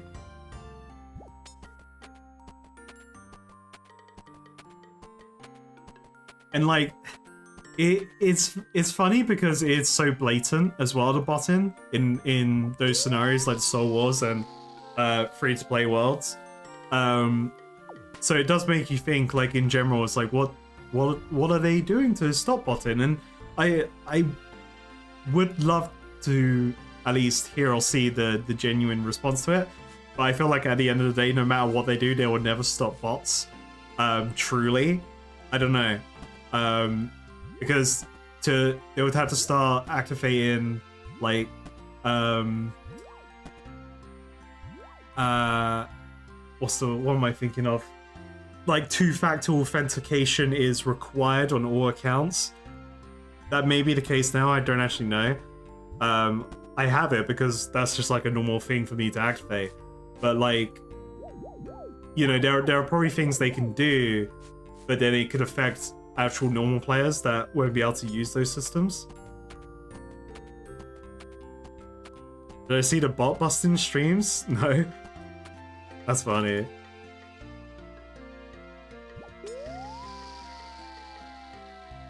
Yeah, we can do, yeah, and WoW you can find bot farms easily.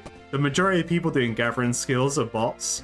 Or you see like a group of 5 that's kind of like suspiciously running around and doing all the same thing, kind of like they're grouped together as a pack and they're moving in sync, no delay. Like, you know, you're like, okay, that's a bot farm there going on. It's a bit like Guild Wars 2 as well. Guild Wars 2, this was the early days, because I played the early days of Guild Wars 2. But it was so obvious finding bots in that game as well. You'd just see 5-man trains of people with like keyboard smash names just running it down regions, and you're like, oh yeah. And there was so many of them.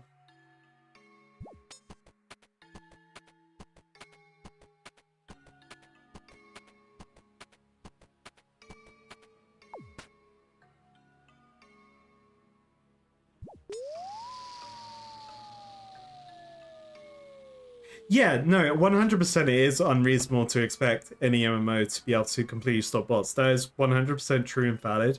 And like, at the end of the day, like, they can implement systems to try and help with it, but there will always be workarounds because people make money from this. And like, obviously they're going to invest money to find workarounds to the systems that get put in place. And then there's a constant, like, war of effort. And, like, one of the best ways to determine if people are bots is through, like, social engineering, rather than, like, coming up with technical ways to discover them. But then that's a lot of work for people to do, and then it comes down to, like, can we actually invest money into teams of people to do this? Kind of thing.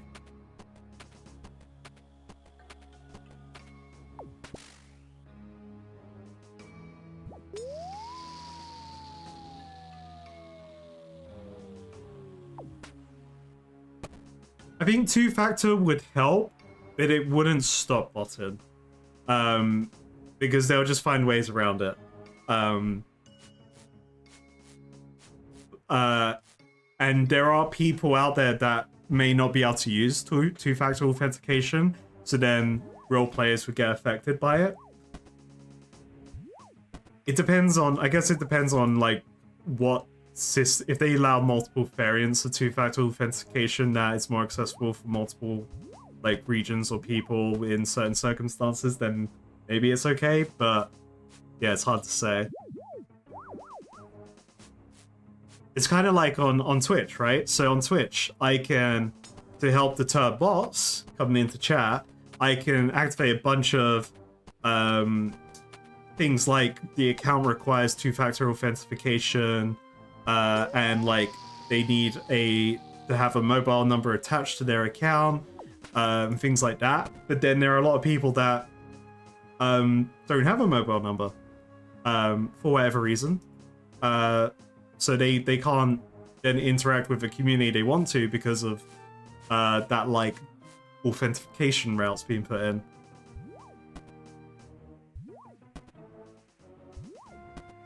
I mean, you'll be surprised, Kage. There are a surprising amount of people that have things that are normal in the majority of people's life and they don't have it, and then it's like you're excluding that audience of people. It's a tricky subject because, you know, we live in a modern day age where, yeah, most people have it, so it should be fine. But you have to try and think of like every avenue with these things of how not to exclude your real audience to take out the botting audience.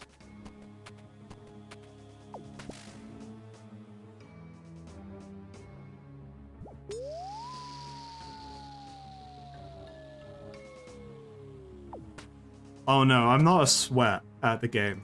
Like, I've been a casual enjoyer of World of Warcraft throughout this entirety of its lifespan.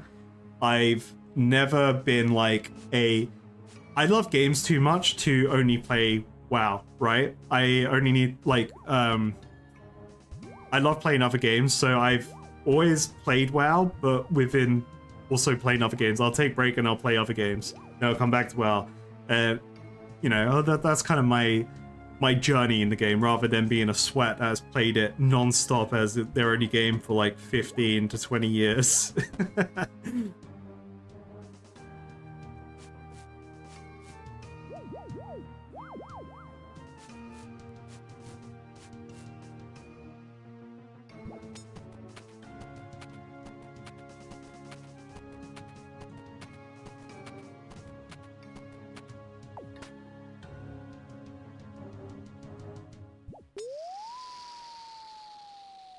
You haven't owned a smartphone for around a decade now. You gave up on them because they were sucking up too much of your time. Yeah, that's absolutely fair. There's a lot of people as well, like in a similar scenario like you, Slivery, where sorry, my brain just went there. Like, people purposely go, you know what, I don't want a mobile in my life anymore, because it is so easy to get absorbed into a smartphone, especially with like TikTok brain rot and YouTube Shorts. There's so much like short form content available now. Doom scrolling on Twitter or Facebook, whatever. Like people get rid of smartphones for healthy choices, and it just be like, hey, if you need to get in touch with me, use these methods, or I'm gonna get a landline again. So then you can call me on the landline if it's an emergency. And I definitely think it's always worth trying to keep that acknowledgement in the back of your mind of like, there are people out there that make those choices. You didn't get a smartphone until Pokemon Go came out, and then yeah, ended up getting one.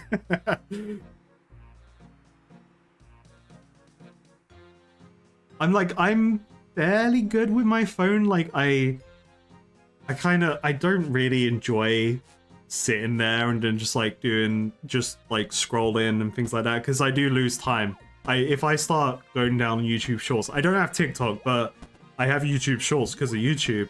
But like, it could definitely just go down a route of procrastination, and I'm just like, wait, I want to do work and do stuff. I need to get off this now.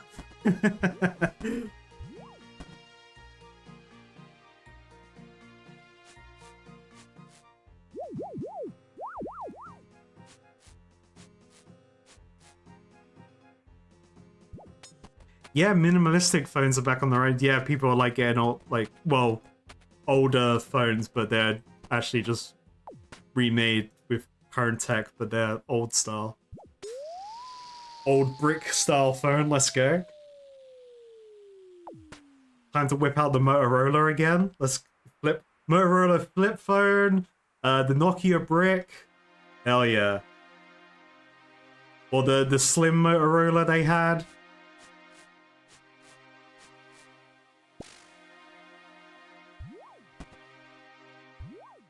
Yeah, I would love to try out the touchscreen flip phones they have now. They're so weird. They're so bizarre. I've seen them in real life and I've seen people use them, but they're so bizarre to me. It's like, how did this happen? What kind of technological madness happened to concoct this flip phone of madness?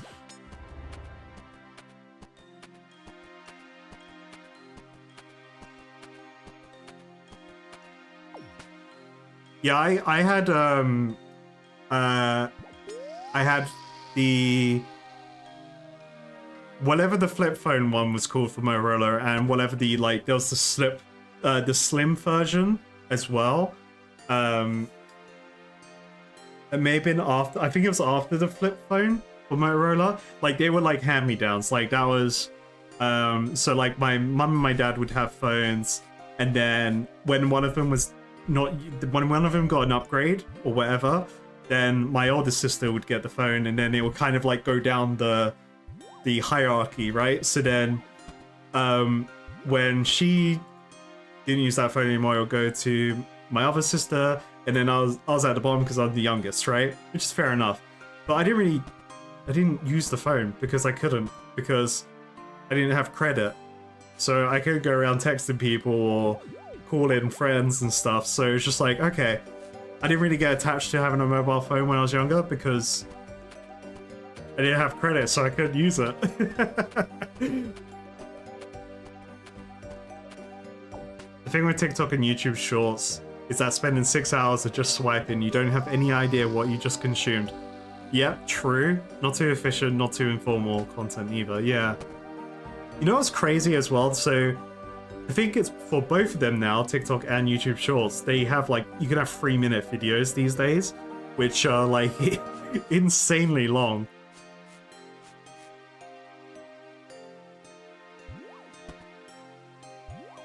Yeah, I think flip phones are definitely like peak decide for a phone. It is pretty entertaining. Especially just like as a fidget toy as well. Just like you know, like I don't smoke, but for people that smoke or have this kind of like need to fidget with things, like when you have like a lighter that has the flip cap on it or whatever it's called, like just being able to have that kind of fidget toy, let's say, just to mess around with is quite entertaining. Or like, you know, you could do the cool move with a flip phone and you literally just flick it open. Like, yeah, I'm pretty cool with this phone right now.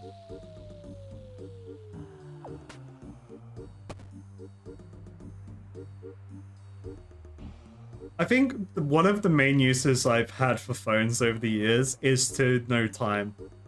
And I could just buy a watch. And I did.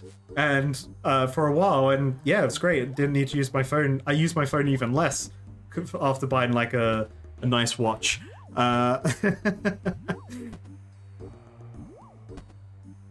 The phone flick even makes you look cool or stupid if the phone goes flying, yeah. I meant to do that. Yeah, flick it open and go, talk to me. Now we're here. Colonel.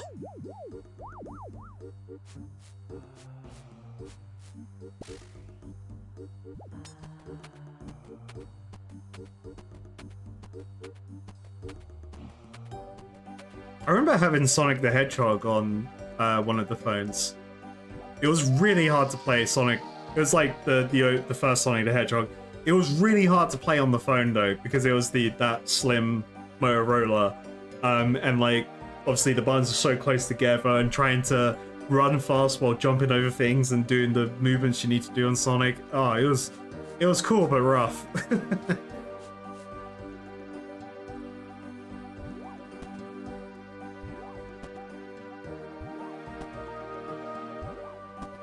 I remember with secondary school, like, yeah, early on in secondary school, a lot of people started to get BlackBerry phones. That's when Blackberries were, like, the craze. I think it was before iPhones were out. And everyone was using a BlackBerry because of, like, the eternal messaging system it had. And people could play games on it, I think, if they, like, jailbroke it. Like, so people were like playing Pokemon on their Blackberries, and I was like, yeah, I want a Blackberry. I want that. I want to play Pokemon on the phone. I like, naturally I never got one because I never needed it. And my parents were sensible with money. At least, like, you know, we weren't rich. We're not rich, so it's just like, okay, you know, you can't have this phone because you don't need it. You got hand me down. And that's for emergencies anyway, because you don't actually need a phone. Play your Xbox, boy. But yeah, like, yeah, I had Xbox. I didn't need a phone. I could message people on Xbox.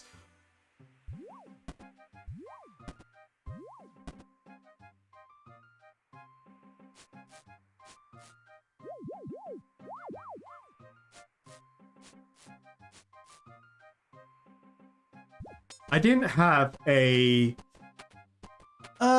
I did get a smartphone when I started... I think when I was like 17, 18, maybe I think I started a phone contract and got like a very basic smartphone. I don't even know what it was, but it was terrible. It was like one of the cheapest bad phones you could get at the time, but it was touchscreen and all this cool stuff. And then I didn't get a proper touchscreen phone until the iPhone 6S came out, and I was like, oh, I might as well try it. I have work money, I can justify this contract, and yeah, now it's great. You know, got cool phones now. You cracked your phone screen this weekend. Oh no, $200 on a new. Ah, damn.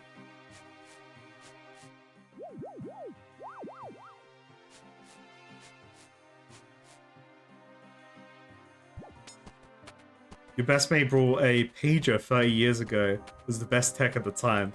I've never actually... It's gonna be a really weird way I'm gonna put this. I've never been in the room with a pager. But it seems cool, like, especially when you see it in TV series or films, and it's like the doctor, like, whipping out the pager. And it's like, I have to go.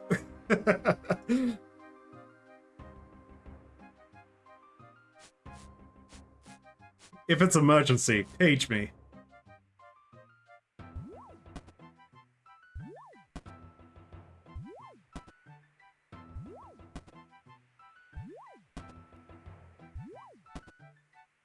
Yeah, I assume they still use it because it's like very minimalist.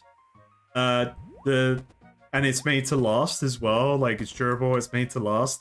Unlike technology these days where we have the like oh, what's the term for it? Where things are made to break now.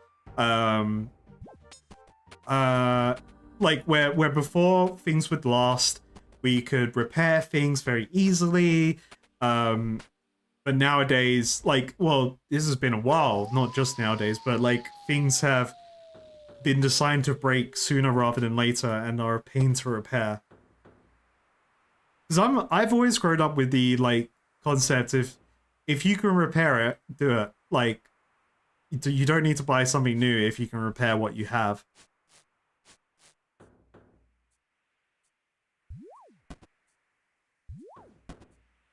Yeah, that's the one.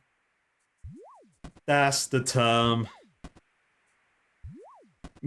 Planning to make things obsolete. Yeah, I hate that. I hate that it's gone that way because it's such a waste as well, you know?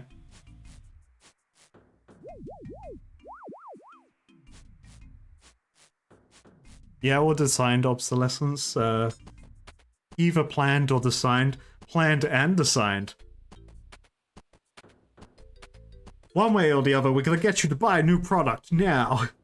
And when it breaks, just buy a new one. Don't worry about it. Don't think about it. Just buy it from me. The man with all the technology that I paid someone else to make myself look smarter.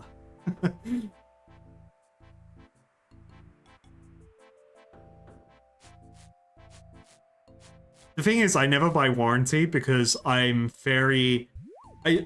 Now, I should get warranties for the fringe case scenarios that something breaks, which is why warranties are there.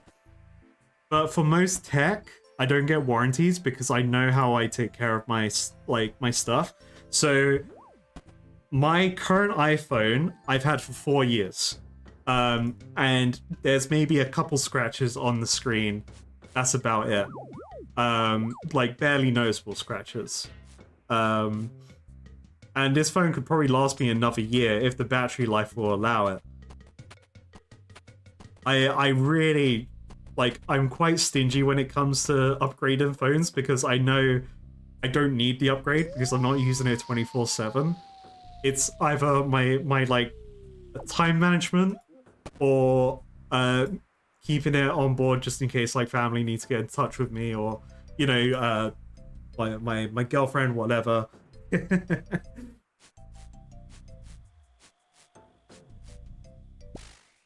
It's just unfortunate that the market is in a place where things are made to like yearly releases, yearly upgrades. You have to get this upgrade. We have a new camera lens on there that's better than the last one. How much better? Well, we're not going to tell you how much better, but it is better. Maybe we'll show you like one graphic, but that's it.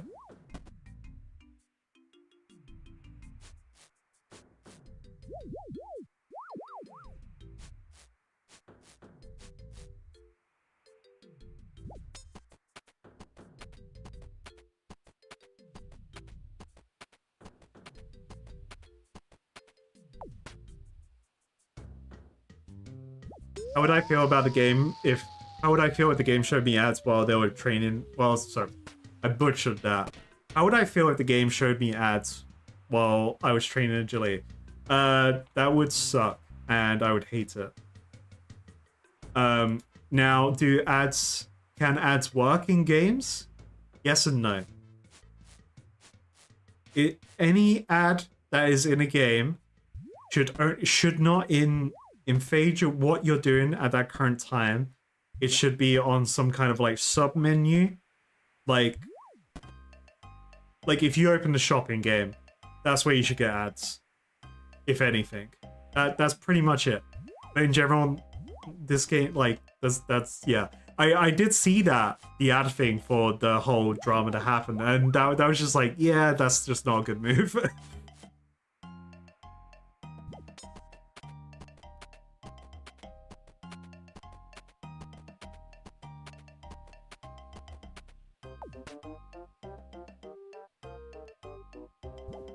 Oh yeah, if you clicked a gate, that was like, you need members to go through here, then you get a 30-second ad. Raid Shadow Legends, baby! That's funny. Like, the meme is there, but yeah, it's not, this game doesn't need ads, like, to be a thing. I think they just have to, if they want to keep monetization in the game, keep it in RuneScape free. Because RuneScape free, again, from what I've been told in chat, is cosmetics and pay to win XP lamps. Which is fine. You know, sure. But the game's also subscription based, so if you want people to spend more money on the expensive monetization, just make the whole game free to play. And then more people will be able to play the game, see if they like it. And if they do like it, then they're going to spend money on the store. That's guaranteed. You may not be the person that spends money on the store, but there is definitely another Andy that will.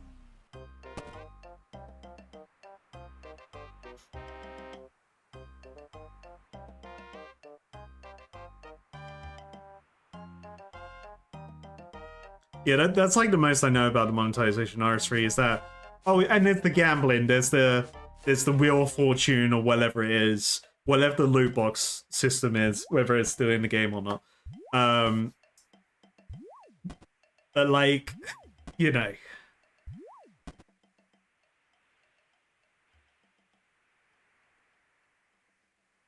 The game's already got pay to win in it, so if your game has pay to win, just make your game free to play. The entire thing free to play, have the pay to win, and then people will spend money on it. Like, and then that's it. And then they wouldn't really necessarily need to change membership prices for Old School. Because then Old School can stay subscription while also being funded by all the free-to-play monetization from RuneScape 3. I don't know, this is just, like, me spitballing, but I don't play RuneScape 3. But if it's already in the game, then what will change?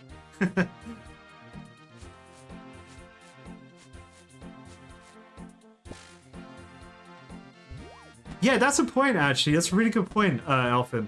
So on the original browser, when you played the game back in the day, there would have been ads on the browser, right? So maybe that's their logic, why they considered ads in-game?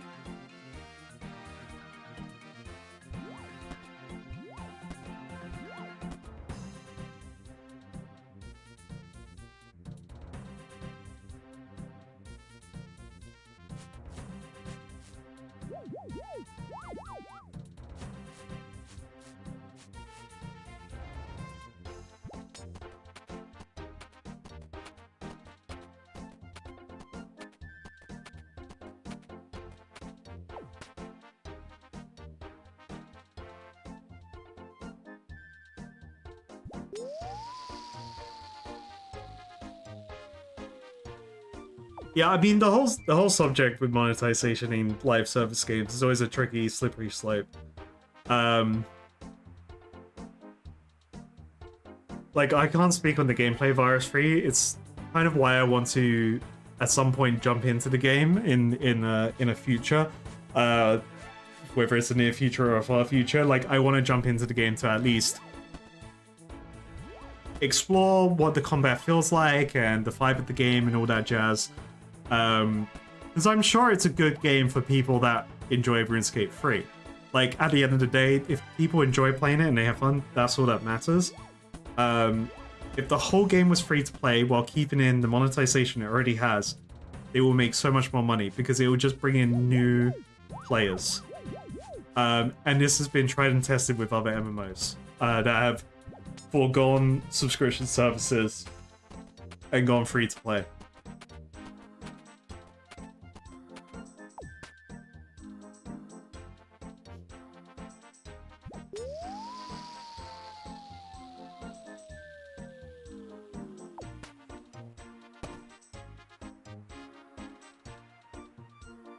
But I'm not an expert. That's just my opinion. Character said we should do this, let's do it!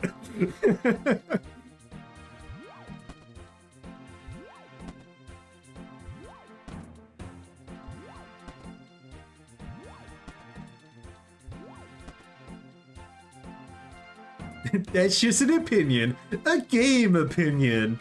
Thanks for watching. Game opinionist.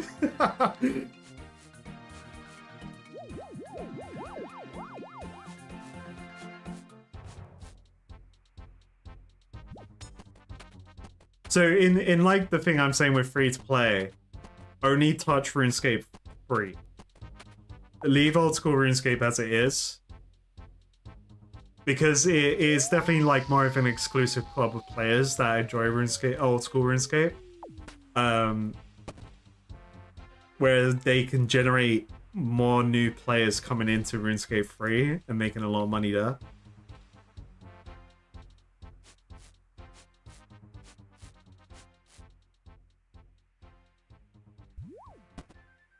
Lost Ark.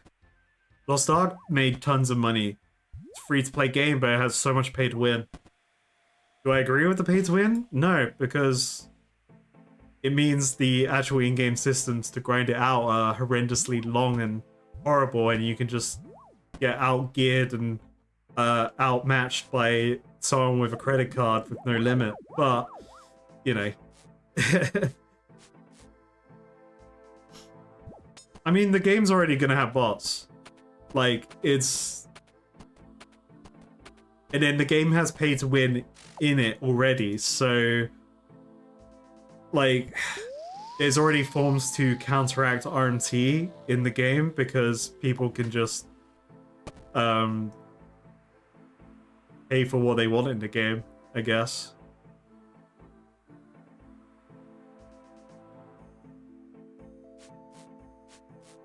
Maybe in RS3, if they like did it when new content comes out, you pay a one-time fee to unlock the new content. Like a new region or whatever, however it works. I don't know how that would really work though. But then like after X amount of time, it'll be like £5, right? Just it's all hypothetical. It'd be like I don't know, or like you get a season pass situation. You just like get the season pass, you get instant access to all the new content during this year. Like ahead of time, whatever. I don't know. With that hypothetical though, I'll need to know like more of how the updates happen in the game. How often does the game get new content? Would it even justify something like that? Probably not, but still worth thinking.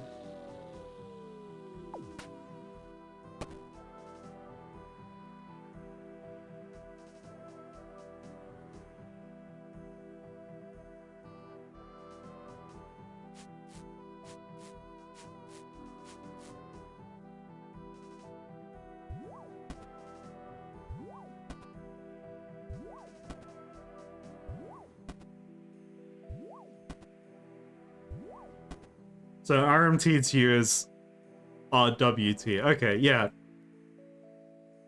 Both make sense. Alright, I'll try and convert saying RWT. I prefer saying RMT though. Yeah, RMT is so much easier to say. Damn you, new acronym! I've been playing for a while, consider taking a break. No, I have 19 more laps for the legendary level up of 69. You should be given a daily good morning hug with your membership. Yeah.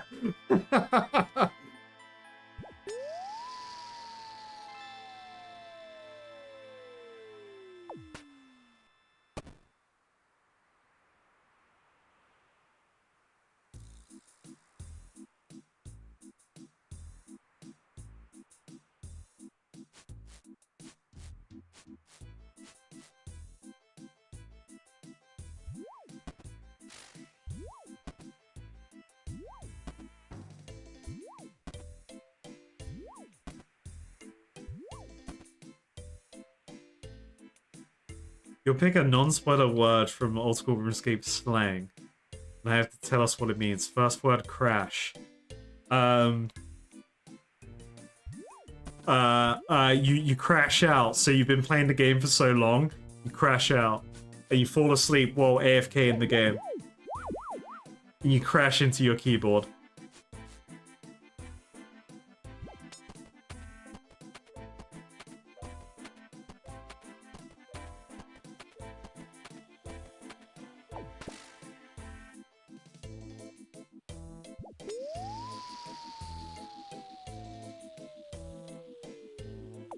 Yeah, I wouldn't count telling me that RWT is just RMT. Real money transactions, real world transactions, you know?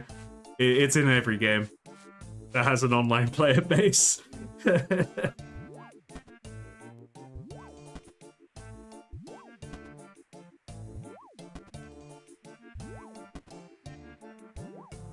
Time for a beer at the bar? Hell yeah, you have fun, Tilted.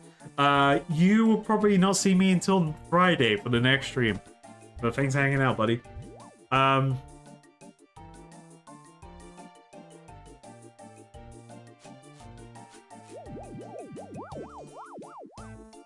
Yeah, I think it'll be interesting all the same, like to see I haven't really read. I haven't read the apologies that they did for the whole thing that happened. I'll be interested to see what they do with RuneScape 3 just in general as an MMO. I think you kind of have to leave bots out of the equation because there will always be bots no matter what.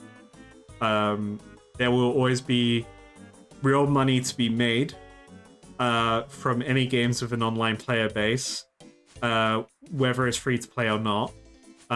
We have the same issues on Path of Exile, Path of Exile 2, Diablo 4. There will always be people that are spending real money for in-game advantages no matter what. The whole game being free to play and fully accessible is just like lessens the blow of people's efforts being kind of like taken away from them when you know there are always people botting.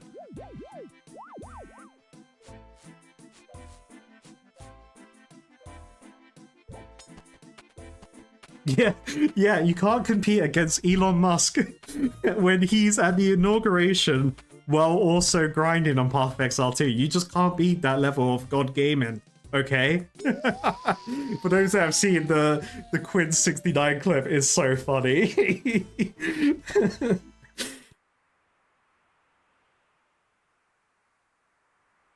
I mean, I wouldn't think too much into it, Astral, because at the end of the day, they are a company. There are PR. There's always PR formatting, no matter what, that they would do as a company to convey the message they want to convey, while also trying to, because there will be legal things they have to consider whenever they send out important messages, whether it's an apology or not. So there will always be similar formatting in any message they give out in those scenarios. So I wouldn't really be like, they're bad for doing that. It's a normal company thing. And it's always the case, you would always have like the super PR response first, the super PR apology first, and then if there isn't like an actual follow-up, like if there isn't the like CEO apology after, or like the big dog apology after, that's when you should be more mad. To my knowledge, there has been both, so it's kind of like good in that sense. There will always be PR formatting, no matter what. Yeah, God Gamer Elon is just too good at gaming. He could be standing live on camera watching President Trump get inaugurated while also gaming in Path of Exile. It's just insane. And I know I'm playing devil advocate with the PR thing, but it's just the truth of the world, unfortunately. If they were like an indie company, it would be different, but you know, it is what it is.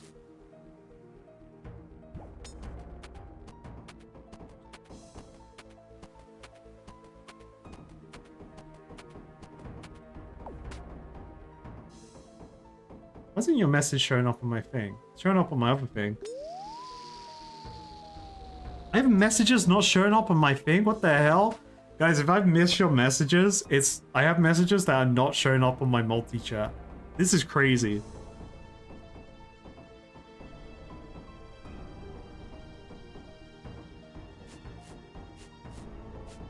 Can I refresh that?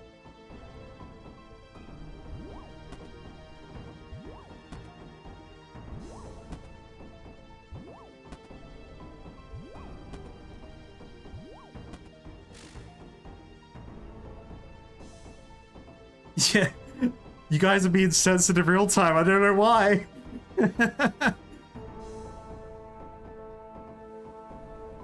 had to close my, because obviously I have a multi-chat for the multi-stream.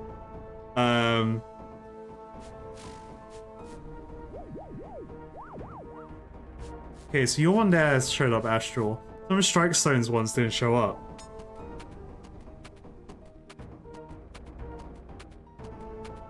Okay, maybe it's okay now? Maybe?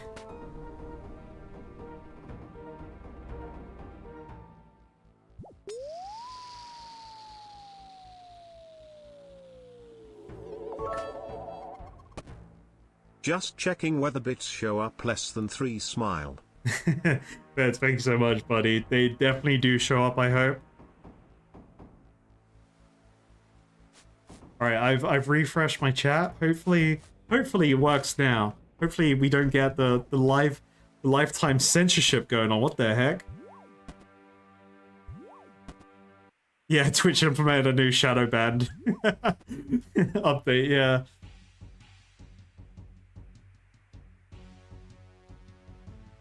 I've got it up on my phone just in case. I'm paranoid now. Spam emotes in chat. Do it. Oh no, oh, it got censored in game. No! There we go. Alright, boom. Yeah, I don't know what happened there.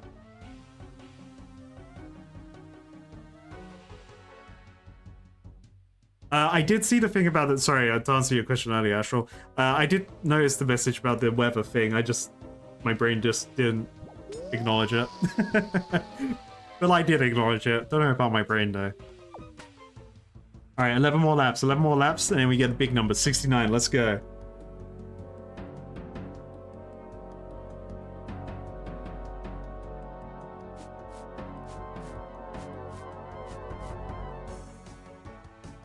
YouTube has also been auto-removing some of your comments for years. You've gotten to the point where you just write them in a notepad and copy and paste them to see if they stick or not, and edit if needed. Ah, okay.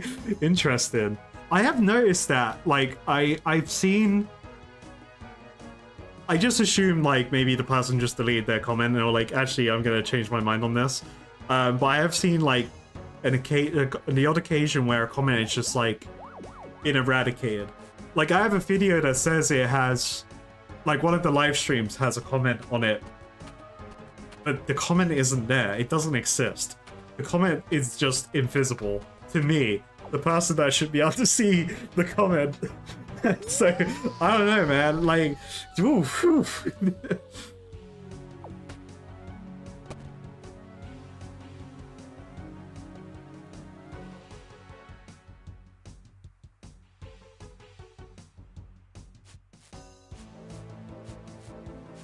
You used to have ready answers for your Tinder conversations. Oh my god.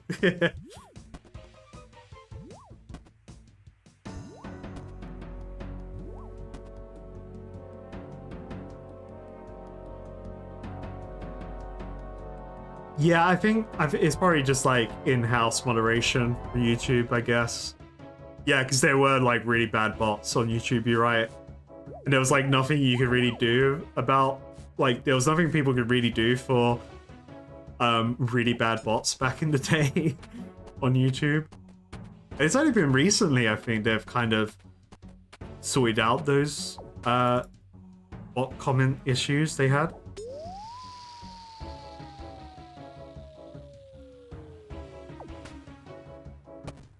Yeah, I find like Twitter's just a mess for me. I don't really look at my Twitter anymore.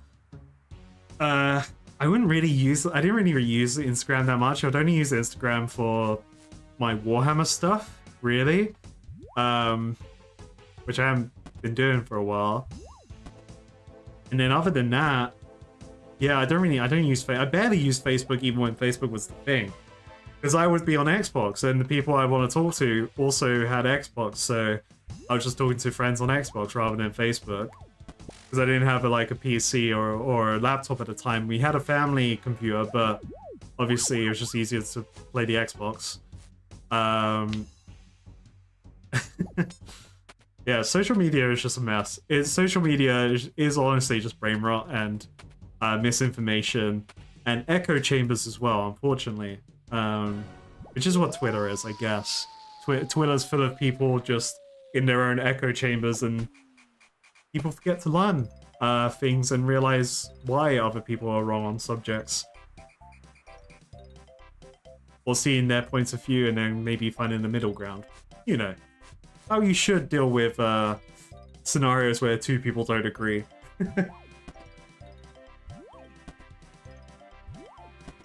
Oh yeah, 100% 99 farming. I'm just hiding it for suspense. Yep.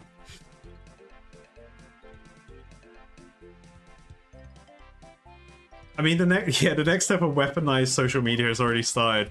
It's going to get so much worse. Well, the thing is, it's funny because you could use Elon Musk as the example, right? With the community notes, where he keeps trying to post stuff and then he gets community noted. So it's working against him.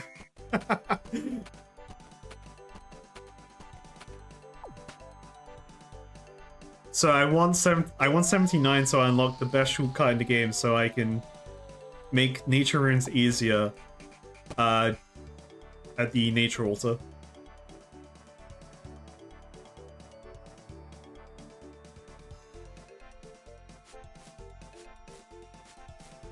You just matched with someone whose profile told, "I might ghost you," and you're not. Yeah, what? Yeah.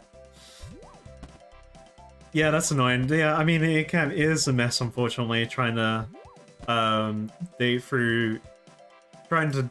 legitimately date through apps like that, because unfortunately they do devolve into other things that people are looking for rather than like actually trying for a relationship.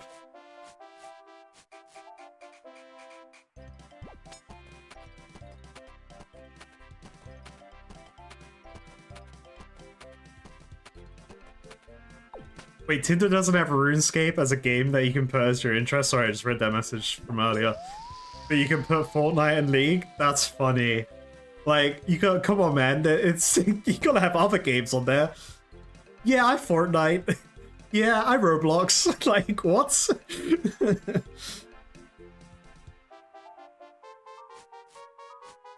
Oh yeah, the TikTok ban thing was funny. Like, my girlfriend told me the day after the ban happened, like, she was like, "Oh yeah, it's already gone." And I was like, "Oh, okay, yeah, that makes sense."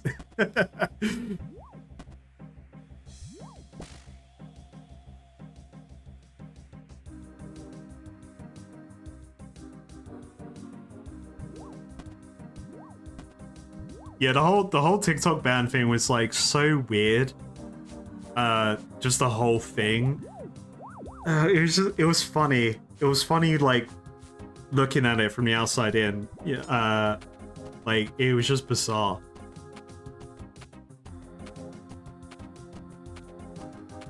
It's like, we want to ban this thing that actually gives Americans money. And what does Americans getting money mean? That equals tax money. And you know what we love? Money. Especially taxes.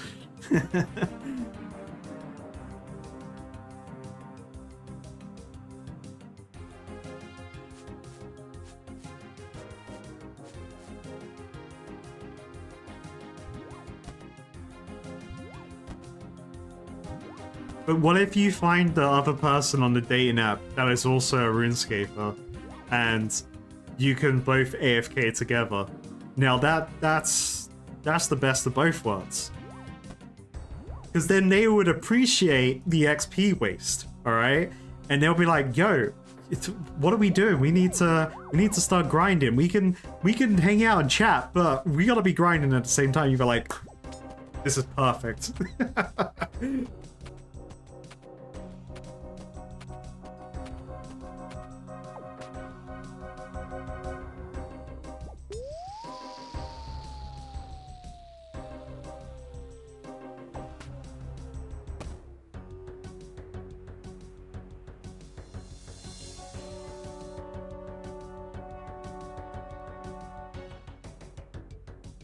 I just like the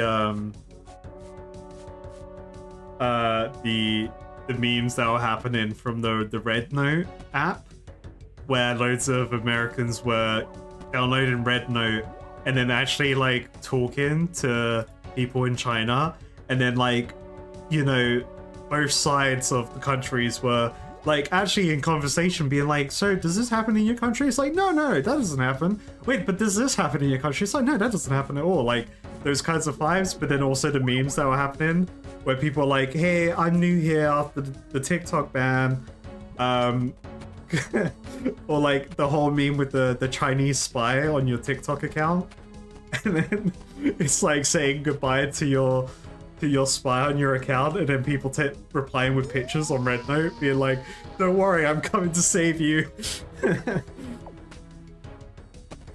You guys can come to the UK, but I don't know if you would like it over here. You know, things, I honestly, whatever's happening in politics-wise in the UK, I've stopped paying attention. I've kind of, I've dropped the ball. I should really pay attention. But what I should pay attention to is right after this one lap. Alright, you ready for it? Everyone hold your socks. And that's, hey, that's a ding, baby. Level 69 agility. We did it. Big number. We got the funny number. So now we just got to keep progressing agility. Do some more collection logs for agility and just win. Just got to beat the game.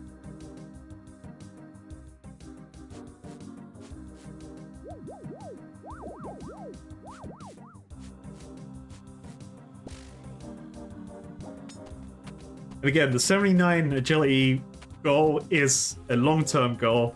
I know it's not going to happen overnight, but we're winning. Like this hasn't reset. I need one lap until it's level 70. So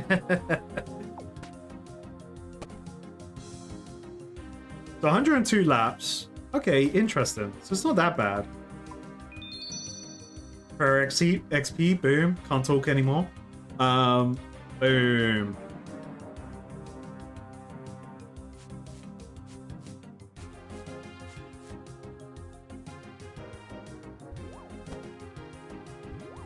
Oh, there's multi-combat here. I never noticed there was multi-combat here. Oh god, this is dangerous. 485 laps here? Nah, you're fine. You can get another like 400 in. That's all good.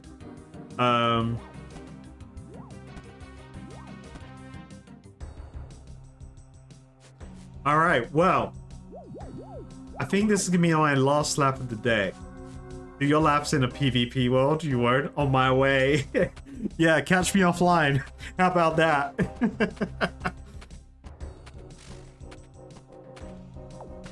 So, I am... I'm gonna say 350 time mice away from getting what I need for the graceful set, because I probably want the... Yeah, I need to get a teleport as well. Okay, so that's fine. So let's get a teleport now. So then we got it. Boom. Collection log complete there, mate. So I need 350 termites, and then I'm pretty much done here until I get another graceful set. Or I convert my current graceful set into it. So I could probably finish off this grind pretty easily on Friday in theory. What do I need to teleport for? For the collection log. There we go, boom. Easy. I'm gonna be doing other stuff AFK while editing, and the whole point... So the reason why I'm doing skills on stream is because I'm gonna be doing them anyway, and I just want to... It's just nice to keep it, like, all recorded, the journey, and stream's the best way to do it.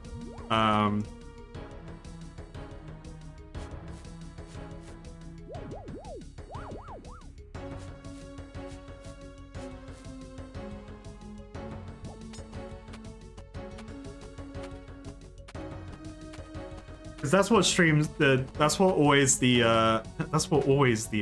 yeah, great grammar there, mate.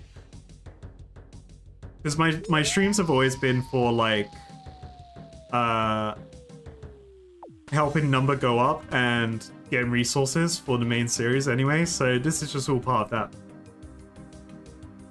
Why am I still running? I haven't stopped running. I need to stop running. I was like, yeah, this is a good time to stop for the day. But no, I'm doing another lap, I guess. I could hit 300 laps. I could get a clean 300 laps.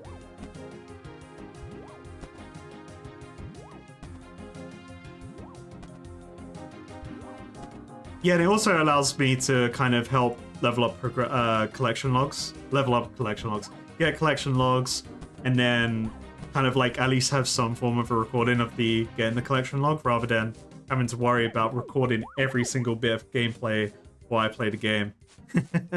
Think how clean 70 agility would look.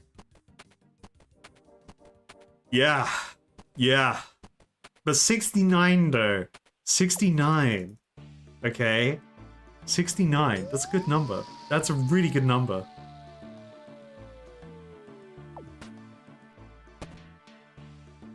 But we'll clean it off with 300. And that's the best thing for YouTube watchers as well now. So, because I'm doing YouTube Live, it gives more direct access to the VODs rather than having to find the VODs channel. So it's all there. And also, speaking of shorts, I mean, I haven't even put time and thoughts into shorts. There is definitely not a shorts channel coming soon. If there are shorts, it'll go on the main channel. But for now, man, that's... yeah. I don't know what I want to do with that.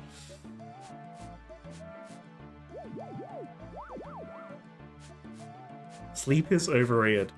But if I sleep... I can either sleep or I can edit. So... you know... yeah? Yeah?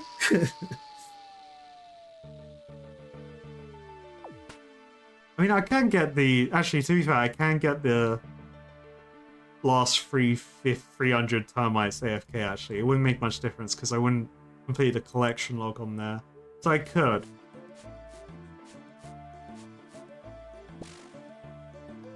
We got the funny number. I'm not going to get levels...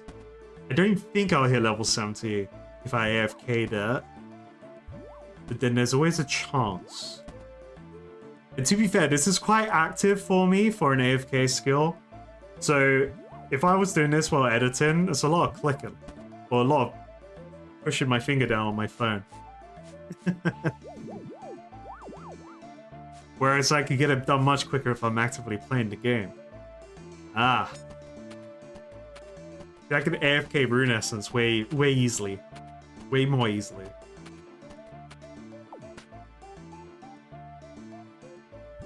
We'll see what the first 99 is going to be. It could be mining. It could be something else. I don't know. I think what's going to happen when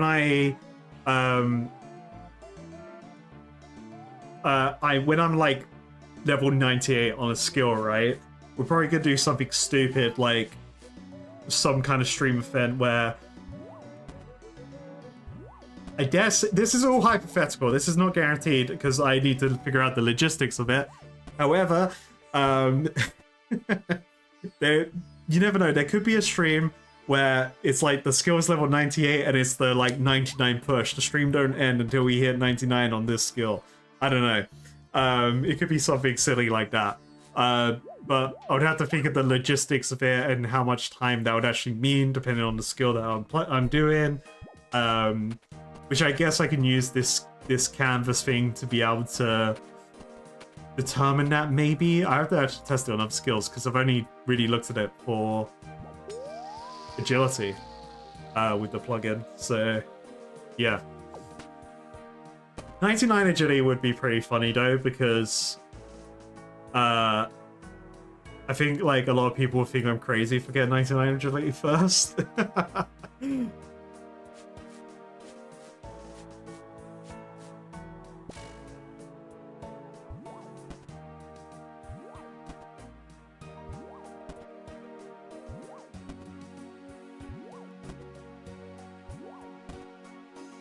Alright, 5 more laps, and then we are done. Yeah, like my thoughts with agility is like I don't really care if it's a long skill to level because it will always benefit me. Especially while I'm still hardcore and I'm running around wearing armor in areas that I don't know or scenarios I don't know yet. Like a quest could just drop a dragon on me out of nowhere. Didn't even mention a dragon in the name of the quest, but that could happen.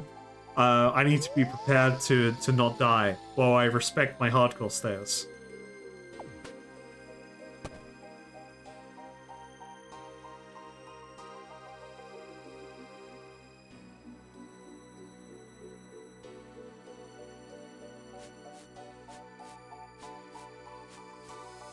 I've already been told what the number is.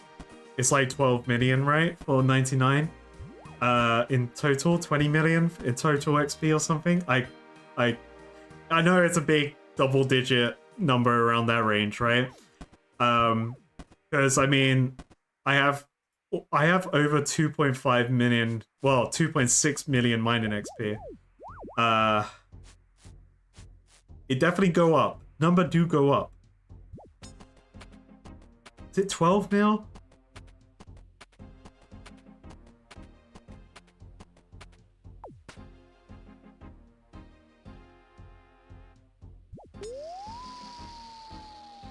Your money's on Hunter, last place at the moment, but it's suddenly come out of nowhere. Take the W for the first 99, yeah.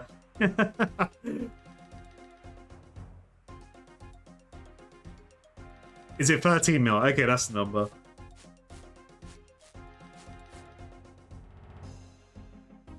Yeah, I'm not like, you know, that other like the over levels that you can get for the 200 mil. I'm okay with that right now. I don't see that as a goal. There's plenty of other things I can do instead of those.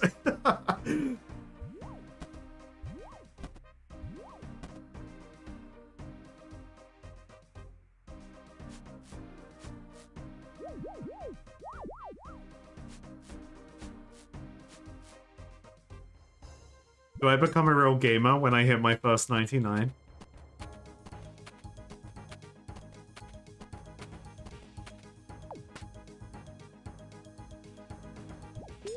Alright, 2 more laps, 2 more laps.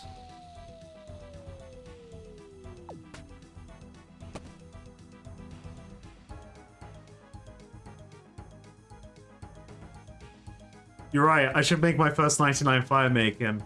Actually true. But I'd probably hit 99 woodkind before I hit 99 wood fire making. Because I need the supplies to get the fire making up.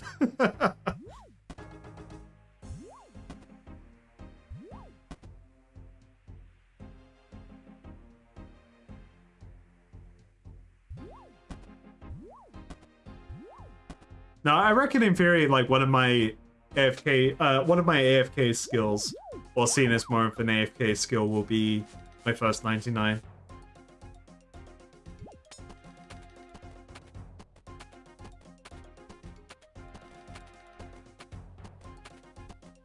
I can see fire making being a 99 early on for a main, because you could just buy all the wood and do some like member shenanigans to get out faster. Alright, one more lap. Last lap of the day. So agility as the first 99 is insanity. So that sounds like I need to do it. Like, you're only convincing me more by telling me that.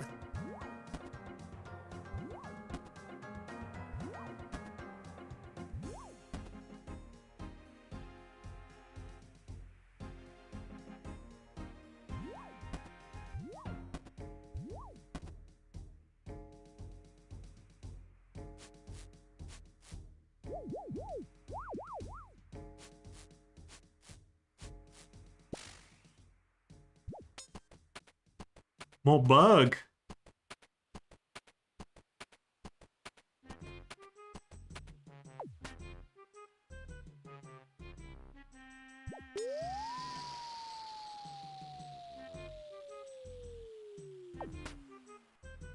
Alright, lap 300. 300 laps of the Colossal Worm Agility course.